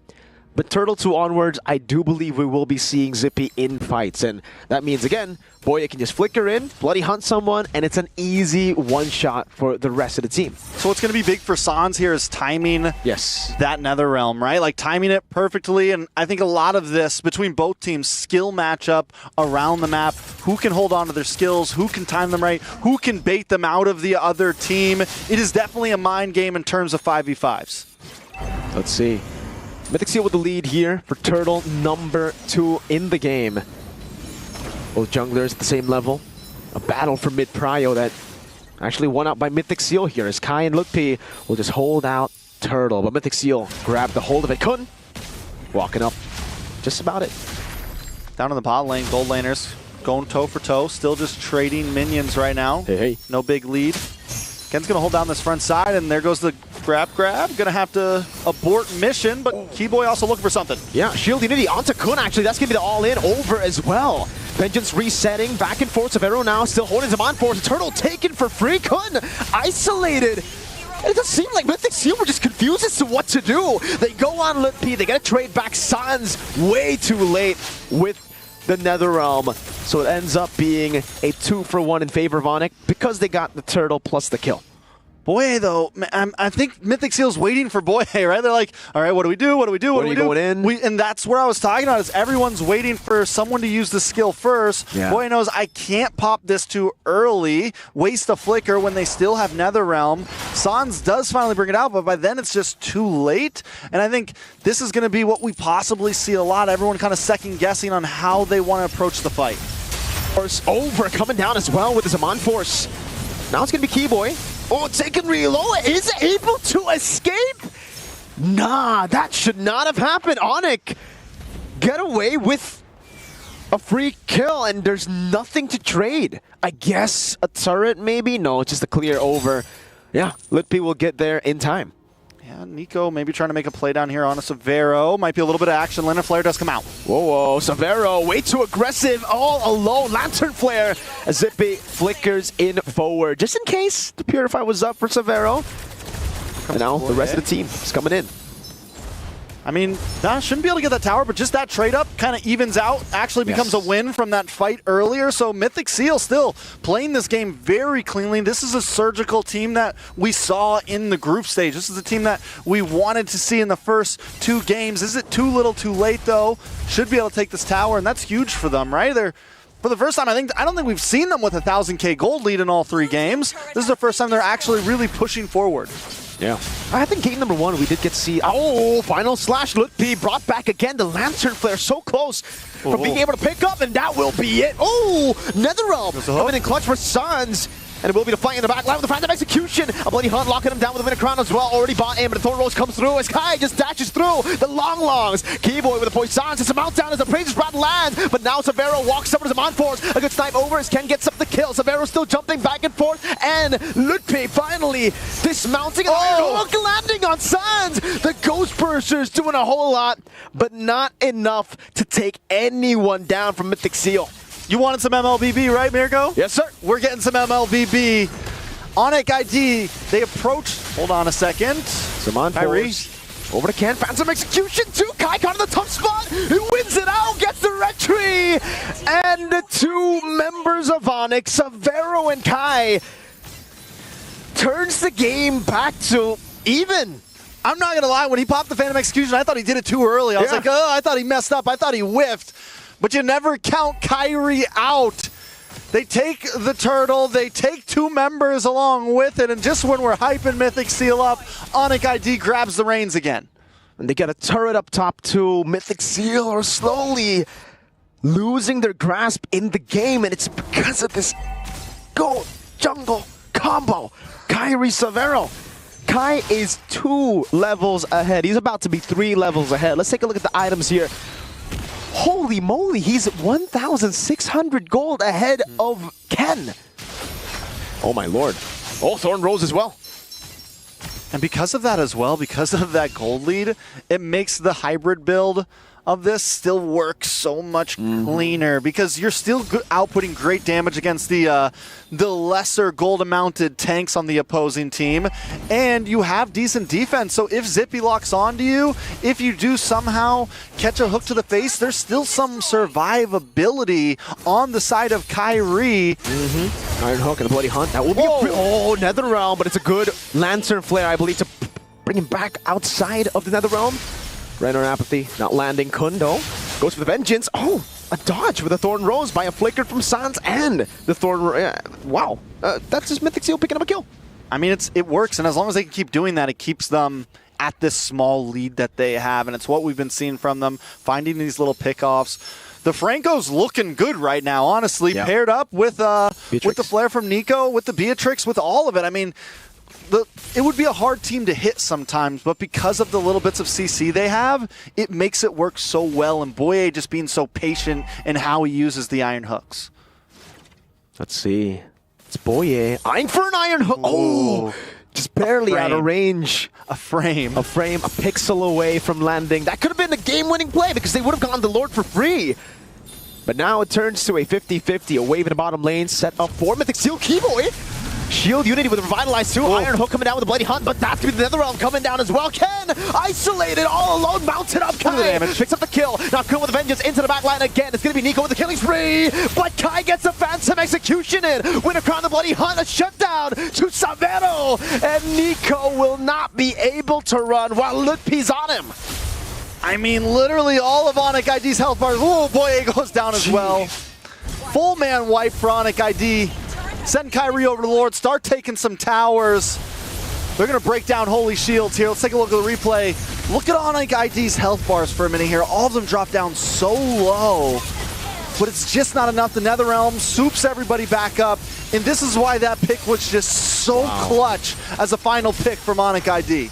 The Faramis pickup is ridiculous. And you know, the easy answer would just be, yo, Boye, kill Faramis, yo. But it ain't as easy as that. Like, Boye can't even get in range. Sanj is always so far back, but he always manages to get close, and it's because of the flicker. That you need some crazy level of confidence to go up against a composition like this and go flicker. And Sanj is doing it. He goes flicker, and he's getting all the benefits while really not losing anything. Yeah, his positioning right now in all these fights, his timing on when he comes in is one of the things keeping Onic ID ahead in a lot of these fights, able to keep them alive in all of these fights and make it so that Onic ID can push even farther. Here comes the Lord, though. Lord charge in the mid lane. Lutpi! Oh, going to the back again. Look at the mount down now as Ken gets isolated one more time. And he will just fall to Savero as Nico gets mounted on, has a Crimson Beacon and the Flicker as well. Lutpi able to go back into the bottom wave now with a minion still holding onto the turret. Immortality popped in. Netherrealm coming down. Kun brought back, but the Shadow Stampede. The Thorn Rose lands again. But it's a good hook to get him out of the Netherrealm, straight into the Crystal and into a kill. But Onic say, you can get the long blue. We'll get the turrets. Yeah, I mean, they've been letting... You can have Lutpi as much as you want as long as we continue to win in these trades. With 2 towers down, Onic ID has cracked the base. Luckily for Mythic Seal, next Lord gonna pop down on boss side, so there's no long lane that's really hurting exactly. It might make the possible dance a little bit easier for Mythic Seal. Taking a look at these items, though, Kai Reed just maxed out. Got the last item locked in with the Malefic Gun, Malefic Roar, 6, 0, and 3. The killing spree as well as the emblems, just making him a monster in these fights. Look at that gold lead, bruh. 4,000 ahead against the Fredrin. Dude, this is ridiculous. Let's take a look at the gold distribution. And again, yeah, it's the minions. When you're on the Assassins, you know, this is the advantage you play with. You can actually take minions, and usually when you get Assassins, you get paired up with an XP laner who doesn't want the minion. So give away XP, minions, love minute 5 over to your jungler, then you get this. It's just ridiculous. And you can see Kai already building the Fury Hammer too. He knows that he doesn't need any more tanky items. He can just go full damage at this point, and it's all right. Like, there you go. Endless battle. Everything done. The last Fury Hammer. Let's just make a wild guess. What does he go? 100? No, Hunter Strike? I honestly like Hunter Strike. Oh, no. Yeah, I guess you get the hit. Movement speed. Maybe a little bit more movement speed. If you happen to run out of dashes, definitely a possibility. Oh, by the way, so Savero is actually taking the innocent route of builds. No Starlium Scythe. It's Enchanted Talisman plus Penetration Boots on the Harith. Which is clean. Overall, we've seen the Starlium Scythe after the nerf sometimes work out well, but look at the damage. Yeah, it should be a mount down here, but it is going to be a kill over. The Netherrealm was a bit late. Keyboy looking for the back again, able to find Zippy. Kai was bloody hunted, but no one was there to follow it up. Keyboy against 3 will hold his own, and now Kun will be dragged back to everyone. And the Beater's Passion coming down with the Iron Hook as well. Keyboy doesn't care. Savero's a Monforce. Nico able to use a Crimson Beacon, a Shield Unity over to Boye, who's able to flicker out, but then Kai just does that. That's an execution. Kai is godlike. He wants to go for more. Thorn rolls over, force him with nature. That's a Bennett's Rage, but a Keyboy buys an Immortality. No minion waves. Kyrie taking low, buys the Immortality too. Mythic Seal get a shutdown. They are able to stay afloat. But what are those immortality buys, man? The item builds, the timings on the Phantom executions, all over the map right now. Endless battle. And he picked up the Hunter Strike, all while doing it.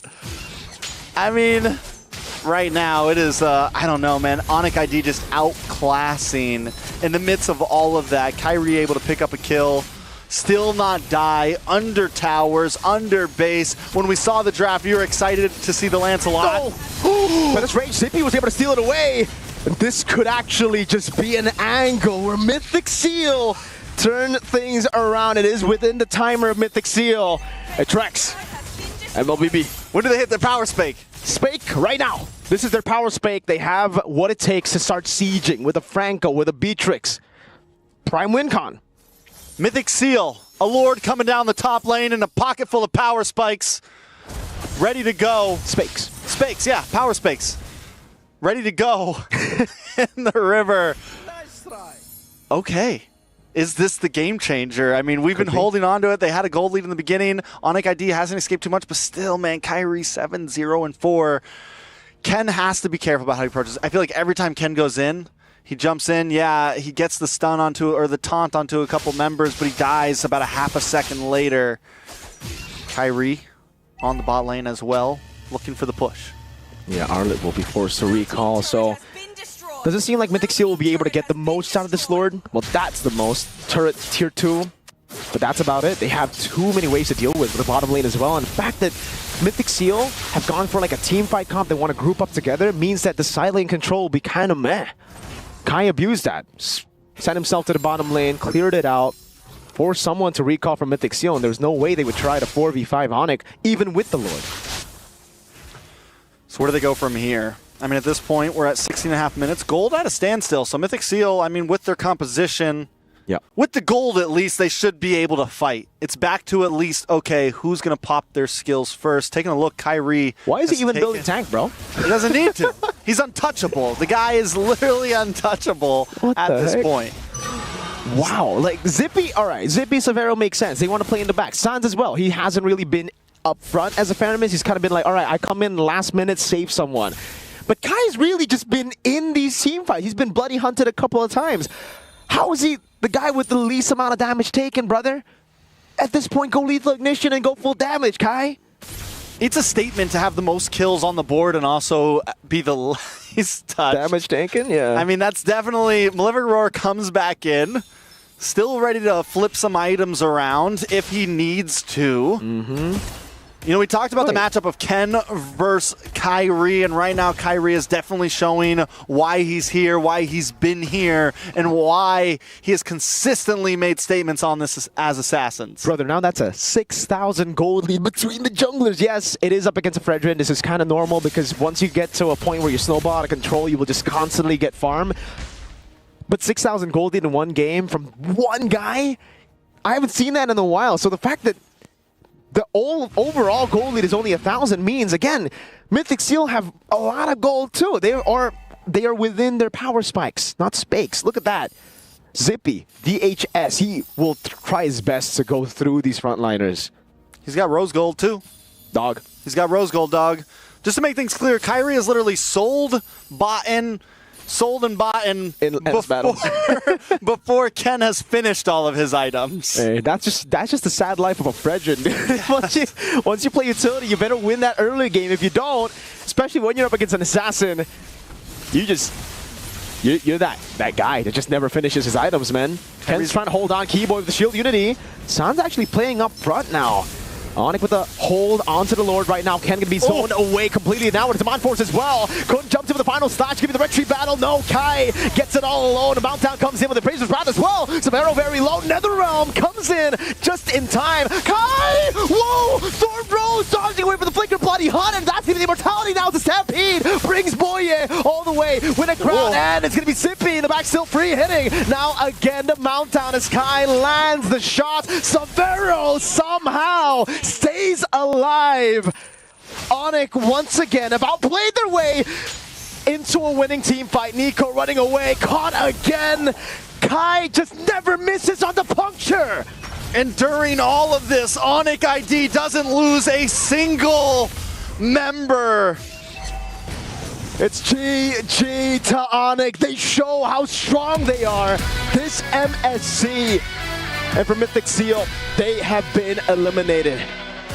Mythic Seal puts up a fight. They seem to get stronger after each game, but all you get is 3, and Onic ID cleans it quickly. I mean, from draft to gameplay to macro to micro, Onic ID has checked all of the boxes. That Thorn Rose, he jumped in, Thorn Rose instantly, I guess predicting or reacting to the flicker from Boye. Hey, you have a bloody hunt, you have a way to literally hold your opponent down, but when your opponent just never misses on puncture, constantly gets free. Dude, he was dashing and it didn't even look like there were minions. Like, sometimes this guy just, how are you that precise, bruh? He is the untouchable, man, this guy. No, that's Aaron Shiki in M6. He's just Kai, man, the god of the jungle. The god of the jungle, for sure. I mean, overall, I don't know. I don't think there was... It almost feels like there was never an answer for Mythic Seals coming into this series. Like I said, from the draft onward, all around the map, Onic ID just played this classy. Dude, that was so beautiful. Look at this again, right? Not this one. I want to see the final one. This was also pretty beautiful by Kai. You know, he kept on going, dashing forward again. Just to let you guys know, he took the least amount of damage in this game as a Lancelot, bro. What? What's the point of hybrid tank when you're just... He should have just gone full... Oh my lord. Should have just gone full damage at that point. What a chat, dude. This is it. This is it. Oh, well, I guess that was on Boye. My bad. It was more on Boye. Flicker. He tried to time it.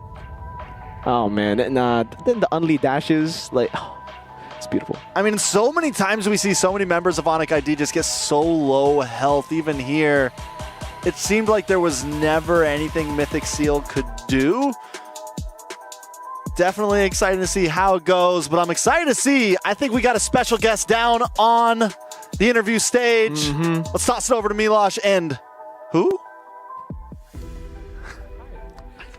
What sort of question is that? Of course, it's Kyrie joining us from Onic, a big victory that we just saw, a 3-0 sweep. Now look, on a look into the past, Onic won MSC 23. Last year, 24, was not looking too hot. This year, you're in semifinals. What does that mean to you personally? What does it mean to me? For us, this MSC means a lot because we want to prove ourselves that we want to prove that we can still fight, that we can still aim for the championship. And you think... Yeah, even though we lost first round exit last MSC. And you want to make it in statements, right? A 3-0 win here in quarterfinals, that's a statement. Yeah.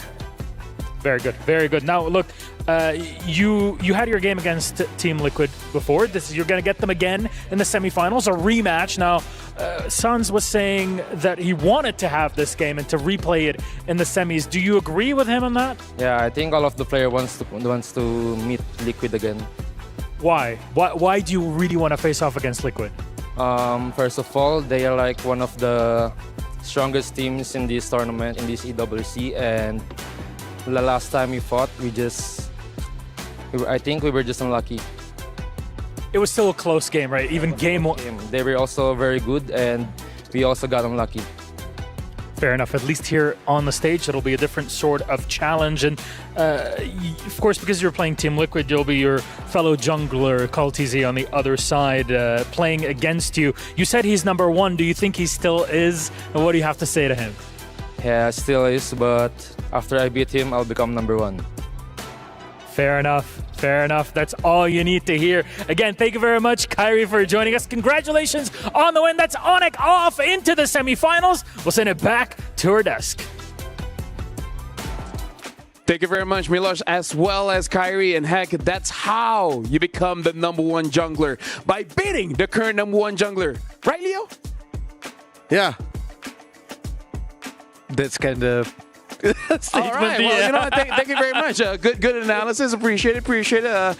Good interview, by the way. But what about today, man? The S tier teams showing why they're just above the competition. There were moments of brilliance from the underdog teams, right? That last game for Aurora, and then this last game for Mythic. Even game one was very tight, but at the end of the day, you gotta win the series. If not, this is what happens to your key. You gotta do it right now. Oh, it's crashing. Last seconds. No! Are you the key? Yeah, I think that's going to be a soundbite. I think people just clip that and be like, okay, we're just going to use this in a lot of situations. But look at Kyrie. Like, you have this kind of satisfaction for destroying someone else's key. You don't want to see the owners of the key's reaction. But honestly, I got to give it to the casters. Kyrie on this Lancelot, it almost looks like he's spawning his own minions for him to puncture. Yep. As if the passive for Kyrie had no limit. It's as if by resetting it, you don't get the cooldown, but Kyrie knows and finds a way to just keep going, just keep it. Yeah. Now, Milosh asked a very important question. When they face off against Liquid, does Kyrie now become number one? Because let's remember that quote. Carl TC said he's 0. How do you become more than 0? You know, if we're speaking about a 0, the thing that was not 0, definitely the player, actually, it's Suns. His saving of the team with NetherRealm, it was something about, you know, here's the S tier and here comes 0, you said, right? So it was something like that. Yeah, and honestly, like Carl TZ saying his 0, someone else 1, 2, 3. I kind of feel like, Leo, we need to find a programmer because we need someone else to understand the 0 and the 1s. But looking at the game here, again, I kind of feel like we still have to give credit over to Mythic Seal because they played an amazing game. It's just that Onic Indonesia, they've been doing this for years at this point, right? It's like your draft is not going to surprise us. Your movements is not going to surprise us. Your trades are not going to surprise us. You cannot ascend past a certain point once the Sky Kings have claimed their kingdom. And they're on their way. The cavalry stands beyond them. I'll tell you now, despite Mythic Seal's efforts, I think Onic just always had the answer. By the way, I see all the time, at least for 2 games, for 2 series that we checked, the same mistake. Mythic Seal and the same mistake was Aurora. Aurora, right. Thank you. So they rely on their gold laner. So they let Zippy to carry on his shoulders the last game. And if he dies, like it happened in the last fight. Yep. That's all. It was this fight right here. Yes. Wait, yes, it should be. The Bucks will go around. Zippy's trying. It's a little too much. Again, this is what they drafted with. There was no 2 ways around it. They understood that we are a glass cannon, we're fragile, and if they find Zippy, they find us out. We're done. We're going home. And Onic knew that. Onic knew how to play it, and that's why they forced the Beatrix onto him. That's why they picked the Faramis. This is such a great pocket comp from Onic. And honestly, like there's many tournaments where we see the funnel strat really working out. But I believe from the wild cards to MWI, group stages of MSC, and now in the knockouts, I feel like putting all your eggs in one basket is very, very difficult just because the assassins are very strong. Like you can target who the damage dealer is. So spreading out your profile is the best way to go about this current draft. Yeah, they definitely needed to adjust it. But it's all about past, yeah. Right now, we totally understand who will go further. The semifinals, Onic Indonesia, definitely. And here is the stats, 19-4. The map is what Mythic tried to play. They tried to expand it a little more. Again, they scored a decent amount of objectives in relation to a kill score that went 4-19. And it went to 15 minutes. Like there were definitely some moments wherein it looked like Zippy was about to do something good, but it was literally just on one man. It was too much. Too much for them. But you know, Onic, actually the S tier guys, that they are showing us and they're performing so as we expected from them. Actually, now looking back, that was game 2 stats. I just kept it to myself. Yeah. You guys are having fun. No. The numbers don't have to tell the whole story. Exactly. Like my take stands. I think if there was a world that they shut down Suns, that they took down Kyrie, they touched the untouchable, That's right. I could take monikers. I'm just kidding. No, still Aaron Shicky. No, if they killed Kyrie, then maybe they could have turned it around. They could have run it down mid, but it was too fragile. It was too all in. Mythic Seal should create something to rely not only on ZP but another person. At least maybe some kind of initiation for explain for the Kun, right? And to adjust this draft. But they made like full priority for one person. It's super hard. It's really hard for everyone. I think no one can stand with this, and even the S tier teams will face the hard times when only one person need to carry. They'll never do it. They know too well that this is a 5v5 game. They'll never do it. And then now, folks, like, the sad part is the last man, the last Ken standing is going home. There's no more Kens in this tournament. Shout out to all the Kens all over the world. I think there are a few, but yeah, that is unfortunate. Several. But like, it's quite early. We've seen 2 teams get eliminated, and it's almost crazier to think that our S-tier teams, both TL as well as Onic Indonesia, they're going to be facing off in the semifinals. So at that point, for most people, at least for our Ranko Power Rankings, it will feel like it's the grand finals. It's as if we knew how strong these teams were. Yeah. It's as if the Aramco Power Rankings made logical sense, because look, the S-tier teams swept the B-tier teams. And then now we're left with just A and S. And most sadly, in this story, that is single elimination. You know, I'm kind of upset of this. If we got double elimination, it could be a happy story, but Indonesia or Filipino will lose one team. Yeah. But yeah, still, ID Grand Finals, PH Grand Finals still alive. For tomorrow is also going to be pretty interesting. My heart's going to be like, you know, excited, scared. SRG's playing. Yeah, against RRQ. So that's going to be, there's going to be quite the battle. But as we're talking, Eterna is able to talk to Mythic Seal so that they can have their final words here at MSC in EWC. So we're going to throw it over to Eterna, which I believe she's talking to Ken. Hey everyone, we're backstage with Ken from Mythic Seal after that loss against Onic ID. Now, I know that was a really tough loss, and we gotta ask, like, how are the kids doing? How are you doing? Of course, we're all a bit disappointed, but I think maybe we can all reflect on this and come back strong. Okay, that's what we want to hear. That's what we want to hear. If you could do anything differently, what do you think you would change? I think just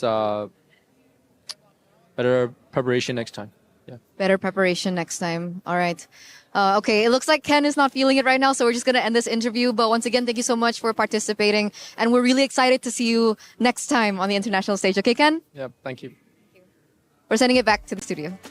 Thank you very much, Eterna. And we can see Ken over there. Like, we've seen him for years. Like, we know he's holding back a lot of emotions because they had a shot, right? They had a shot, just wasn't enough. And that's the thing. Myanmar always bounces back. The Burmese love MLBB so much that a stumble like this will not put them down. They just got the MSL. They just got their league, right? So who's to say that come the M Series, these boys come back stronger? And who knows, maybe this performance by Mythic Seal inspire a new generation of Burmese talents to step up. But now we got to look at his idol, because we're going to be looking at the Sony match MVP.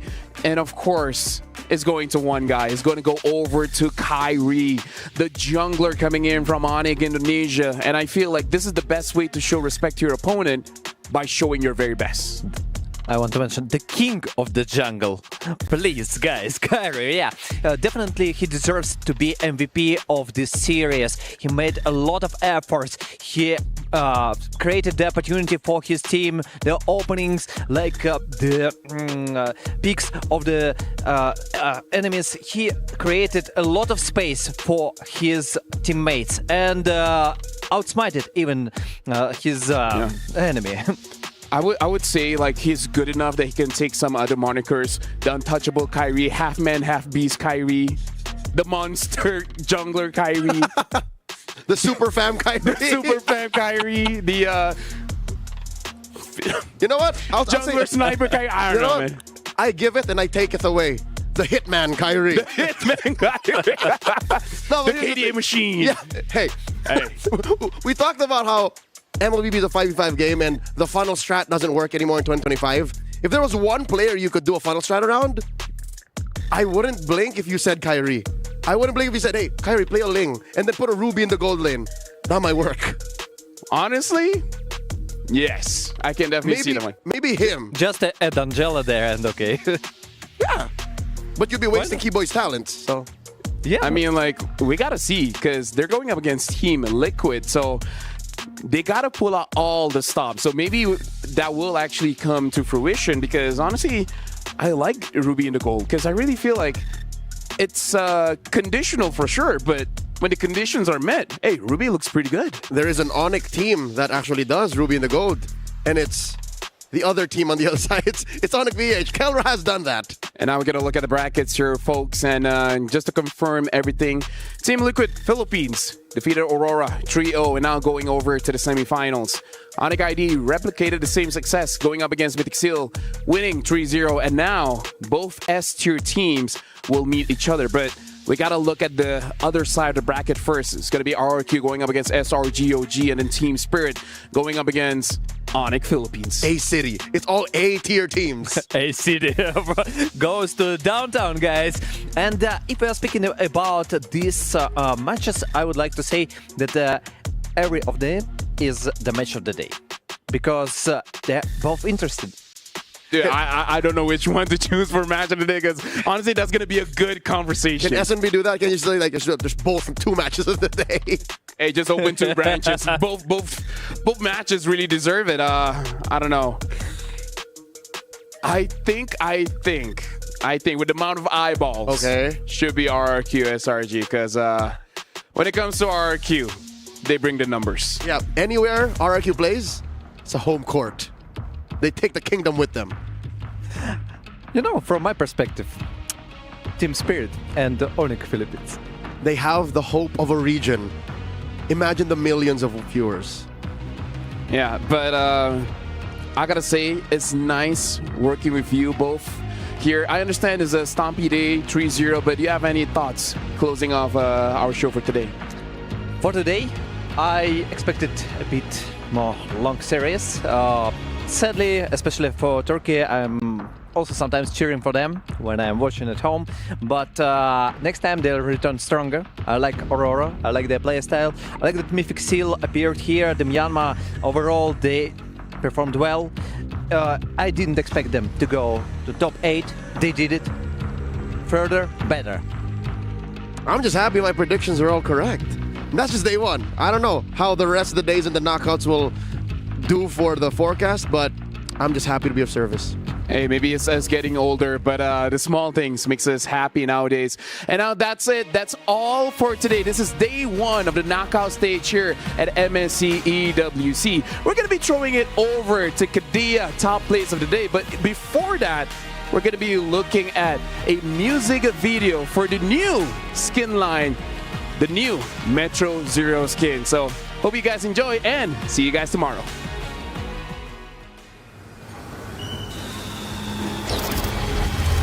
Welcome aboard Metro Zero. All souls must remain inside the train at all times. All alone, I felt a weariness inside. Paranoia always following in stride. Till the day that I became a spirit guide. My purpose won't be denied. Through the right, my body started to rehash. Now I feel a heat that scorches me to ash. All this pressure and the energy combined, I'm bound beneath the weight of the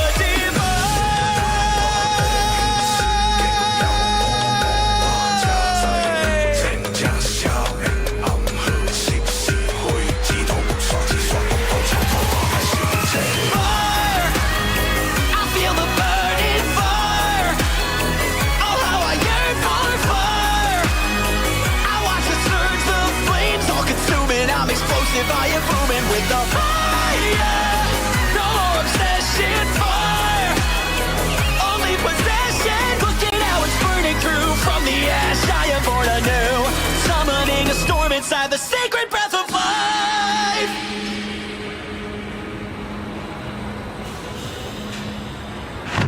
Next stop, Evergarden Station.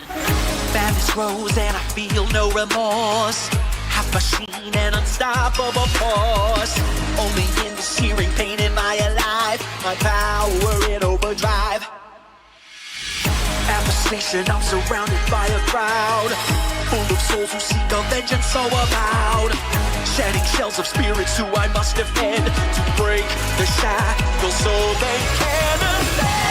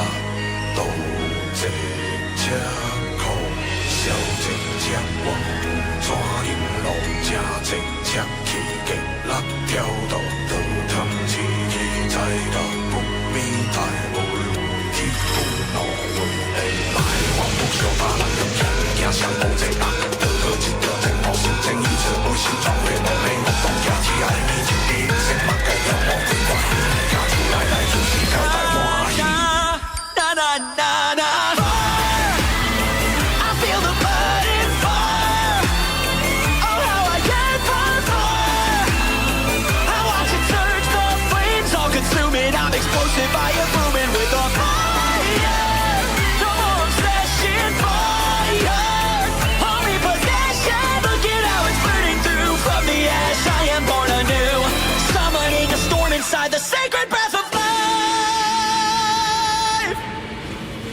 Now arriving at the terminal station, Evergarden Station.